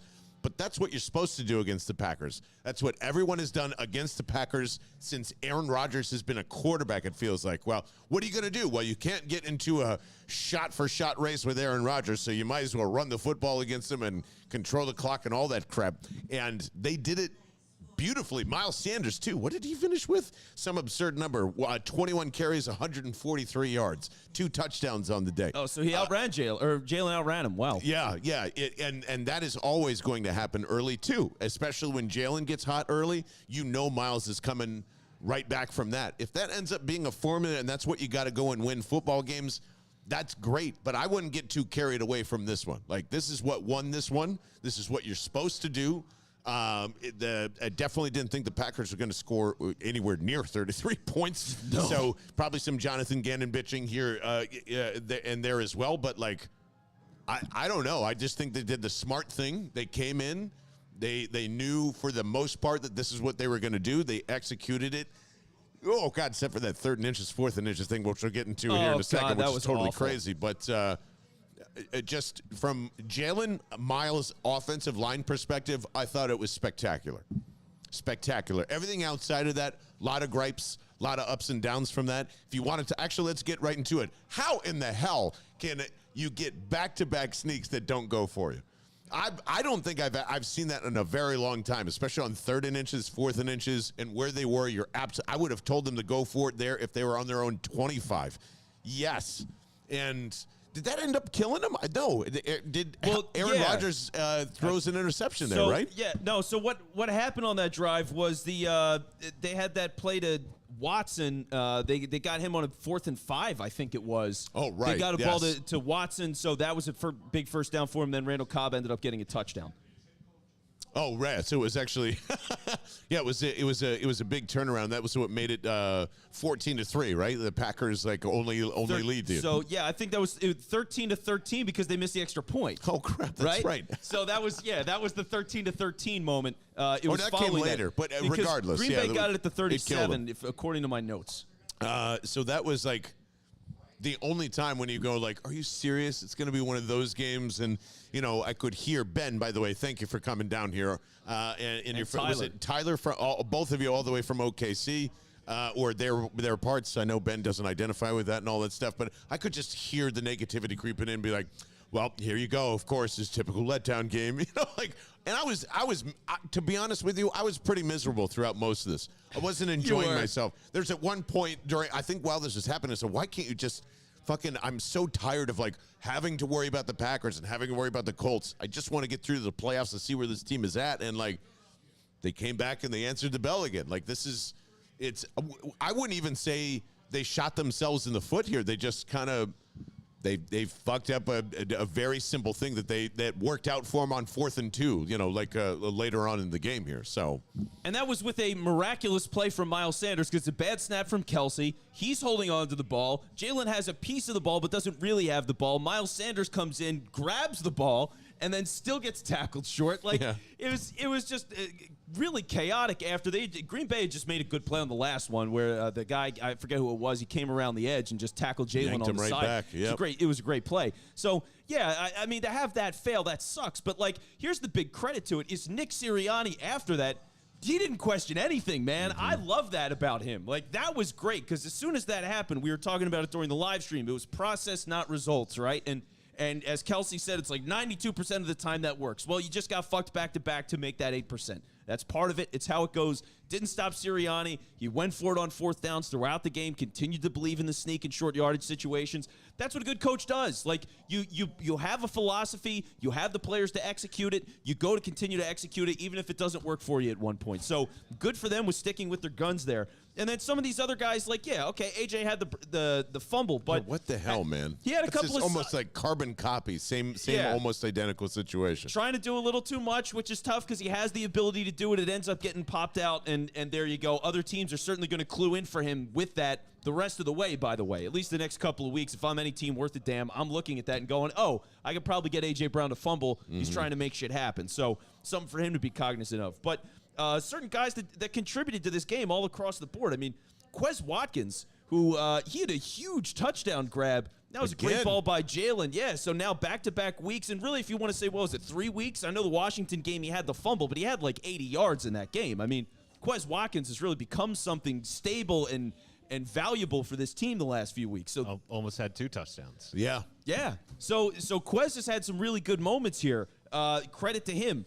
Kenny Gainwell got a lot more involved, which is the same thing for him. The last couple of weeks, you're seeing more Kenny Gainwell. Boston Scott getting involved in the return game. He's taken that job over. So, and had 1 or 2 carries. So, you're just seeing a lot of different guys that are contributing for this team, and that's where it needs to be. That's what a great team is. It's not just we have one guy, we feed him the ball all the time, and if that doesn't work, we're fucked. They double-covered Devontae Adams. You know what I mean? It's it really shouldn't be that. So it's good to see that variety. And then on the backside, defensive side, I mean, Josiah Scott, interception. It's unbelievable, man. He's been so great filling in. Yeah, and again, that's what Avante has been missed for sure, but it's been a lot less noticeable last couple of games. Yeah, nobody's been bitching about the slot play. He's done great. So Josiah Scott, he gets an interception. Darius Slay tipped the ball. It's not the interception that he wanted, but he was a part of it, so maybe that makes him feel good. It counts, right? Yeah, I hope they ask him in the postgame. And then who else? Oh, Reed Blankenship, man. Yeah, Reed Blankenship coming into this game because Chauncey Gardner-Johnson gets hurt. We'll see what the whole situation is with him. Doesn't sound good, by the way. I keep checking Twitter and all that stuff, and just throughout the game, everybody kept saying ribs, and when you go off that fast and have to sit down in the cart, you hope for the best, and maybe you have to wear a rib flap jacket, but I would have to guess at least minimum 2 to 4. Somewhere in that range for whatever he's dealing with there. Yeah, I heard you say rib flak jacket, and I'm just so fat from Thanksgiving. My first thought was, that sounds delicious.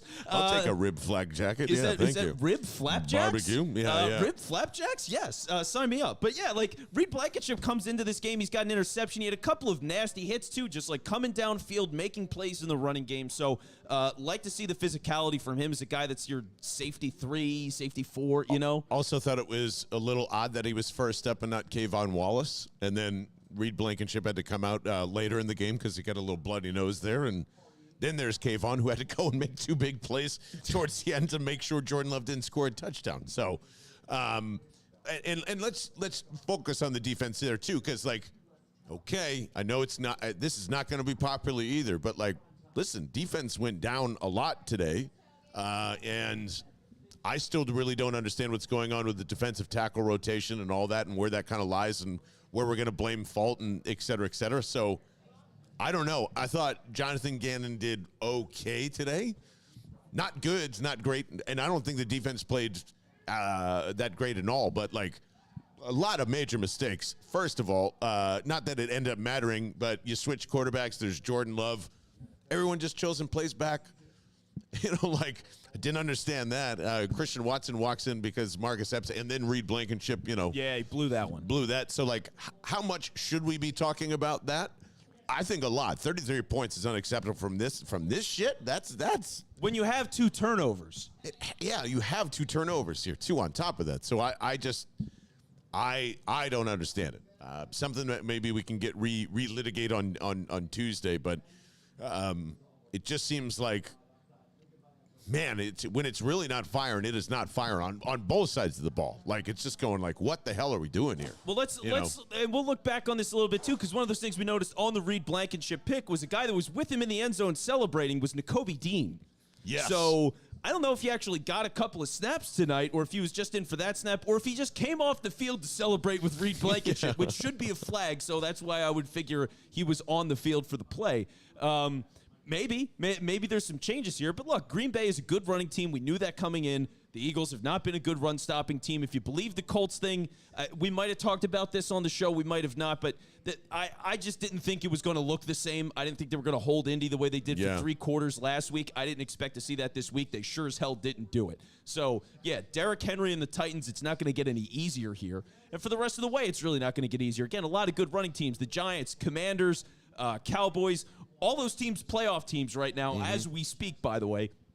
All of them at least solid or effective against the Eagles when it comes to the run game. So, yeah, they got to figure that stuff out. And at some point, it just has to be Gannon doing something else. You could say it's the talent and whatever, but at some point, if your talent is constantly getting gashed, then what do you do to try something else with the talent to shake it up? Like, you got to – so I think he's got a philosophy and he's not willing to get off of it, and something's got to change. Yeah, and I don't know. I can't figure it out. I'm kind of like – almost tired of over-analyzing this is what it is or that's what it is, and it's just this is how the team was designed.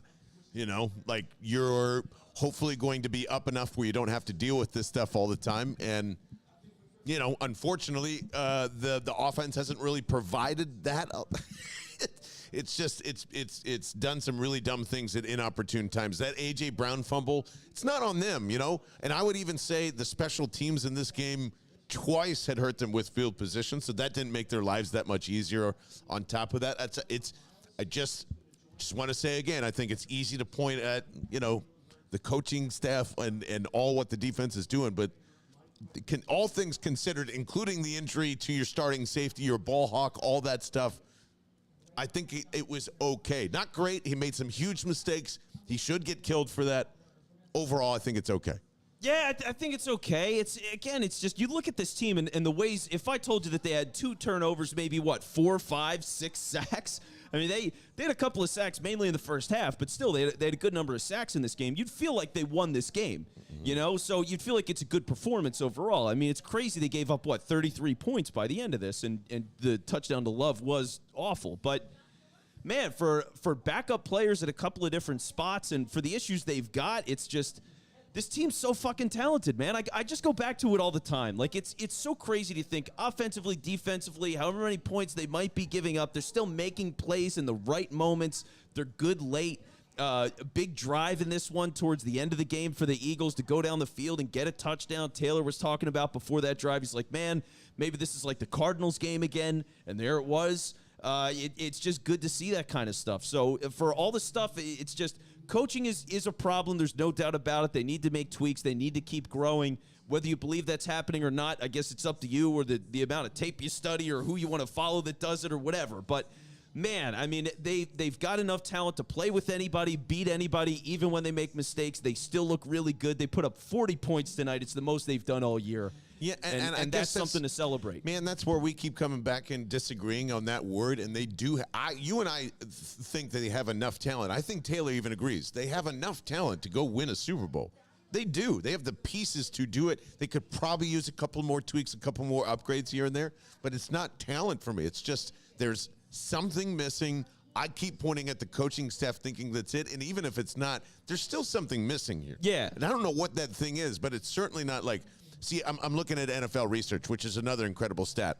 Jalen Hurts is the first player since at least 1950 with 150 rushing yards, the passing, and multiple touchdowns. It doesn't happen. So it's like the 4th NFL quarterback to only do that. He's a very special player. I smell it. They smell it. You can tell, like, it stays on course because of him. But outside of that, I don't know what the other superpower is. Jalen Hurts is a special player, and I want to come back to that in a second, but like there isn't the other, like Miles isn't a special player in terms of how I look at Jalen. No. A.J. Brown's probably the next closest guy. Multiple guys on the offensive line, like, yes, okay. The defense, you can see that I can't identify it. Can you? 215-509-5833. If you're watching live on YouTube, I'd love to hear your opinion on this, or after in the Discord, belltobirdman.com. But, like, I don't know. Do you guys have any other answers outside of, like, this needs to be a little better, that needs to be a little better? Maybe they mix it up just like you were saying, but I don't know what that little thing is to make us feel a little bit better about, like, not having shitty teams score 33 points or only scoring 17 against them. Yeah, I think for me, the Eagles are a steakhouse, and they need what every good steakhouse needs, right? It's a little bread and butter. That's just it just makes it go. Yeah. It's just the main thing you want. You come to expect that was it. so corny, but I respect it so much. Damn I it, love it was smooth. So yeah, like you if they just figure out what that is, I mean, it's just one of those things, and maybe they don't have it. I don't know. I thought it was the A.J. Brown slant. There was a couple of weeks where that came together and it looked really good, and you're like, all right, this is it, and then they stopped doing it so much. So I really don't know. The other side of it is it's just the running game, and this is it. This is the other thing. It's just they're going to do RPO stuff. You're going to give the read options. They're going to just give Jalen as many decisions to make in a split second. He's really good at making those, and that's how they're going to get by. It's just Jalen Hurts carrying this team or running this team or whatever it's got to be. Is that good enough to win a Super Bowl? This year it is. I don't think it is. I think this year it is. But it's good enough to see. I mean, to possibly win a Super Bowl, yes. Do I think it's actually going to happen? I don't think so. I still am feeling really like what we said earlier in the season. This is definitely an NFC Championship team. I'm not scared of literally anybody in the NFC. No one at all. Even you can throw San Francisco. You can throw that in there. Yes, I think they could get beaten by one of those teams, but like at full strength with Dallas Goedert, Jordan Davis all being here, that's where I still see them. And until we see that one thing, whatever it is, again, 215-509-5833, feel free to text us anytime. I don't know what that one thing is. Taylor, you have any ideas on that? I definitely think they're an NFC Championship level team. I mean, in one game against any of those juggernauts in the AFC, like the Bills or Chiefs, like, why not? I think they got a shot. They have a shot. Like those Dolphins, Bills, if they get in there, they got a shot. Dolphins, Like, definitely. it's just 30 points and a half. Yeah. like we've seen Bills have some major hiccups. Wouldn't be the first time Kansas City has had a bad Super Bowl, so I don't think it's too far out of reach. But yeah, as long as everything's run on both sides. Yeah. Man, it's probably just me. It's probably just, I just don't see that great specialist because of, I don't know if it's me constantly watching all these other different offenses, or I would say the Eagles have a better defense than probably they get credit for alone. I would still say that is talent-wise, like that is far and above. I would even feel a little better about going up against the Bills than defensively. I'd feel better about going up against the Chiefs defensively in that regard, but like I don't know how you stop the Dolphins offense with this, and I don't know if they have a bigger punch to like can they get into a power throwing match? You can't.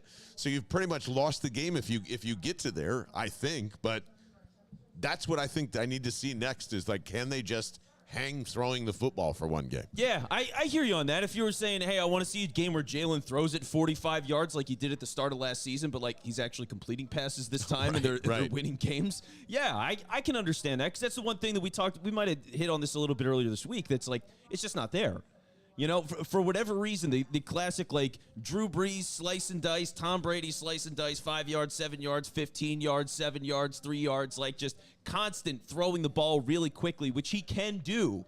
It's not there. So, yeah, but for me, they did get 40 points here. So they did. You scored 40.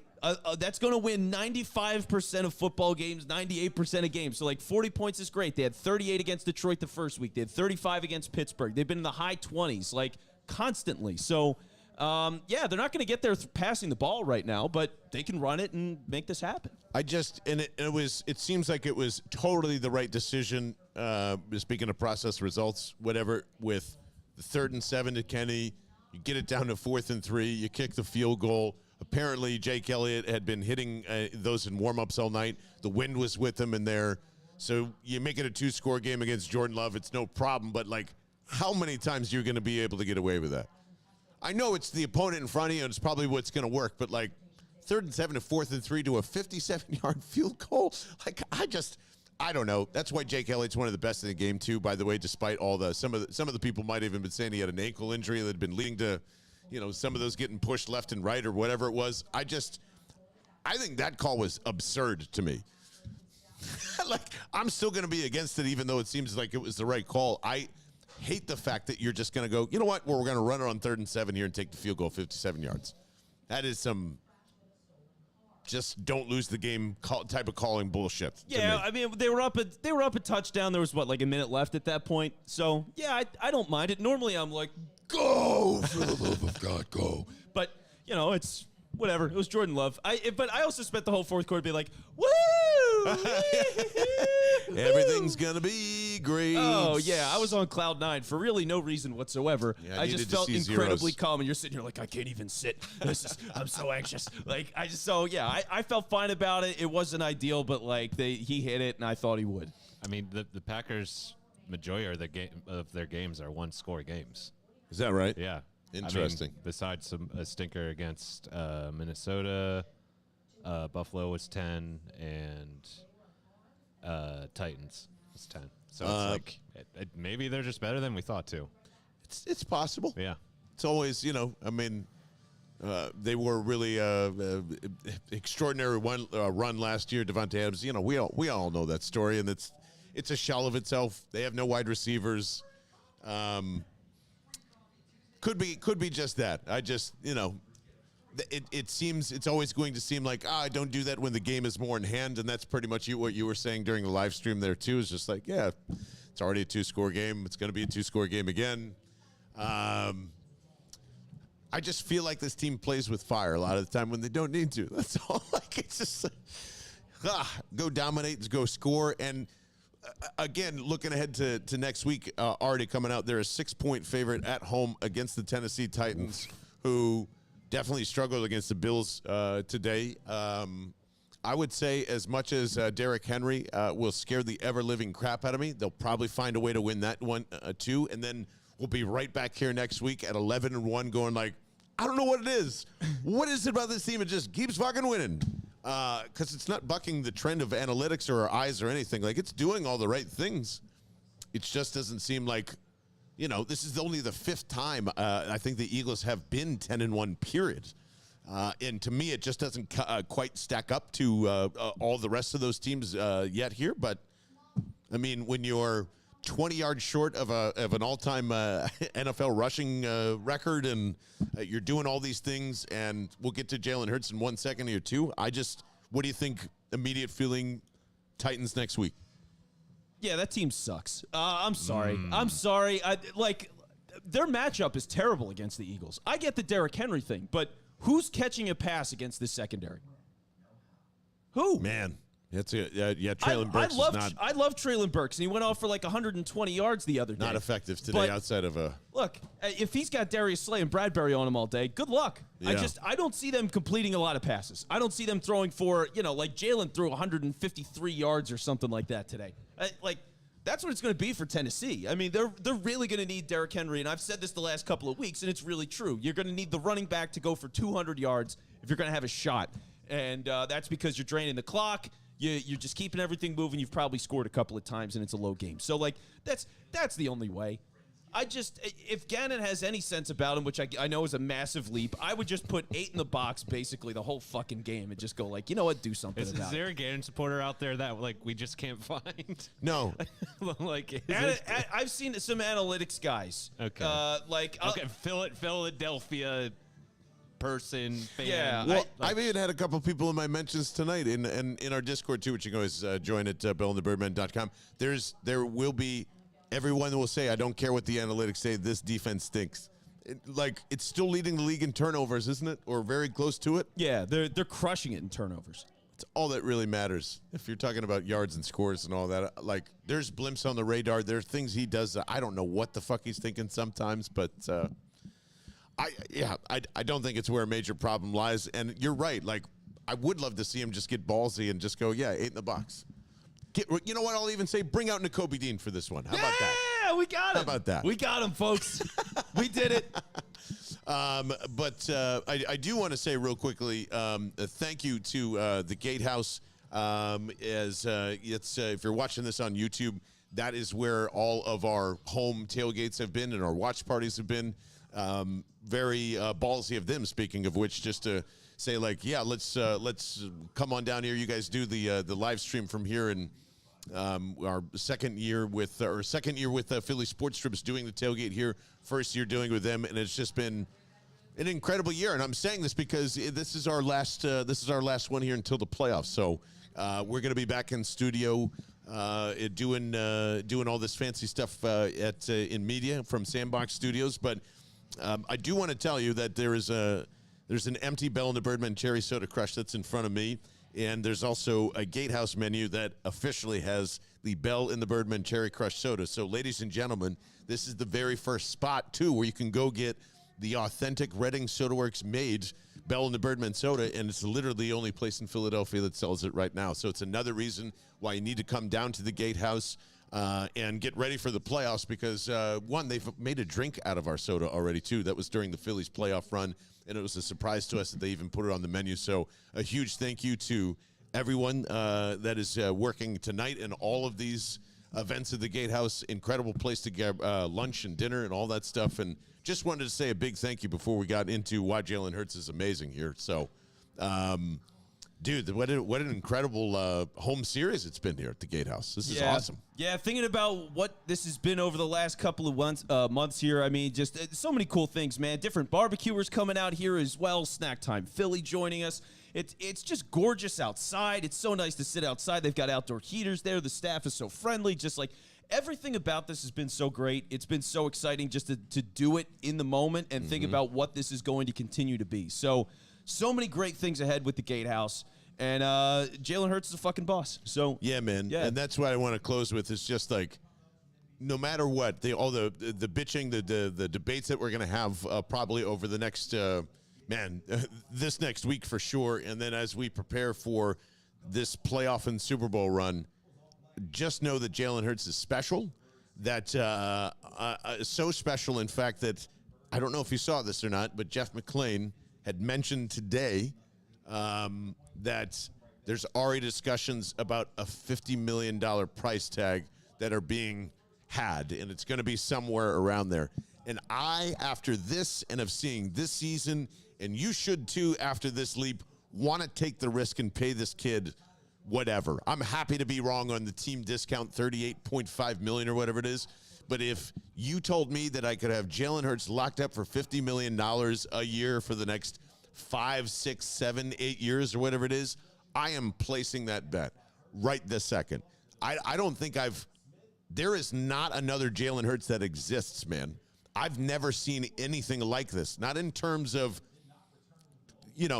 whatever the spectacularness that we're looking for in a quarterback, somebody that can just flick a ball that 70 yards down the field with pinpoint accuracy or whatever it is.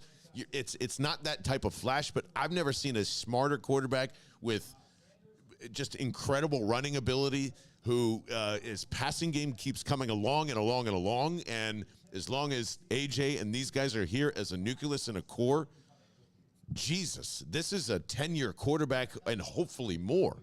I have no issues with this guy being a franchise quarterback or taking that risk and doing so at a $50 million price tag today, because that's what it's going to cost you by the time that you come around and be like, okay, he's worth that money.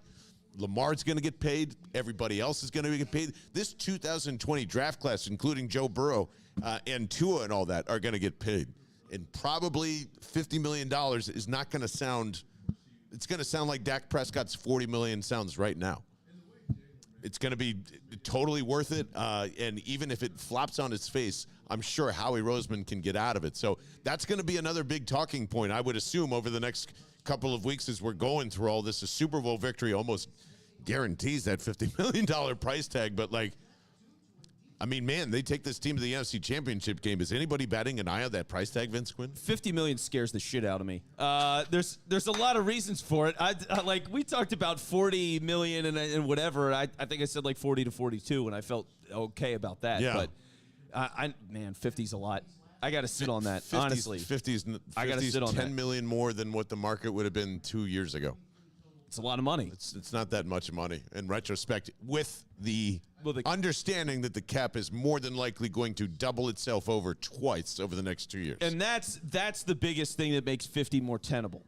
We could talk about this a little bit more on Tuesday. Or Oh, whenever no, we get will. together, but- I was just saying Yeah. if that was like going to be, in your mind, an initial horrendous price tag sticker shock for everybody to deal with. Yeah, it has to be on the mind. And Jeff McClain's been leading us this way for a couple of weeks now. I mean, we God talked bless you, because Jeff. he put, damn right, God bless you, Jeff.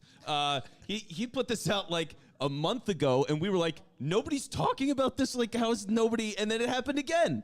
Which is what happens when you put things behind a paywall. I mean, it's a complicated business, so I don't know. But, I mean, you're talking about paying Jalen Hurts, and then you put it behind the paywall, and Just then nobody... means Jeff McClain's a real reporter. That's right. Well, he is. So credit to Jeff. Pay Jeff McClain. Pay Jeff That's McClain. right. Pay Jeff McClain. Everybody okay? that's still credible at the Inquirer, walk out, go get a Substack, and we'll follow you there. I promise you. Jeff McClain, come right for the show. Yeah, there you we'll go. help you build There, a Substack. Done and done. So I think there's a mountain of what's coming next discussion to come this week. Make sure you're subscribing right now. If you're watching this on YouTube, give us a thumbs up. And, bellandthebirdmen.com if you're listening and not quite subscribing to everything. Everything is there. We would love to see you in the Discord. And more importantly, we would love to see you buy some of these sweet S. I'd rather be watching the Birds hats, which you can also do free shipping throughout the weekend, and we're going to tell our friend Nick over at Forbidden Canvas to hopefully extend that for a little Victory Monday using the promo code Aaron Rodgers sucks, right? I hate Aaron Rodgers. I hate Aaron Rodgers. It's all one word. I hate Aaron Rodgers. And it was all caps when he sent it to us, so I really like that. And we'll never have to see his face again because Jordan Love, congratulations. You're the new starting quarterback of the Green Bay Packers. And Aaron Rodgers, I wish you good luck to the San Francisco on the 49ers venture eventually, I think, or Jets. the Peyote, the whatever Jets, he's up to. the peyote, the Humboldt County, weed farm you're going to have, and the podcast. And God bless you. I'm just, I'm so glad I never have to see your silly face ever again in Philadelphia. The Eagles are 10-1. I'm not going to try and overthink it anymore. Let's just go enjoy the ride and watch them kick the shit out of the Tennessee Titans, too. For Taylor Cordatis, for Vince Quinn, I'm John Barchard. Bird Brains, we can't thank you enough. We'll see you next Sunday from Sandbox Studios.